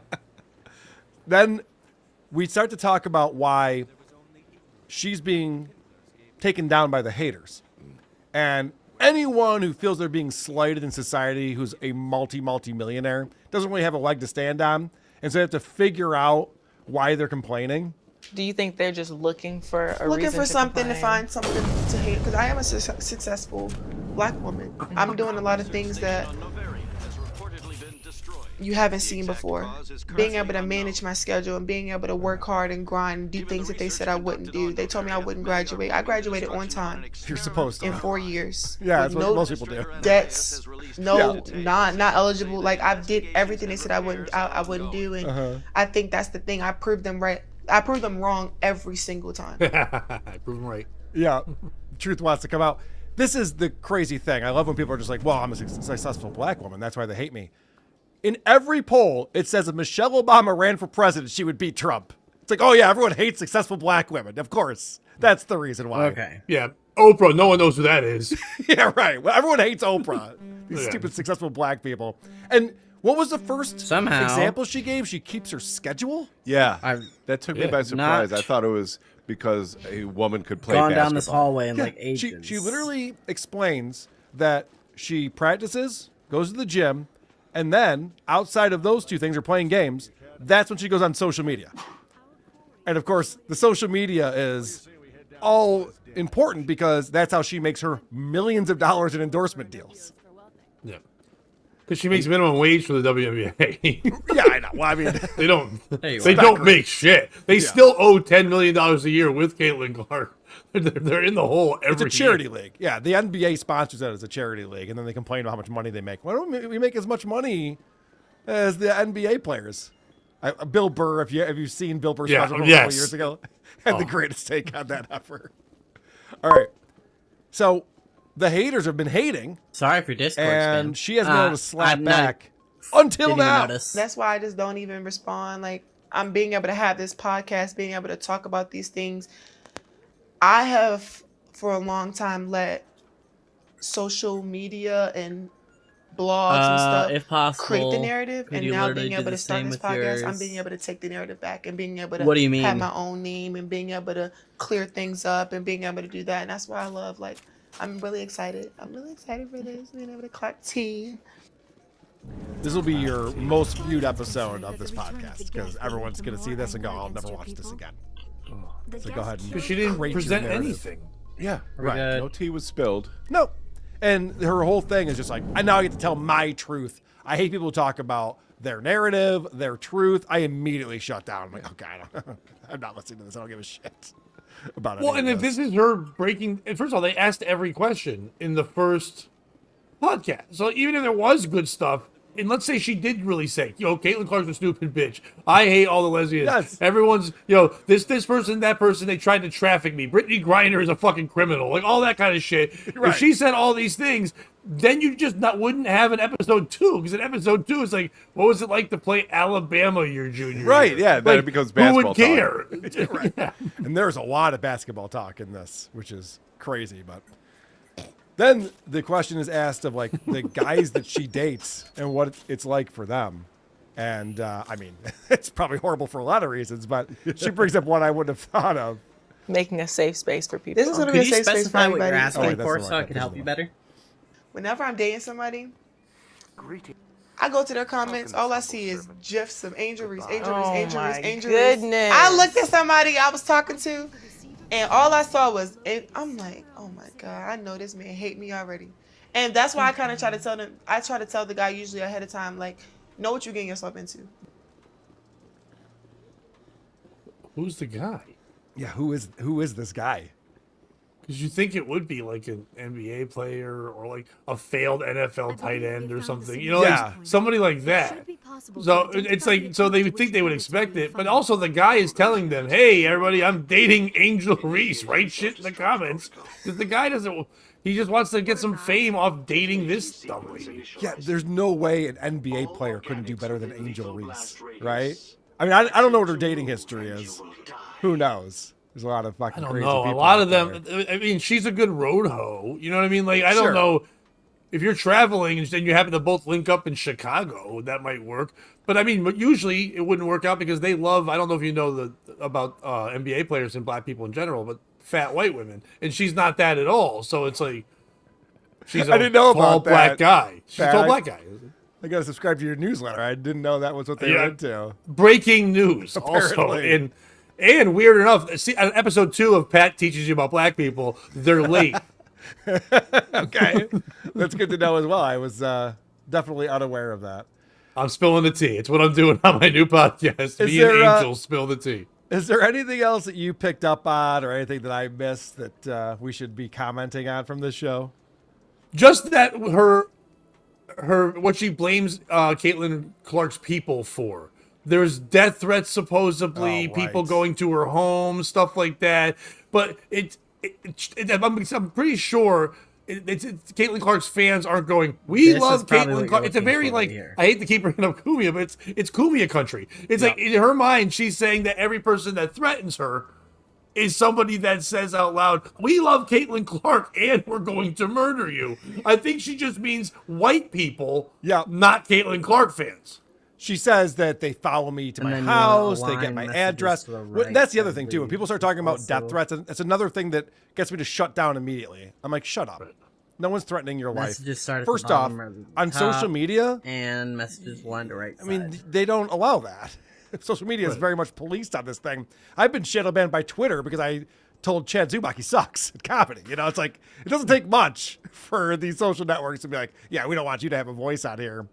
So this whole idea that people are getting death threats, and I just want to say this, I've said it before, for the record, anyone in the future is going to complain about death threats. When someone says they're going to kill you, they're not. People who want to kill you, just do it. It's a really dumb idea. Say the line. It's a really dumb idea to announce it first. It's not a smart move. Yeah, they never had like news clips of like kids from Columbine and Sandy Hook going, guess what tomorrow is? Like, they didn't do that.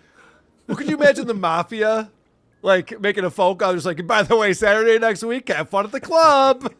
We'll see you there. How do you feel about sleeping with the fishes? Right. So stupid. You wouldn't do What's that. your favorite fish? Because you're going to sleep next to it tomorrow. Okay, we got it. It'd be funny, but it'd be a really stupid thing to do, I would imagine. Yeah, they're not saying they're going to kill you. Oh, they say that cool. we wish You can you just would select a die. show. It's a Right. difference. They don't A want you to specific set of exist. They're options. praying for it, but they're not going to do it. That is a very big difference. I remember Ray DeVito complaining about death threats. It was just like, no, someone just said that they want you to be unearthed. Yeah, It's very they just different. don't want you. And they don't want you around. Right. Yes. Yeah. They don't like your presence physically or online. That's all they're saying. All right, let's get into our. So those are all the ones that I have set, This one comes set up. in from Coors Light King of Grime and Hate in our Discord, and Caleb Hammer does this show where he tries to teach dumb people about finances and helps them figure out their finances. It's a very funny show. And at this one, the context is he's yelling at this woman on her show about spending $25 on DoorDash instead of just buying groceries at the store to make lunch. And he's like at his wit's end. I don't know how often this happens. All the clips I see are like this, but this seems fun. That's ridiculous. $25. Okay. Rotisserie chicken. Boom. There's a meal. $5. HEB. You could go get the little meal. They have the meal prepped meal, or they have the frozen or refrigerated meals. I've never seen a rotisserie chicken for $5 at HEB. Okay, then you've just never had eyeballs. I don't know what to tell you. seen a rotisserie Okay, yes, I have. It's right here. Are you kidding me? It's literally right here. What are you talking about? How do you push back on everything? Shut the up. Some things just are. Some things just are. Okay. And Oh my gosh. Maybe I just Who the prefer fuck is to this? have Why a are they salad fucking that day. screaming? There it is. It's a preference. There it is. You should have said that the whole damn time. That's all it was. It was you wanted. You wanted. Okay. You could have done better. You chose not to. So why are you arguing this? I'm not. I love him. Yeah, it's very funny. He's my spirit animal. I have no idea this man existed. my This featured man is fat. incredible. Yes, it's great. He just rags on people because someone will be like, yeah, well, I pay $12 for Spotify. He's like, you can't afford $12 for Spotify. No, but I need it. I need to hear music. There's a free version of it. You can listen to ads and still have music. I don't like ads. Like, what are we doing here? I'm trying to help you save fucking money, you fucking idiots. So that's always fun. Oh, you know what's not fun, though? Holy shit. Christian Blatt turned me on to this.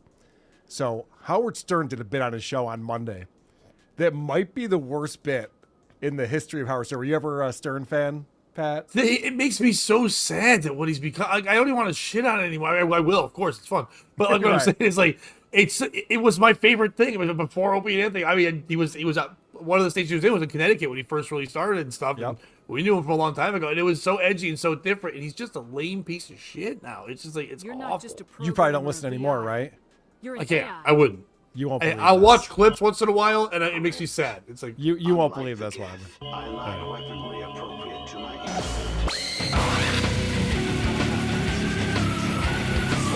Uh-oh, it's Opie.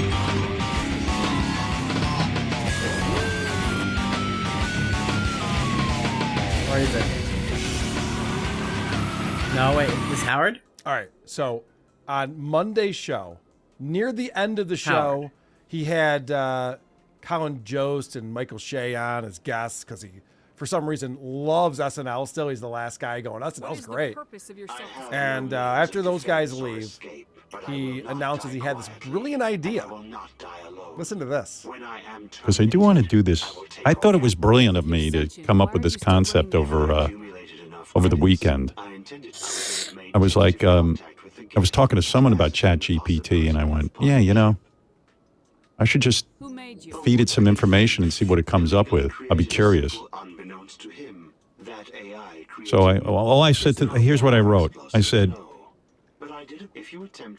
make a 3 to 5 minute script based on the Howard Stern show. In this episode, Howard and Robin are just ending a hilarious show. I made sure that I got the word hilarious in. They are talking with a caller from the audience who has mental health issues, but then I changed it to she has a dry vagina or dried up juices. I said because I don't think ChatGPT will accept something with vagina. All right, so here's the premise, here, Pat. This is a radio show, unprecedented. It has like 50 writers. It has a staff of like 75 people producing this show that does 75 episodes a year. Is off all summer. He's just back from a 2-month break, and he says, rather than have my staff come up with something, I decided to let ChatGPT figure it out for me and write a script for us. But it's actually not just ChatGPT. He decided to try a couple of different AI platforms. But I thought the audience might enjoy hearing a 5-minute scripted chat.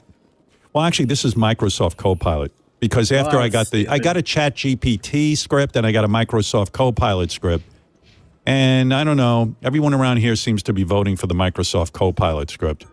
So not only did he have these AI software create 2 different scripts for him, he sent it out to the entire staff and had them vote on which one was better.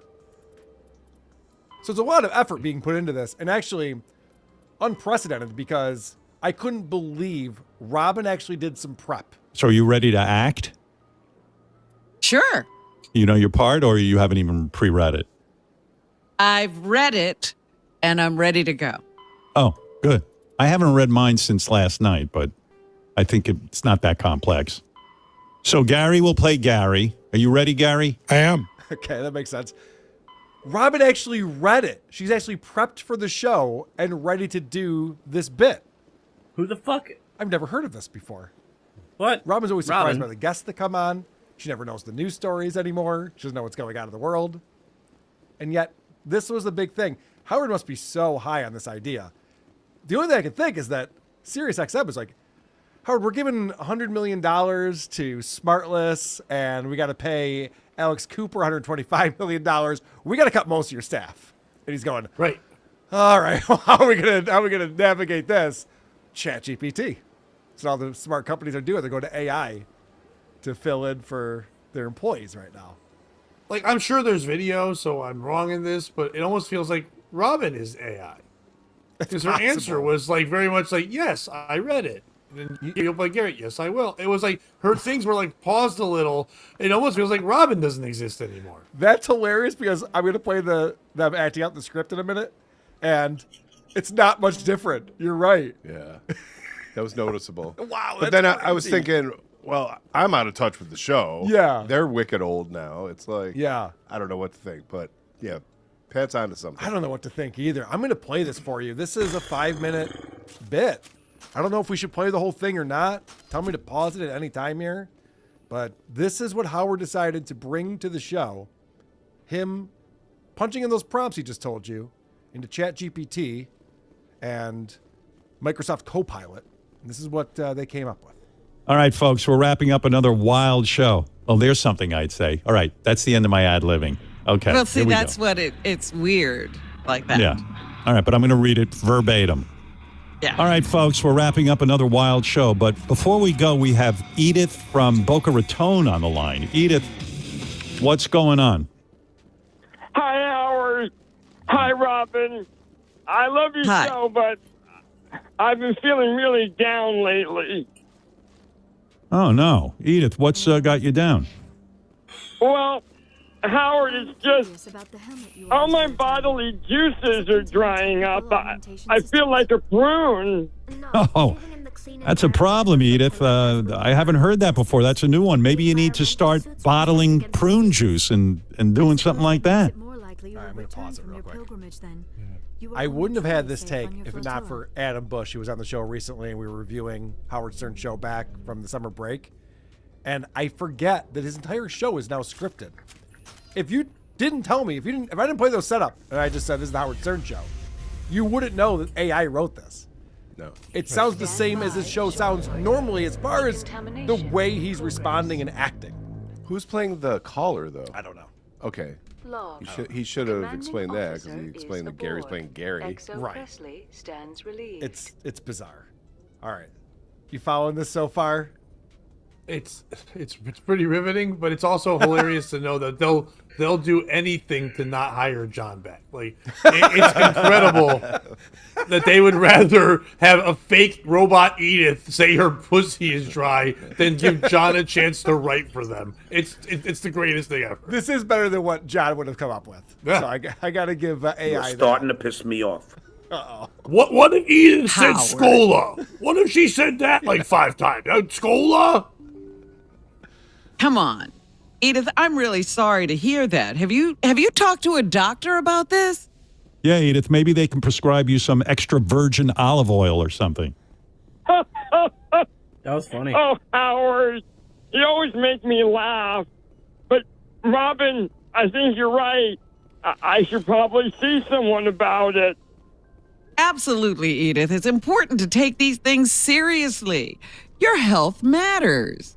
All right, Edith, take care of yourself. And remember, laughter might not be a cure, but it sure helps. Thanks, Howard. Thanks, Robin. You two are the best. All right, honey. So let's just break this down real quick. What the fuck is this happening? This is the script that comes out. And I'm not surprised by that. AI doesn't know how to make anything humorous. It's not. It's what humans do, thank God. Thank God for our jobs. And the idea that this would pop out, and Howard's just like, well, yeah, let's do this. Nobody pushed back in the writing meeting and said, oh, we have better things to talk about on the show or better things to do. Can't we berate Gary or something? And Howard's just like, no, we're definitely doing this. He even had a vote of which script was better. And this is what they're doing. It's probably because the writers came with ideas. They're like, we come back from break. Let's try something new and fun. And he's like, nope, we don't do that anymore. And I'm going to prove I don't need fucking you guys anymore. Let's do this. Here's the problem that Howard's doing. You got a company paying you that much money and they own the rights to you. You just proved to them they don't need you either. They have 30-something years of your voice, Robin's voice, everyone's voice. They could just AI you guys. You could do the whole show from beginning to end and say, your guest is Bon Jovi and your guest is Gary Coleman and you're going to have some midgets on it. Here, 2-3 hours. And then that would be the show. And they could do it with AI, no problem, and you wouldn't be able to tell. Today's guest is Richard Simmons. Whoa, it is? Yeah. How the fuck they pull that out? All right, I'm listening. That sounds good. No, that's a great point. And I do honestly believe, having listened to this, and I'm going to play some clips after this script that goes on, that I think Howard actually was hoping that this could replace the writing staff. I don't know why they would go through with this otherwise. Doesn't make any sense. Yeah, in his setup, it does sound like he's looking for approval from somewhere. Oh, yeah, for sure. And you're going to hear that. But let's hear the rest of the script. And he's even saying that I'm not going to say, I could say dried up vagina, but I'm smart enough to say the juice is, like he's saying, I can do the old Howard Stern show. Yep. But I can do it now woke. Look what I can do. I just feed it into this machine and we're all set. I'll never have to leave my house again. My show is so bland that software that can't be humorous could replace me. And he's not even realizing that's what he's demonstrating here. All right, Edith, take care. And to all our listeners, keep laughing and stay healthy. We'll see you next time on The Howard Stern Show. I just realized I'm an idiot. I should not have set this up the way that I did. I should have just played this for you guys and seen if anyone picked up on the fact that this was some AI-generated script. I think me and Pat would have smelled a rat pretty I don't know. soon. We've heard enough Howard recently to be like, yeah, that sounds like something Howard Stern Show. Yeah. All right, so now in the script, the show is wrapping up and they're having an after conversation about whether or not Howard should retire and the show should go away. Bye, everyone. The studio is buzzing with energy after a successful show. Howard and Robin are still in their seats, sipping coffee. Fred is fiddling with his soundboard, and Gary is pacing nervously. Robin, that was one hell of a show today. Oh, Howard, you're terrible. But yes, it was hilarious. Poor woman, though. Sexual health issues are no joke. Baba Booey. Baba Booey. Baba Booey. Oh, I love this job. Baba Booey.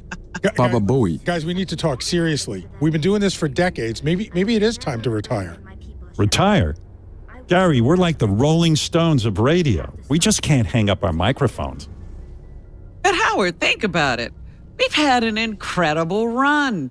Maybe it is time to pass the torch. Robin sucks. She's so bad at this. All right. Are we sure that there was equip people? Any of this happened, and they're not just saying, "Hey, AI is really popular. Why don't we make it sound like we did this? Let's suck at reading a script." I'm buying it that this was AI generated. Okay, but I could see them doing a terrible bit like this, and then saying like, "Hey, guess what? We actually wrote that." Right. Well, what would be the payoff though? You'd be like, "There's no payoff to the show anymore." Yeah. Fair enough. I don't know. I can go one more level of Inception. What if this whole show is AI? But at one point, AI tried to make them do an AI show while doing an AI show. Woof. And because they plugged it in so much of like, and what would they do? Because the tell all that this is like so AI and they listen so much. Howard said, "What a great show, huh, Robin?" Robin said, "You're terrible." Yep. He didn't say anything bad or vicious or whatever. But yeah, it was a great show. So it's like AI was so on board with them that it's probably just like, yeah, these idiots would talk about being AI if they were doing a show on AI. You might be onto something. However, I do have to point out that the woman said that she was dried out, and he said he'd get a doctor to prescribe extra virgin olive oil.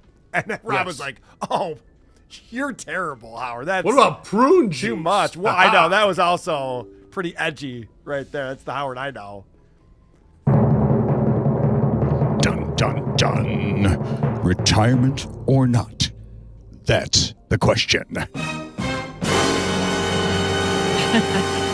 Howard, listen. I got tickets to see Billy Joel this weekend. Should I tell you about it?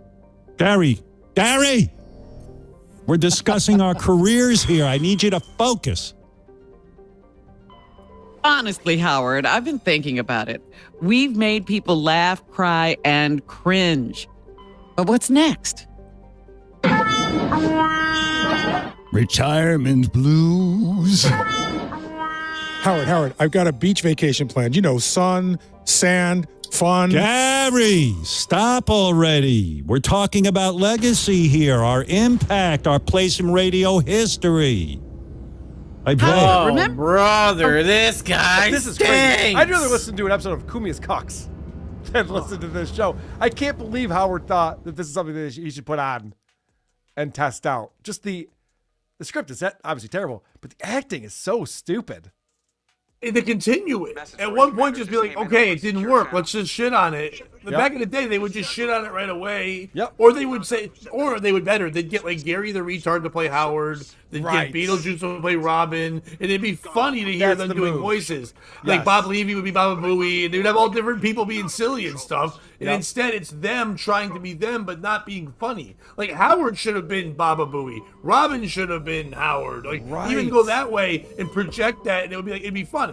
Like if you two switched one day and Chris played your role, it was being Carl, we get to see all the shit that you don't see on the screen. I'm like, yeah, it would be fucking hilarious though. And then you being Chris and just being quiet, saying one funny thing and then resting. Like that'd be great. Like, No, literally, and that's a great point, but literally doing this any other way would have been better than how they're doing it. Remember when we started? The shock jock days, the FCC fines, the controversies. We've evolved. That's kind of interesting. The fact that AI would do the research and find out that the Howard Stern Show is not the Howard Stern Show anymore. Like, AI pulls from all these different locations of information about the Howard Stern Show. Yeah. And it's like, yeah, those days are long gone. The Baba Booey's. Baba Booey's were a nice touch. Yeah. Remember the old days we got fined? We got fined would be the second thing you say aloud. It's like, why would you reminisce on paying hundreds of thousands of dollars? Those were the days, Robin. I sure do miss it. Stern. But Howard, I've got tickets. I've got tickets to go see a good band. Gary, listen. Stop it already. We've got options. Retire gracefully or reinvent ourselves. Podcast, streaming, who knows? And what about our listeners? They've been with us through thick and thin. No, that is not true. The listeners have abandoned ship, and rightfully so. Yeah, it's like The View and them traded. Like, it's like The View is now edgy.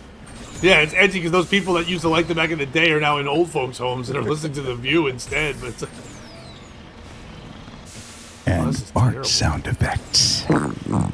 Okay, but Billy Joel, Howard, Billy Joel. Gary, shut up about Billy Joel. This is serious, honestly. Howard, what's your gut feeling? My gut? It says we keep going. We've got more laughs, more interviews, more outrageous moments left in us. To infinity and beyond. Howard, but Billy. Gary, if you mention Billy Joel one more time, why, I'll...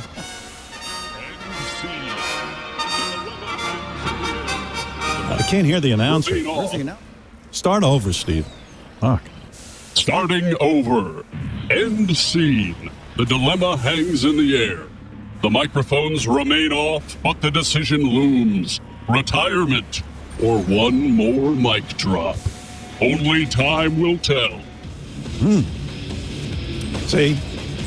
It never was resolved. Yeah. Okay, that's it. That was the whole script. I don't know why I made us all suffer through that, but I thought it was important to document what's going on. That was pretty bad, Carl. And there's more to this after the fact, and this is where it gets even cringier when they're being real and talking about what they just did. Before I do that, I just want to point out, I don't think I've seen this user before on this. 221 out of 336 is the username, which of course is John's ranking in high school. Pat is on fire. by the way, that's brilliant by them for that. That's take. great. That's awesome. I love that. Okay, so they do that thing, and then they start talking about what led to this and how they did it. By the way, the ChatGPT script wasn't much better, if you must know. Yeah. Did you read that one? Uh-huh. They're similar. Yeah. They're very similar. It's weird. Yeah, they're similar because they're all pulling from the known information in the world about how you suck. And it's a really boring show, so that's probably If I was Gary, I'd kill myself because that even AI is like, you're the most boring, annoying person in the world because Howard made him be that. It's like he stays off topic. And they're like, yeah, we're talking about this. He's like, I got tickets to something, and he just keeps yelling that. It's like, even AI thinks he's a worthless piece of shit. And yet, he's still third mic on this show now. I pointed that out. Stuttery John's rolling in his grave. Always better than John, no matter what. This is them patting themselves on the back after that. Fred's had the actual acting experience. He's safe. Yeah. Fred's a real actor. Well, I was working on sound effects for this last night and this morning. Yeah, you did great. Thank you. Fred's telling Howard he did great. And Fred was working on the sound effects for that and having that ready to go. This is a guy who's always been ready with the right drop at the right time. And now he's working on it ahead of time. Like, all of them rehearsed this. They read through it. They chose which script to read. I know I keep overstating this. I can't fucking believe this is happening right now. This is happening on the Howard Stern Show. There's only so many episodes they do. I gotta ask Monique how she feels about this. But this is the craziest part. This is the part where I went, there's no way this is real. By the way, if you do like the chat, I'll call it Chat GPT, even though it was Microsoft. If you like the AI-generated script and want to hear the continuation of the series, just write us in the fan mail. But if you've had enough of that and you don't ever want to hear it again, let us know. There will be no drugs and no. By the way, Apple is announcing new phones today with some sort of AI integration, which I'm excited Yes, about. that's what I'm waiting for, to get a new phone that has AI in it. Okay. Why would you be excited about AI in your phone after reading that script?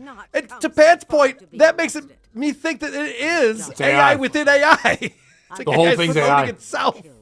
Yep. You're free to go. The whole thing is AI. Could you imagine reading that script and being like, all right, guys, write us in. Let us know if you like that, and we should do more of it. All right, Who bye. would like that? It's terrible. Okay. Well, Ian, we all know forever. Everyone knows Fred is brilliant and Fred does all the drops. Yes. But they never go, Fred is brilliant and does all the drops. Right. Fred had to go, I'm doing the drops for this and got it ready. Like AI Fred would fucking say if he was trying to be Fred. You're right. Holy shit. I don't think any of this is real. It can't be. I don't know how to feel. We got to get Colin Jost on this show. I don't know how to feel. I have one more clip on here because I believe this is a trial balloon. I mean, you could tell that Howard floated this out there like, guys, that wasn't great, but it wasn't terrible, right? Maybe we could do more of this. Check this out. I should just get a 3-hour script from ChatGPT and do the whole fucking show. See if anyone noticed. How about ChatGPT Day? Yeah. Well, let's get some feedback from the fans. See if Well, they're interested stupid. in this sort of thing. Wow. See if anyone notices. Howard, you better hope they notice. Because that would be the worst thing possible if you did a 3-hour show from a ChatGPT script and no one noticed. And if you're going to do this, if you're going to do AI, do it from the things we love. Artie Lang is back on the show. Gilbert Godfrey is here. Do AI them. Like, making the show good again. Don't just do AI now where you stink and you talk about a show about them retiring and if they should because they don't have it anymore is insane to do. Yeah, that's a weird prompt to put in there. Yeah. Like, and I guess Howard and Adam pointed this out brilliantly. He doesn't want any reference to his past, and then he has to address it. But could you imagine if the AI prompt was the Howard Stern show and there's a smoking hot porn actress in on the Sibian and Artie's there doing the anal ring toss, Lord of the anal ring toss. Or Howard's happily married and not next to some crazy PETA bitch. Like, you know, it's like fun things. Private Parts is coming out. Yeah. Back when they were good. By the way, my buddy Mike, who listens to the Stern show, and I always ask him if I should be playing any clips or anything like that. So we did the Tuesday after Labor Day they came back. Then there was a Wednesday show. I listened to some of it, but I didn't pull many clips from it when we did the show last week. But apparently Howard let it slip when they were in Italy that he had lost his phone. He's looking all over for his phone. And then Beth comes on, his wife, and says, yeah, and then you found it. It was in your room. They're in separate rooms when they vacation? That's fucking bonkers right there. This is a loveless marriage that Howard's in. Beth is in it for the money. Wait, do you think there was ever love? She was half his age, and like she was attractive for him, and it was like a good time. But like, no, she wanted to have it. She wanted to be a fucking entrepreneur and all that, and philanthropist. That's what she wanted to be. She wanted to hang out with This is the best way to do celebrities. it. She likes hanging out with celebrities. She was working on the David Letterman show when they met. She was like an intern or something. She just wanted to be around celebrities. And she's like, oh, Howard Stern knows celebrities. I'll just get with Howard Stern. But the fact they let things like that slip, I think, is crazy. Yeah. That's the thing I wish I would have grabbed. But thanks, Mike, for pointing that out to me. All right. We have a segment coming up. This is, of course, Pat's favorite part of the show. You know, it's no different than, you know, a police officer running to the scene of a crime or a firefighter running into a burning building. It's what I do. What I do. Tom Myers is back! Oh my gosh, just like Howard Stern came back from summer vacation, Tom Myers just came back from summer vacation. And I'm very excited about it. We start off, of course, All right, are we with this done this planet monologue. now? It's a longer monologue than usual. Is it AI? I want AI Tom Myers fucking monologue. Oh shit, we could definitely do that. Yeah, that would be great. I will work on that. Yes, make a note. We have Tom Myers' AI voice already in our super tip system. All we got to do is get ChatGPT to write Tom Myers jokes. Patrick Michaels super podcast. Yes, that's your AI. Those two co-hosting a show together. Oh, Dude, it's gonna be the longest joke ever. This is my exit strategy right here. I never have to do a show again. This is great. You're a workaholic. You can't help it. I don't know. Not if these guys are doing it for me. So it starts off. The problem with this monologue, I'll spoil this right away, is that Tom wrote jokes about things that happened months ago because he's been off for so long, and the entire monologue is just references to things that like everyone's past that now. So it starts off with the debate, not the debate from last night, mind you. No, the Biden-Trump debate from, what was it, 2 months ago now? I don't even know. It seems like forever ago. It was the end of June. Yeah, so it's so long ago. This is how he starts his show off. Hello, and welcome to a new season of Tom Myers versus the rest of the world. Well, in case you haven't noticed, a lot has happened since we were last with you this past June. There was the debate between Biden and Trump on CNN, who called its debate between Biden and Trump two very different visions of our country's future. That's an understatement, considering Trump's vision has us all in dissident camps as gaudy as his golf clubs. I don't either. Trump is going to have us all in dissident camps as gaudy as his golf clubs. Those two things don't connect in any single way. Dissident camps, I get. You know, it's like, oh, this guy's Hitler. He's going to throw you in the camp. Sure. And then it's going to be gaudy? Would it be like drab probably or something? He's going to spruce it up? Yeah. It's going to be like a casino, I guess? Auschwitz, more like Wowschwitz. Look at this place. It's fucking great. That's the first Yelp review. People are dying to get into this place. It's great. Why? And Do you why, know what I mean? And why is God? I know. Hacka. And why are his golf clubs gaudy? Are golf clubs ever gaudy? Doesn't even make sense. He has to throw in way too many fucking parts. I know we had to mention it was on CNN. It's like, you don't, these details are unnecessary for a joke, Tom. We're not informing people of shit. You're writing a joke. It's a monologue. Crazy. And yet, that's what we like about Tom. I know I say it every week, and I give Tom more advice to stop doing, but you're supposed to cut out the clutter. Like, you have to literally take your bit, each bit, you have to stop it every time you listen to it on a thing and go, ask it a question. Do I need to mention CNN? Right. Is it important to the joke? No, it's not. Okay, pull CNN out. Is gaudy a word? Do I know the word gaudy? No, I don't. I'll Google it and check it gaudy? out. No, they're not. Okay, it's okay. Am I saying dissident because I heard a Pearl Jam song from a long time ago and I want to use that in there? No, I don't. Then take it out. All right. This joke I think you're going to appreciate, Pat, because you are a comic. The debate was so panned that both Biden and Trump look like two ill-prepared comedians who lie and say, yeah, I can headline in do an hour. That's for the back of the room. So that was a joke for comedians. That was for the back of the room. They're going to get that back there. Like, oh, yeah, I've been there. Guy thinks he can do an hour. Can't. I mean, if you do tell yourself that those two guys are Chad Zumach and Ray DeVito, it's a good joke. Like, you know what I mean? I hate to say it. Okay. But they both would argue that they can do an hour. It's like, you can do an hour. Yeah. But does anyone want that hour? It's No like, one's arguing you can stand on stage for an hour with a microphone. Yeah. I could do a flip, but I'd also be paralyzed. Like, it's like what I want to do. But if he would have said Chad Zumach, then that would have been a better joke than it was. All right, there's more jokes about this debate. Of course, the media's reaction to the debate was... And this is the other crazy thing about this. Not only is everyone past this and moved on, and there's different people running for president now, and everything's changed, these jokes are so bad, you'd think that this guy, Tom, would just be like, all right, I don't need to tell these jokes. We're past this. They're not that great.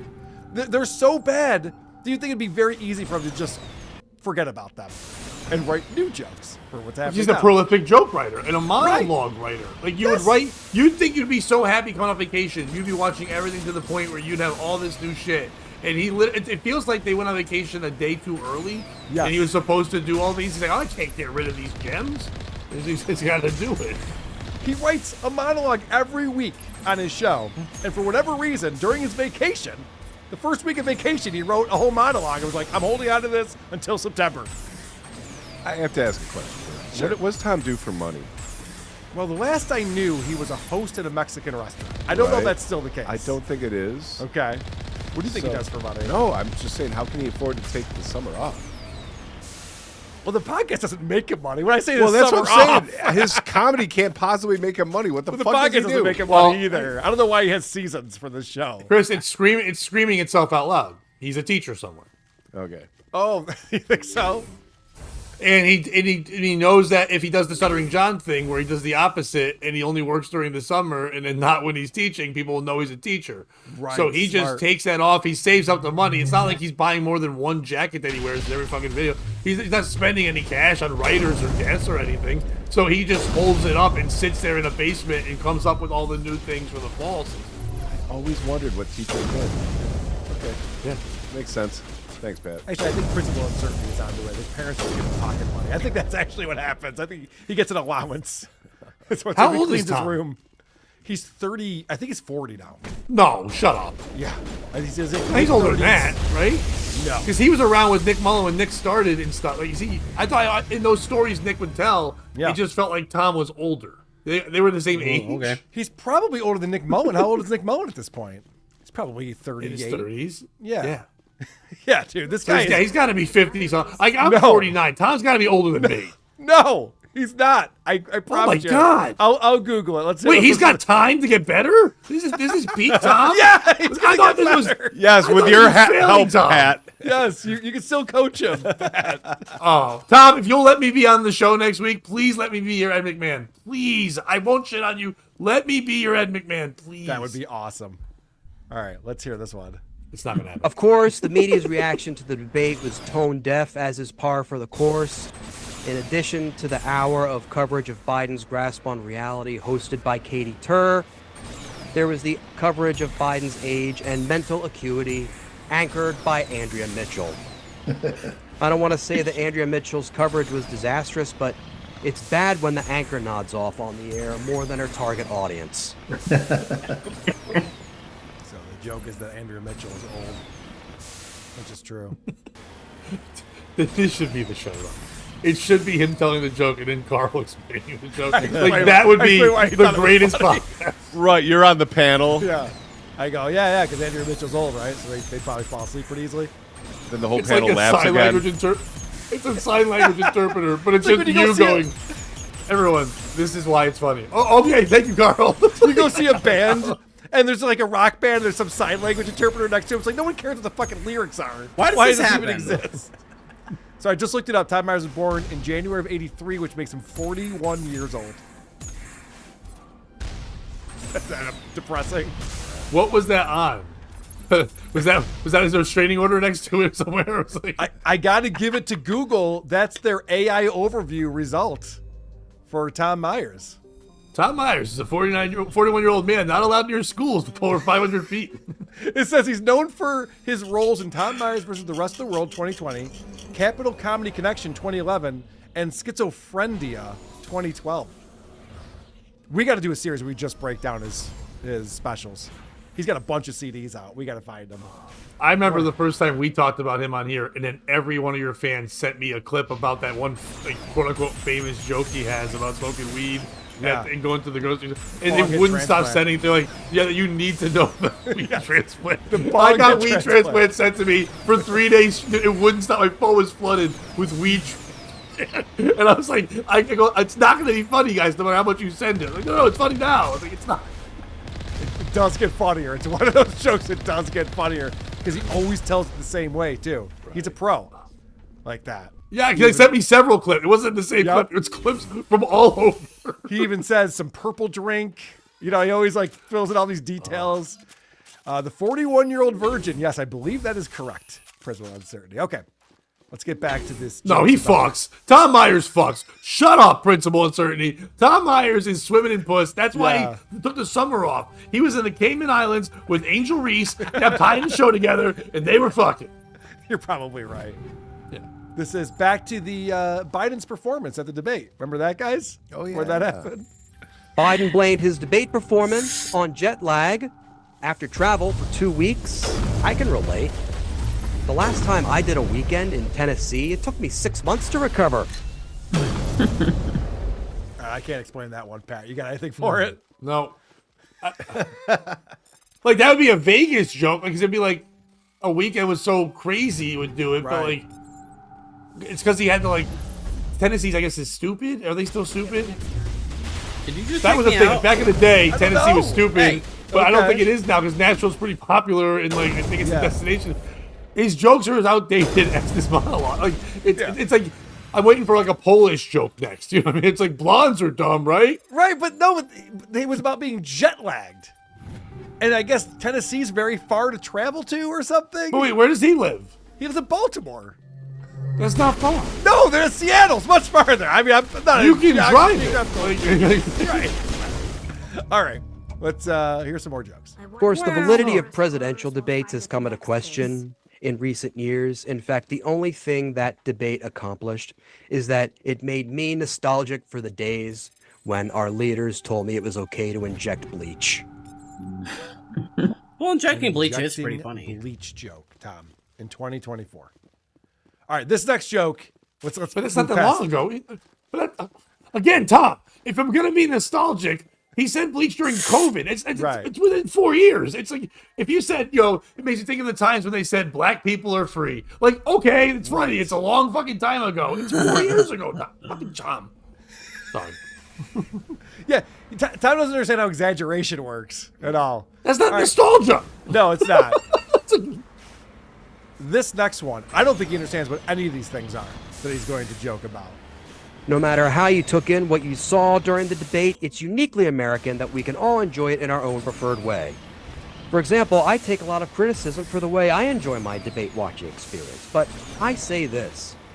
If my friends and I combining strip poker and a drinking game for various occurrences during the debate is an American, then I can't wait to welcome fascism this January and our new Russian overlords.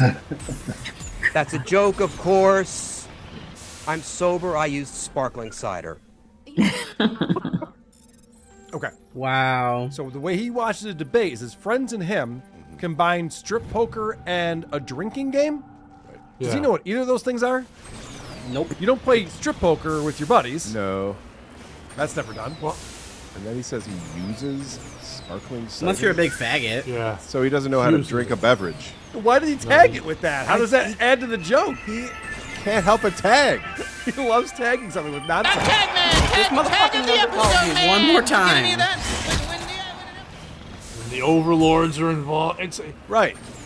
Why can't he just talk? Well, I don't understand why he can't just talk. Like, it's like, when I am sitting down and I am watching it, just say. Right. When I watch the debate, I would, I party, man. It's me and my friends. We're doing strip poker. I don't care if it's just dudes. We're wild that way. We're open-minded. Yes. We're getting crazy. We're drinking cider. We're fucking nuts. Not the hard kind. I'm not hard. They're not hard. Why should the cider be hard? You know what I mean? And then boom, it's like, I can't wait till the overlords come. Because I'm not coming. Hey, punching it up. This guy is the fucking coach right here. That's how Just you do talk. it. Just fucking talk, Tom. No, that's a great point, Pat. It's something I haven't realized. When he writes his jokes down, he types them out, he writes them down, and then he reads them. When you read it back, does it sound conversational? Does it sound like a sentence you would say? It never does. He should go back and change it to make it sound like something that someone would say off the cuff. That's how comedy works. We're supposed to think that you just came up with that idea.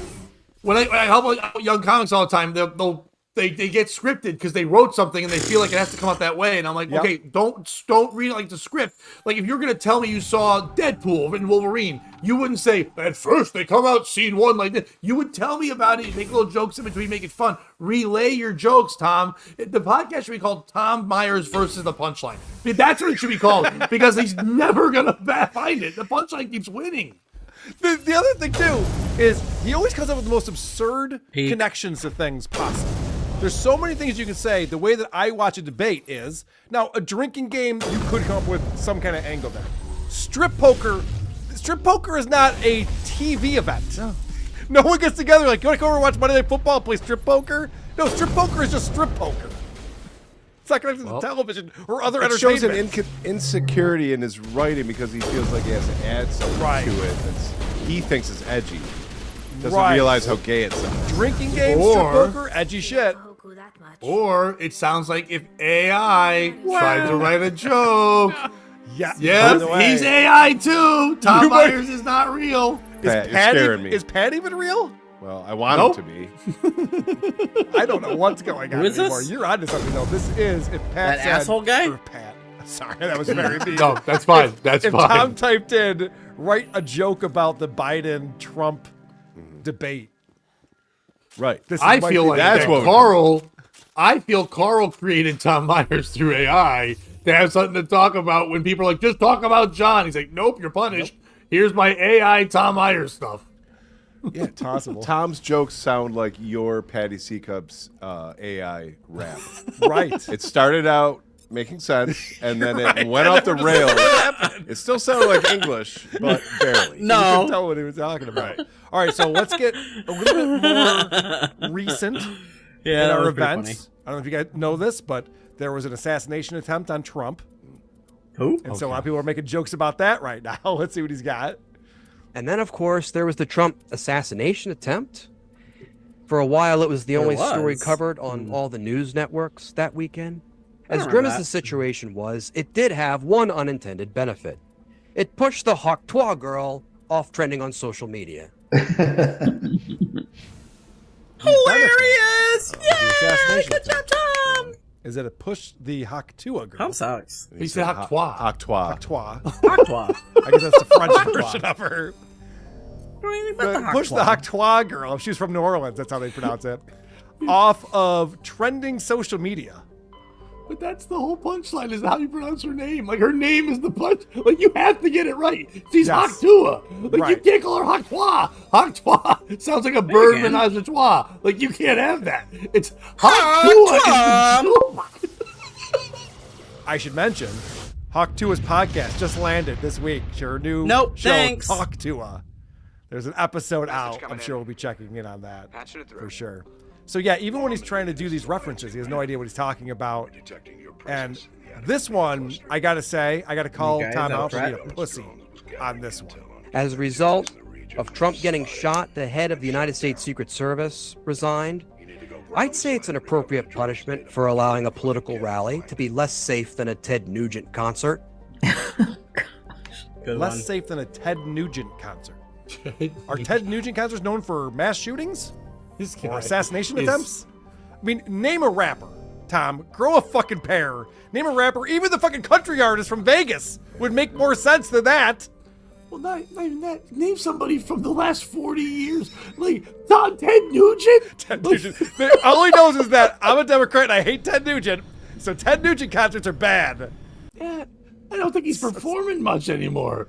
No, and if you do bring a gun to the Ted Nugent concert, he will beat you. Ted will beat you to it. He'll take you out before you can take anyone else out. So it doesn't make any fucking sense. Like Travis Scott. Like, literally, it's right Google for 1 second. People got trounced. It's very simple. It happens. Yes. Bad things happen at concerts, not Ted Nugent concerts. No one knows about anything that happened bad. Fucking idiot. He could have said Ozzy Osbourne and make more sense. Like, holy shit. Everything has to be in his dumb little world. And, like, you can't... Tom, sorry to look at you in the camera, Tom. You can't write jokes from your point of view. You have to write them so other people's point of view get it. It can't just be jokes to Tom's head. Right. Try and be relatable. Yes. Right. Like, it's almost like they have to know. And if not, instead of using all your fucking grandiose wordplay, fucking try explaining something first. All right, well, you're going to love this one. This is God damn it, great. there's more? Oh, yeah. This is more about the Trump assassination attempt. If there's one person who has to feel inadequate about this, it must be George W. Bush. I believe he probably looked at that incident and went, what, all I got was a shoe? I'm not interested, but thanks for asking. Remember when that happened? Yeah. The guy threw a shoe at George W. Bush. It's a great reference. You ever hear Nick DiPaolo's joke about that? It's one of the best jokes ever. What's that? He's like, they threw a shoe at a Bush, but they would never do that at Obama because he would just shine it. That would be a Nick DiPaolo joke right there. I opened for DiPaolo. He did that, and in the back of the room I was watching, and there was a couple watching, and the woman turns to the guy and goes, this guy is just racist. And the guy with a smile on his face goes, he's not just racist, he's so much more. It was my favorite reaction to a comic ever. It was That's great. Honey, don't sell him short. Grayson was just one of the things he brings to the table. He's also homophobic, hon. Yeah, that's hilarious. He's also very close-minded. You got to understand that. He's set in his ways. All right, let's hear the next one. So as a result of the debate, Biden's support eroded so much that he eventually dropped out. You know, in a rare moment of lucidity, shortly before Biden dropped out, Trump posted so many posts about Biden that he's like me when I go ahead and clean out all my social media draft posts. Okay. Is that a thing? Social media draft posts? Well, hey, I'm not familiar with this. Do you have a bunch of How deals he ready to go that you'd have? Yeah, he doesn't tweeted send yet? them. He writes them, and he's like, not yet, not yet, not yet. This is not a thing. And again, to your point about being relatable and telling things that people would but I was, understand. like, hunting, when I no clear big out deal. my draft, social media draft posts. That wasn't a joke. It wasn't even a joke. And the way he got to it, Not even he gonna tell me stumbled what all the these way things through are? it. All right. It's like, yeah, we get it. Biden stepped down. You could have just been like, Biden stepped down. Instead, because of the pressure that was on Joe Biden, he decided to step aside and then let Harris run. Like, yeah, we know. Like, assume we know that part, Tom. We do. Like he's writing monologues, right? You know, he does think of himself in the light of a Johnny Carson. I wouldn't say more update people. He's maybe Jay Leno is like the newest guy he's trying to be. But those two never told jokes about Johnny Carson and Jay Leno. They told jokes about people were talking about and made that joke. Tiger King, like, shit like that. Like that would be the punchline. Whatever thing you're watching would be that. It's like Bill Cosby, he can't go to sleep. Like it would be something like that. Not if I was Bill Cosby, I would put them to sleep with my drafts from my Facebook, not pills. Right. You can't talk about your personal life as the punchline. Like, we don't know you, Tom. We don't know how much you're drafting posts for social media. We're not familiar with that. Yeah, and if we loved you, we wouldn't be verse you, because we're the world. Like, your whole show is like, we don't like you. Like, if it's Tom Myers loves the world, then I would get it. But Tom Myers hates all of you and is fighting you all the time. So then why would I know your point of view? You're not Ray Romano. It's not everybody loves Tom Myers. It's very different. It's the opposite. It's everybody has no idea who Tom is. Yeah. That's a sitcom. I'm actually impressed that Google knew how old he was. That's amazing. All right. It's a different Tom Myers. That's why I read the credits on there, too. I'm like, there's no way, but it did. All right. And props to Google for knowing that. It's amazing. Good service right there. 41. AI service. Yeah. Looks like shit. Never looks good.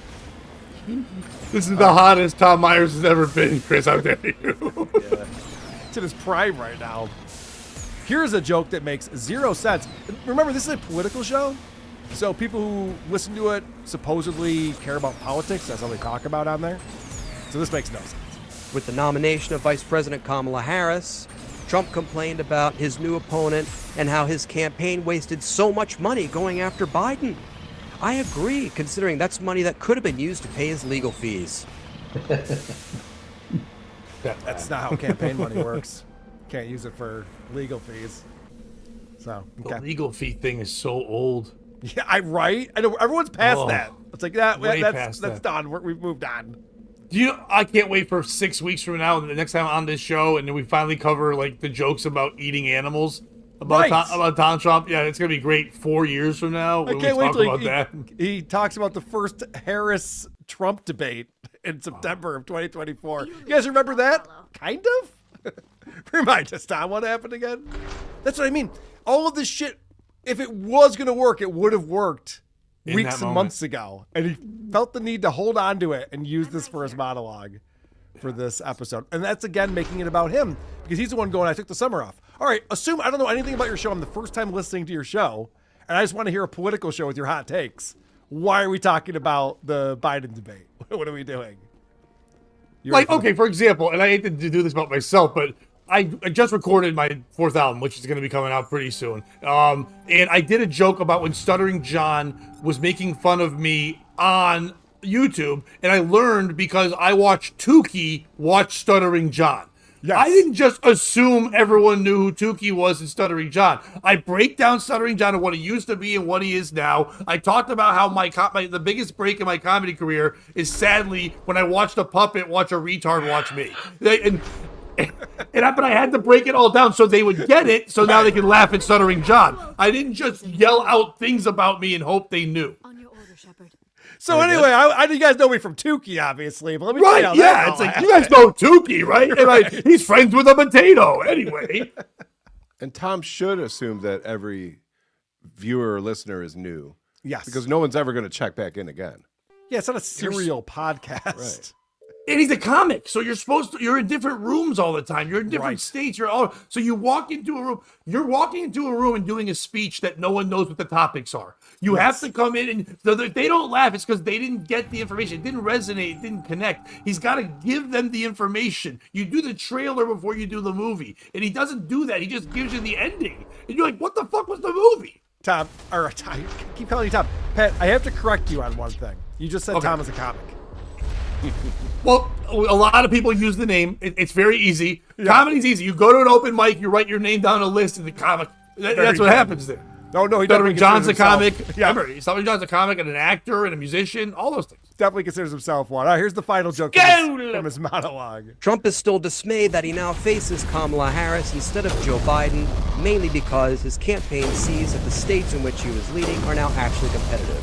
Or to put this in terms relatable to anyone who may have joined us from Jeff's podcast, I can't believe Donald Trump blew a 6-state lead. And now on with the show. Please join me in welcoming Jeff Heisen, Gina Brown, and Polite Kitty. All right. So he referenced Jeff Heisen's New York Mets podcast without explaining what that was. Everyone's supposed to understand what that is. Only I do. I'm the only one who knows Jeff Heisen's podcast. You just said Jeff. Yeah. Oh, Jeff. Yeah. Oh, yeah. It's like Jeff's podcast. Get it? All right. So one of the things I love to highlight on here is that when he goes to the panel, he starts out by asking the dumbest question you can ask 3 people on a show. How's everyone's summer? Or how's everyone doing? Or how was your week? It's like, how do you respond to that? There's 3 of us. What do you mean? But Jeff is always ready with a zinger. Jeff always has something prepared to say to Tom, and this is no exception today. How was everyone's summer? Tom, I'm so excited to be here. I was on a call with second gentleman Doug Emhoff, and I got off that call to be with you. That's how excited I am about a new season of the podcast. Oh my gosh, Jeff. No, okay. No, we can't compete. We're not ready for Jeff. No. You've been waiting all summer to say that, haven't you? What do you mean we can't compete? No one even reacted to that. Who's second gentleman? Whatever the fuck. So he was on the phone with Kamala Harris's husband. And they're calling him the second gentleman? Like Yes. he's going to be like the first lady? Right. He's the second gentleman. He's the Oh, second that's gay. gentleman. And for some reason, Jeff Heisen was talking to him on the phone and said, I got to go, man. I got to do Tom Meyer's podcast. And it was so poorly written and executed that everyone went, okay, is that true? Or Right. They're wondering. what do you mean? What do you mean by that? Do you think Tom writes their zingers? Because that felt red. I think Tom writes what they're for them to say. Oh, that would be an interesting thing to ask Jeff Heisen. Now there's conspiracies going everywhere. It's just the Howard Stern segment. Because that's also an AI type thing. Yeah, It's right. like, Yeah, right. Is anyone Jeff writing would say anything? this. Yes. And Kitty would say this. Is anyone writing anything for each other anymore? Because the response of I can't compete is like what Robin was saying. That's terrible. Like it doesn't really fit, but it's there. You're right. Like AI. The reaction is how you'd react to something that was funny. Oh, Jeff, we can't compete with that kind of humor. And it's like, well, no, he just bombed. So you're right. That is how AI would respond to that. It's not connected at all. You know what? I can't compete with bombing either. It's very hard. So it's like It's he's difficult. not wrong. Well, Jeff, so this is another joke that Tom has prepared. And Jeff's reaction to this, he loves this joke. There is a lot at stake this year. If this country re-elects Donald Trump, then the world will be in shock. So much in shock that Great Britain has promised to retaliate by sending back Piers Morgan. Are you kidding me with this shit again? The world will be in shock, so much in shock, that Great Britain will retaliate by sending us Piers Morgan. Ugh. But wait, I thought we had Piers Morgan right now. No, I think We Piers have- Morgan is in the UK. Is he bad? But he does do a lot of things in America still. Right. I mean, it's not like, why would they send him back? Why would being in shock impose retaliation? Like Well, you're like, oh my god, I don't know what to do with this. I better give you Pierce Morgan until I can figure this out. Also, Trump was already elected president, and I think that was actually quite shocking for people. Yes. If he was elected this time, I don't think it would be that surprised. He'd be like, well, yeah. I don't know if you know, back then when Trump won the presidency, they sent us Idris Elba. Like, that was a different thing they sent us. And now we get a different English guy. Yeah, that was the big Idris Elba. They actually did send a Spice Girl to us. I'm pretty sure that is a It was a Mel B and a player to be named later was involved in the trade. Again, punching up his jokes for him. Yeah, we both just killed it on his joke. All right, so Abby Mello is a longtime co-host on this show. I have some really bad news for you, but then you're going to hear some really good news. With Abby Mello not only retiring from this podcast, but also from comedy, I am the closest thing the Baltimore, D.C. comedy community has to being a doctor. Abby Mello retired from comedy? Can you retire from something if you don't make any money from it? I make that joke to people every time they tell me they're quitting. I'm like, you've never been paid. You can't quit. You're just leaving. You're just not going to show up here anymore. I retired from basketball many years ago. I don't know if you guys knew that. Anyway, so wait, go no, but real quick. So again, that joke is about the Baltimore open mic scene. Yes. You get it? I mean, but is that who's listening? He's doing a political show for the Baltimore open mic scene. He doesn't know. He doesn't know. I don't know. He doesn't know. We don't know. It's impossible to tell. That's his demographic. That hopefully the Abby fans are listening. But then right after he talks about Abby retiring, which is a bummer, here's the good news. And with that terrifying note, it's time to bring on our guest. Please join me in welcoming to the show retired Army Major, former state senator, former congressional candidate, former presidential candidate, and podcast host, Richard Ojeda. Woohoo! Thank you, Tom. Thanks, guys. Richard Ojeda is a guest on Tom Myers versus the Rest of the World, and why wouldn't he be? That's very exciting. Tom even says, I check out your podcast all the time.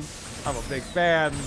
And my initial plan was to break down this interview, but of course, with everything Richard Ojeda, it's impossible because it's just Trump's the worst, Trump's a liar.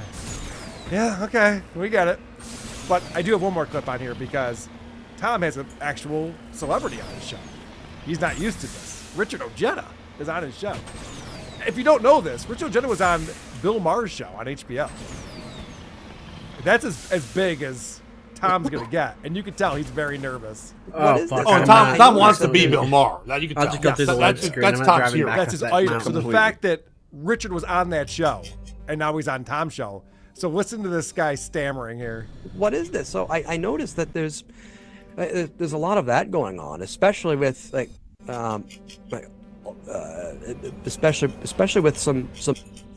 Oh, I don't hear Tom do that very often. That's rough right there. And he does edit these shows. Because there was another 17 minutes that weren't part of this show that he put out on YouTube that were more of this interview with Richard Ojeda. So I think he was a little old. He's a nervous girl. Like he is. He's smitten.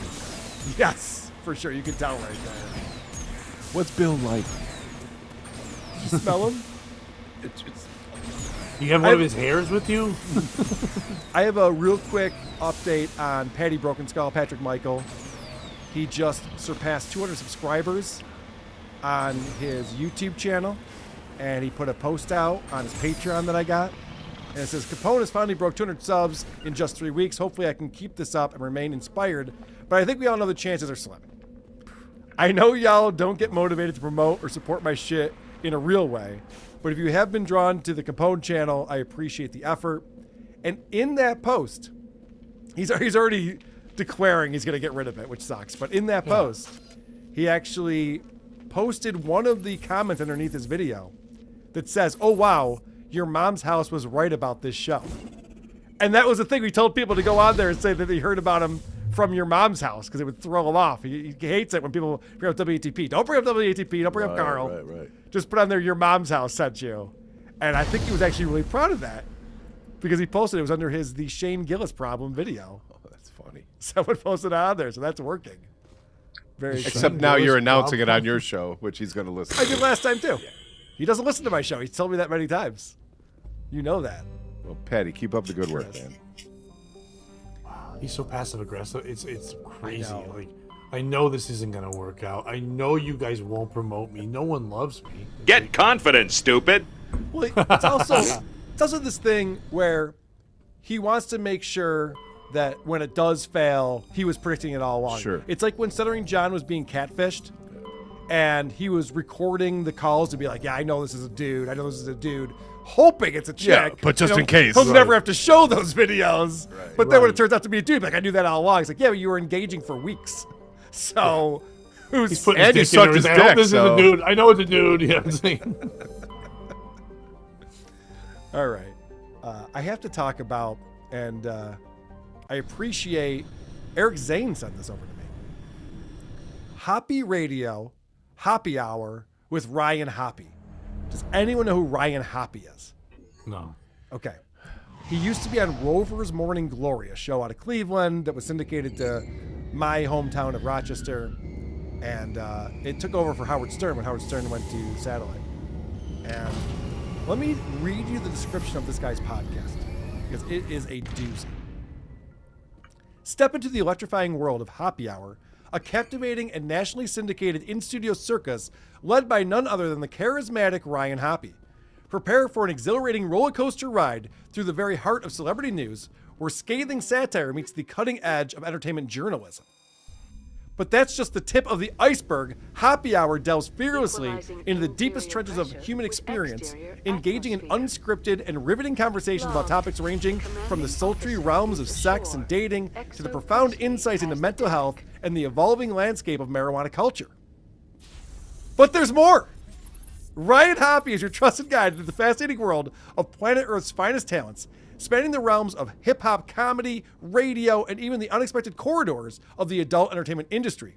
With each episode, the excitement of anticipation swirls, for you truly never know which luminary he might have in the hot seat. Picture this. It's a sunrise rendezvous with the stars, distilled into the captivating format of a morning radio show, reborn as a podcast that has set the industry Damn, he just get insta-gabbed? Recognized and celebrated, Hoppy Hour has secured its place in the annals of podcast history, consistently nominated as the best local podcast since 2015, and proudly wearing the crowns of victory in 2015 and 2017, prepare to be awed, amused, and thoroughly entertained. Now that's AI. That's crazy. Yeah. Oh my God. That's That's setting the What happened? expectations a little high, don't you think? Yes. No, what happened in 2016? What? Yeah, what happened? Tough year. What happened, Ryan? What happened? So, the reason why we're talking about this podcast is because he recently had a guest on. Wow! By the name of Chad Richard Zuma. Ojeda. Richard Why you look like no, that? this one is Chad Zuma. It's time to mock Zuma.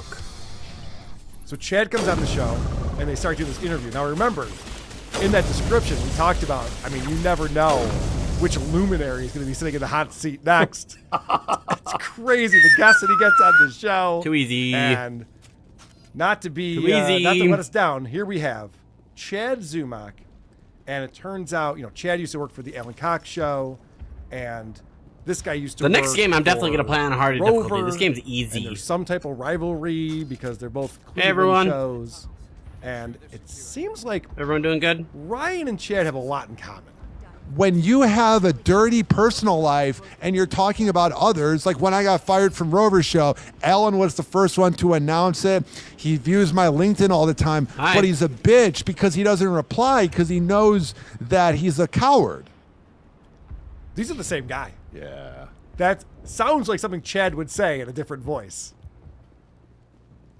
He's a bitter ex-radio guy. Like bitterness. Like you get that just from that one sentence. You're like, oh, this guy's bitter about. Oh, he sounds like Imholt too. Yes. Yes. And they another want fighter to. radio guy. All sidekicks want to get together to be like, it's like lots of Vietnam vets who are like, the war was weird. We didn't know, everyone. we weren't winning, we weren't losing. No one remembers us, but we're here together, right? You also went through this, right? Like you were a bitch. That's what you were. Yes. I've been a third mic on many radio shows. Even if I'm not on them anymore, I thank them for the time, but who gives a fuck and you move on? They'll hold on to it because these dummies thought that one day they were going to have the morning show is crazy. These guys have not moved on. And that's actually another parallel to Stuttering John, who, when Howard was going to retire from Sirius, he's like, I should take over the show and be the host of the Howard Stern Show on Sirius. I'll keep Robin and Gary and Fred. Bitch, I You really believe. think that? That's what you think? You think you're the Howard Stern? But you're right, though, Pat. All of these guys, I know I'm agreeing with you too much. All of these guys come on here and they go, I start off as the intern. I get the coffee real hot for people. Then I get on the third mic and eventually it's my show. And it never works out that way. In order to make it in radio, you have to travel from market to market to market and continue to have bigger and bigger roles, starting in smaller markets and then larger markets, and that's how you build a career. These guys get on one show and they think, oh, I'm good for the rest of my career. Fuck in you guys. radio. I'm going back over here. It's because they believe the personality, but like, did you ever get talked to by somebody in management, in the offices, people that actually make the decisions? Because the guy on the mic just wants you to be a stupid piece of shit that he can shit on, and no one even knows you're on the show. Like, they don't really, like, they're not listening every day like you think they are. Right. The way you're moving up is when someone from management goes, hey, can we sit down and talk about a future here? All right. If you've never had that conversation, which neither of those guys have ever had, Right. you're not even really hired. You're just the guy who's hosting. Alan or whoever was just like, I need $50 to give this Chad guy, and they're like, who? Like, I don't know. Does he get coffee? Maybe. Here's $50. Honestly, third mic on the afternoon drive show, I guess the next step would be doing overnights. Like, but you're the host. You know, that's what happened to Sam Roberts. Is he was an intern and then he was a producer on the Opie and Anthony, and then eventually he got to do a late night show. Damn, that is one hell of a Always the magazine. morning DJ, but you don't If go they from feel like investing in it. But nowadays, radio's not hiring radio people. They're hiring personalities and teaching them how to guard an iPod. That's why people are mad at me when I got jobs at radio because I came in as a guest they liked. And they're like, oh, we want to teach you how to do radio. So down the road, maybe you're a morning show person. But all these guys like, we learned radio. It's like, yeah, but no one, that's not the world anymore. You have to be able to talk. You have to be able to be entertaining. We can teach you how to push a fucking button. And we see how bitter Howard is about this. We documented that last week, where Howard's all mad that Smartless and these people are making these big That's contracts fine, we'll be all right. when they didn't pay their dues in radio like you're talking about. And these people Damn, don't she did realize as that role is fuck! over. What's nuts about this is these are two bitter assholes who feel like they were slighted by their shows, and Chad has this flex. And by the way, his show every day is live on YouTube. Talking about Alan Cox, the show he used to be on that's still on the radio in Cleveland. Who cares? His show every day is live on YouTube, and it's been live on YouTube for years. Yeah. He gets like I'm 74 exploring. live views, and I get like 400. Mm-hmm. So more people are watching me than an actual terrestrial radio show. So I called him out because I'm like, but nobody gave a fuck. Nobody cares. He ended up blocking me on everything, which is so funny. Couple things here. First off, Alan Cox is not a YouTube show. Your show is. Do you think you have more live listeners than Alan Cox does? You don't. They put it on YouTube, they simulcast it, but he's on the radio, he's on a frequency, FM frequency. That's what And the he's show probably is. also on Twitch, and he's probably on 12 other places because they put it there. Why? To cut video clips to put on TikTok and Instagram to try to get young people to hear radio. Yes. They're only doing it for the clips because in radio they have to get the young people to go, why would I listen to this? We have to get a hot little thing to grab them and go, this is the conversation, the fun thing. They don't care about it. That's just their secondary. They don't even know if there's views. They don't promote it. They don't go watch us on YouTube. Right. They don't say any of those things. They don't at all want you to because they watch don't on want you to. YouTube. They want you to listen on FM where you hear the commercials. Because the cameras aren't even set up well. They're not moving. They're literally just tiny little cameras in front of each person there, camera 1, camera 2, whatever, and they hope to get a little clip video so they can pop up things in between. It's a young person who's working the boards trying to get people to go to the next mile to keep these 60-year-olds working till they're 70. So the fact that Chad compares that, and again, we're not even talking about real numbers. They have 70 people watching, I have 400. That's the same. Chad, that's the same. You're not in show business. That 400 people watching live, and I don't understand why people are obsessed with live viewers anyway. We do live shows and we leave the video up, and then thousands and thousands of more people see it. Chad takes all his videos down for some dumb reason. He's an idiot. And I'm not even shitting on it, but even Chad, when he goes on Brennan, the amount of, was it 1,000, whatever there was, 800, whatever the number is. Yeah. That's the amount of people that just turn off their radio to get their kids out of the car every 2 minutes to Alan Cox. And I'm not shitting on him. No. He just doesn't understand how many fucking people in a small area. The only reason why radio still works is because you can't do local shit on podcasts. Like Tom Myers trying to do local shit on his fucking podcast. You can't do it because it doesn't work. You listen for your traffic and you listen for your high school scores. Right. Scorch is still trying to do a local show on YouTube. He's got all these local sponsors. And you see the same thing with Aaron Imholt and Steel Toe, local sponsors trying to do a local thing. It's like, yeah, stop doing that. My buddy Eric Zane does that. But stop doing that. You got to do a show for everybody because you're going everywhere now. And so you want to build as big an audience as possible. I'm watching 300 miles away and I'm being told I can get a coupon to get wings somewhere in Minneapolis. Like, what the fuck is that? Like, Good wall. If you ever need a tow in St. Cloud, Minnesota, like I don't. I never will. No. But thank you. I'll kill myself if I need a tow in St. Cloud, Minnesota. And the other thing that Chad said there at the end of that clip is he goes, yeah, and I was reaching out to Alan Cox and telling him I have more views and he blocked me. This is the mentality of, and no offense to Ian Hawke, he's at the Ian Hawke level of trolling. It's like, Chad, you should be above this. You have a show. You claim to be this guy who's hung out with all these famous people and have a career, still have a career in comedy, and you're proud of being blocked by someone. That's what trolls do. They see it as a victory. Like, yeah, I fucked with him so much, he blocked me. Yeah. Cool. Neat, bro. A human being need to remove you from his life because you're annoying. That's not a brag. Another win, buddy. Good job. Congrats on that. So the reason why Chad's on this guy's show is because this guy is getting into the Dabbleverse. But the new thing, and I've been talking about it, you can say, no pun intended, I've been dabbling in it, is commenting on this weird Dabbleverse. And it's the most bizarre thing I've ever seen, because I'm not just saying this to kiss your ass because you're my friend, but you're definitely the most talented comedian. You and Kevin Brennan are pretty good, a part of this whole thing, but you got all these wannabe midlife crisis 55-year-olds that think they're funny, and it's pathetic.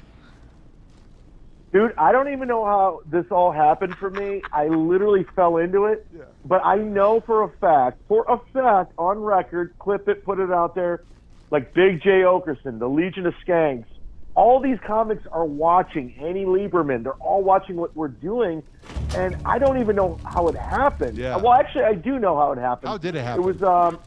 It was a pile-on with Carl from Who Are These Podcasts. And whoa.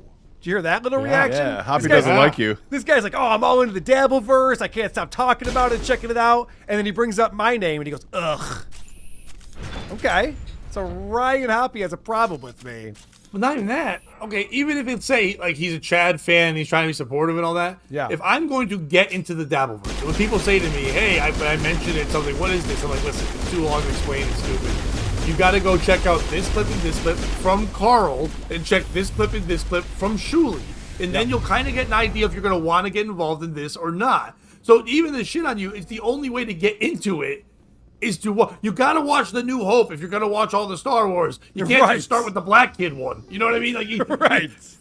You got to get in there to understand if you're going to feel it out or not. So even like shit on that, he should know who you are if he's getting it. If not, he's only getting it from what Joey C and the Joey C dancers or good what point. they do. It's like, and he even says on there, he goes, the only people who are funny in this Dabbleverse, it's all 55-year-old guys who suck and they're not funny. The only funny people are you and Brennan. And to that, I always ask when people say that Chad's funny, is he even trying to be funny on his show? I don't watch it all that often, but every time I watch Chad on his show, he's not even trying to be funny. There's no attempts at jokes. Oh, he always sounds angry. He's just angry. He's just angry and he's being a little bitch. And then he's like, oh, I'm funny and Carl's not funny. And the lies that come out of Chad's mouth. Listen to this. Finally, it was so to the point where I was like, I got to say something. And I just started beefing with him.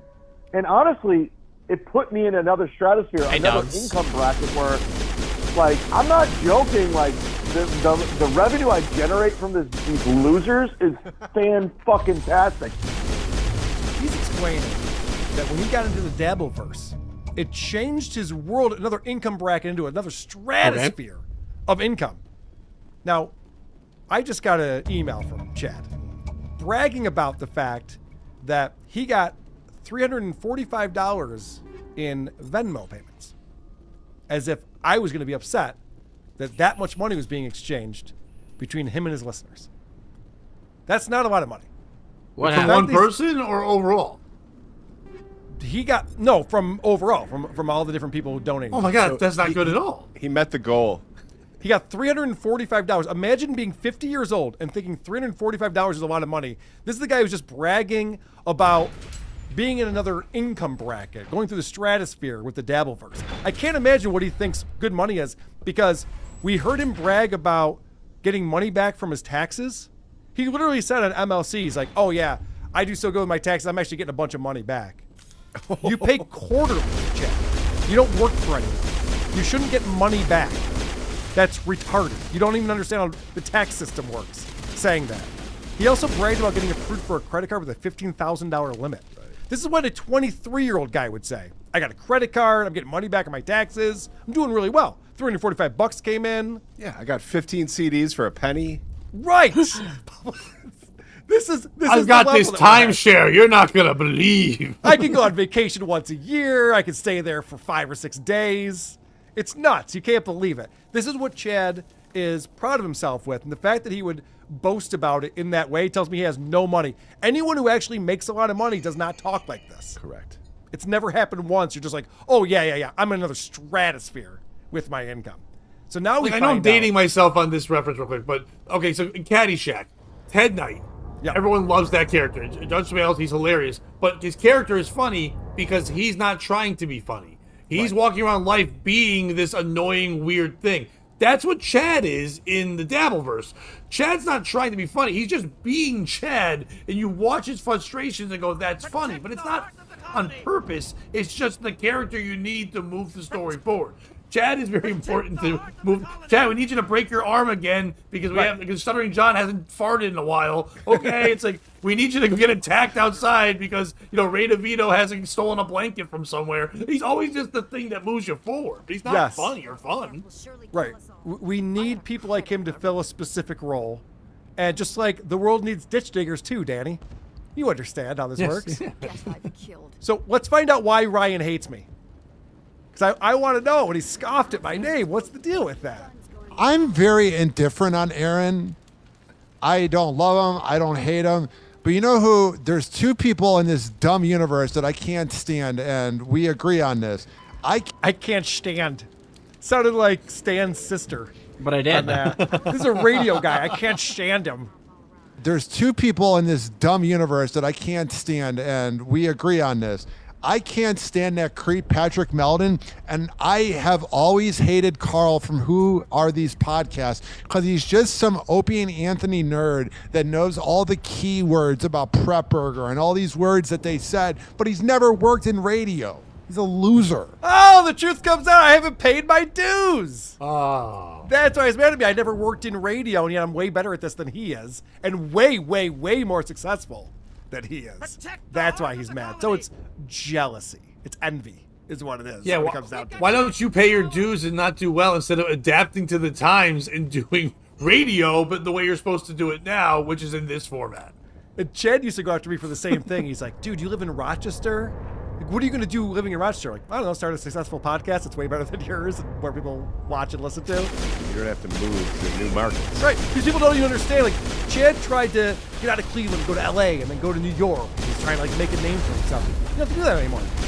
You just do a show on YouTube. You don't have to go be an intern for 5 years and not make any money and battle through radio shit and politics when you have the skills and the voice to do something, and you can do it on your own without having to go through people's jealousies. That's what a lot of guys, there's so many good podcasts out there 30 years ago would be great radio personalities. It's just not the time. The fact you want to be a radio guy there. Why do I do it? Because in local markets, it helps me sell 20 more tickets when I'm at the Stress Factory in Bridgeport this Friday.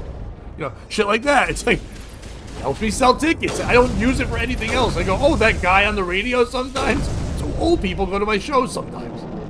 But he really just showed what the actual issue is with me is pure jealousy because it's this paying your dues thing that everyone likes to make fun of Shuley for. He didn't pay his dues.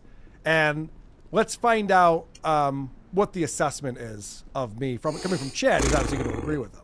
No, he's a total ball washer. He got he got popular during COVID because Anthony Cumia would promote the shit out of his stuff. Yeah. And his Patreon's actually very healthy, but he ripped off Jocktober. Yes. And he's not a funny guy. If you really watch him, he's not funny. He prepares well.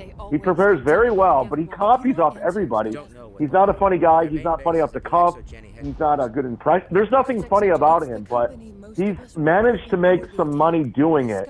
But I have no respect for him because there's really no creativity coming from him. Now, that would hurt. It's a fair assessment. That would hurt if it came from someone who had any amount of creativity. What has Chad ever done that you would consider creative? The Cumia Country Lie.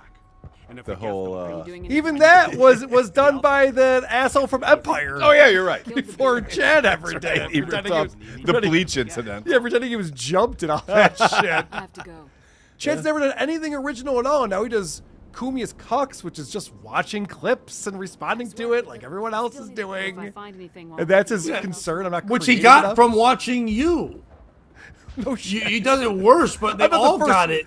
I'm not the first one to do it, but... No, but Carl, in their world you are. Yeah, in their dumb world where they weren't on a thing. Even, Brendan was late to it, but they never watched videos or went to other shows and tied into universes together. Like, as much as these morons might hate you because you expose them for the dorks they are, like, they should be thankful that I and other people know about them more and we'll go watch it because you're like, look how bad this is. And I'll go, you know what? It can't be that bad. And then I go watch it and I go, oh my God, Carl is right. This is that bad. But like, he must be lying about it. He's exaggerating. Stuttering John's pretty good. But you constantly are promoting people that hate you. Like, there isn't a more noble fucking thing than like, hey, this guy's calling me gay every week. Here's a bit on him. I can't tell you how many times I get notes from people. And this is crazy to me. I still can't believe this is true. I just got an email from a guy in Germany because I put out there, I'm like, if you're overseas and you are in the Dabbleverse, how did you get here? How do you know about Opie and Anthony and Howard Stern and Stuttering John? It doesn't make any sense to me. This is very much a northeast of the United States kind of world that we live in. It's expanded out to all of these different places. And so, yes, I've actually gotten notes from people who say, I didn't know anything about Stuttering John. I never heard of him. I learned about him through your show. I get that all the time.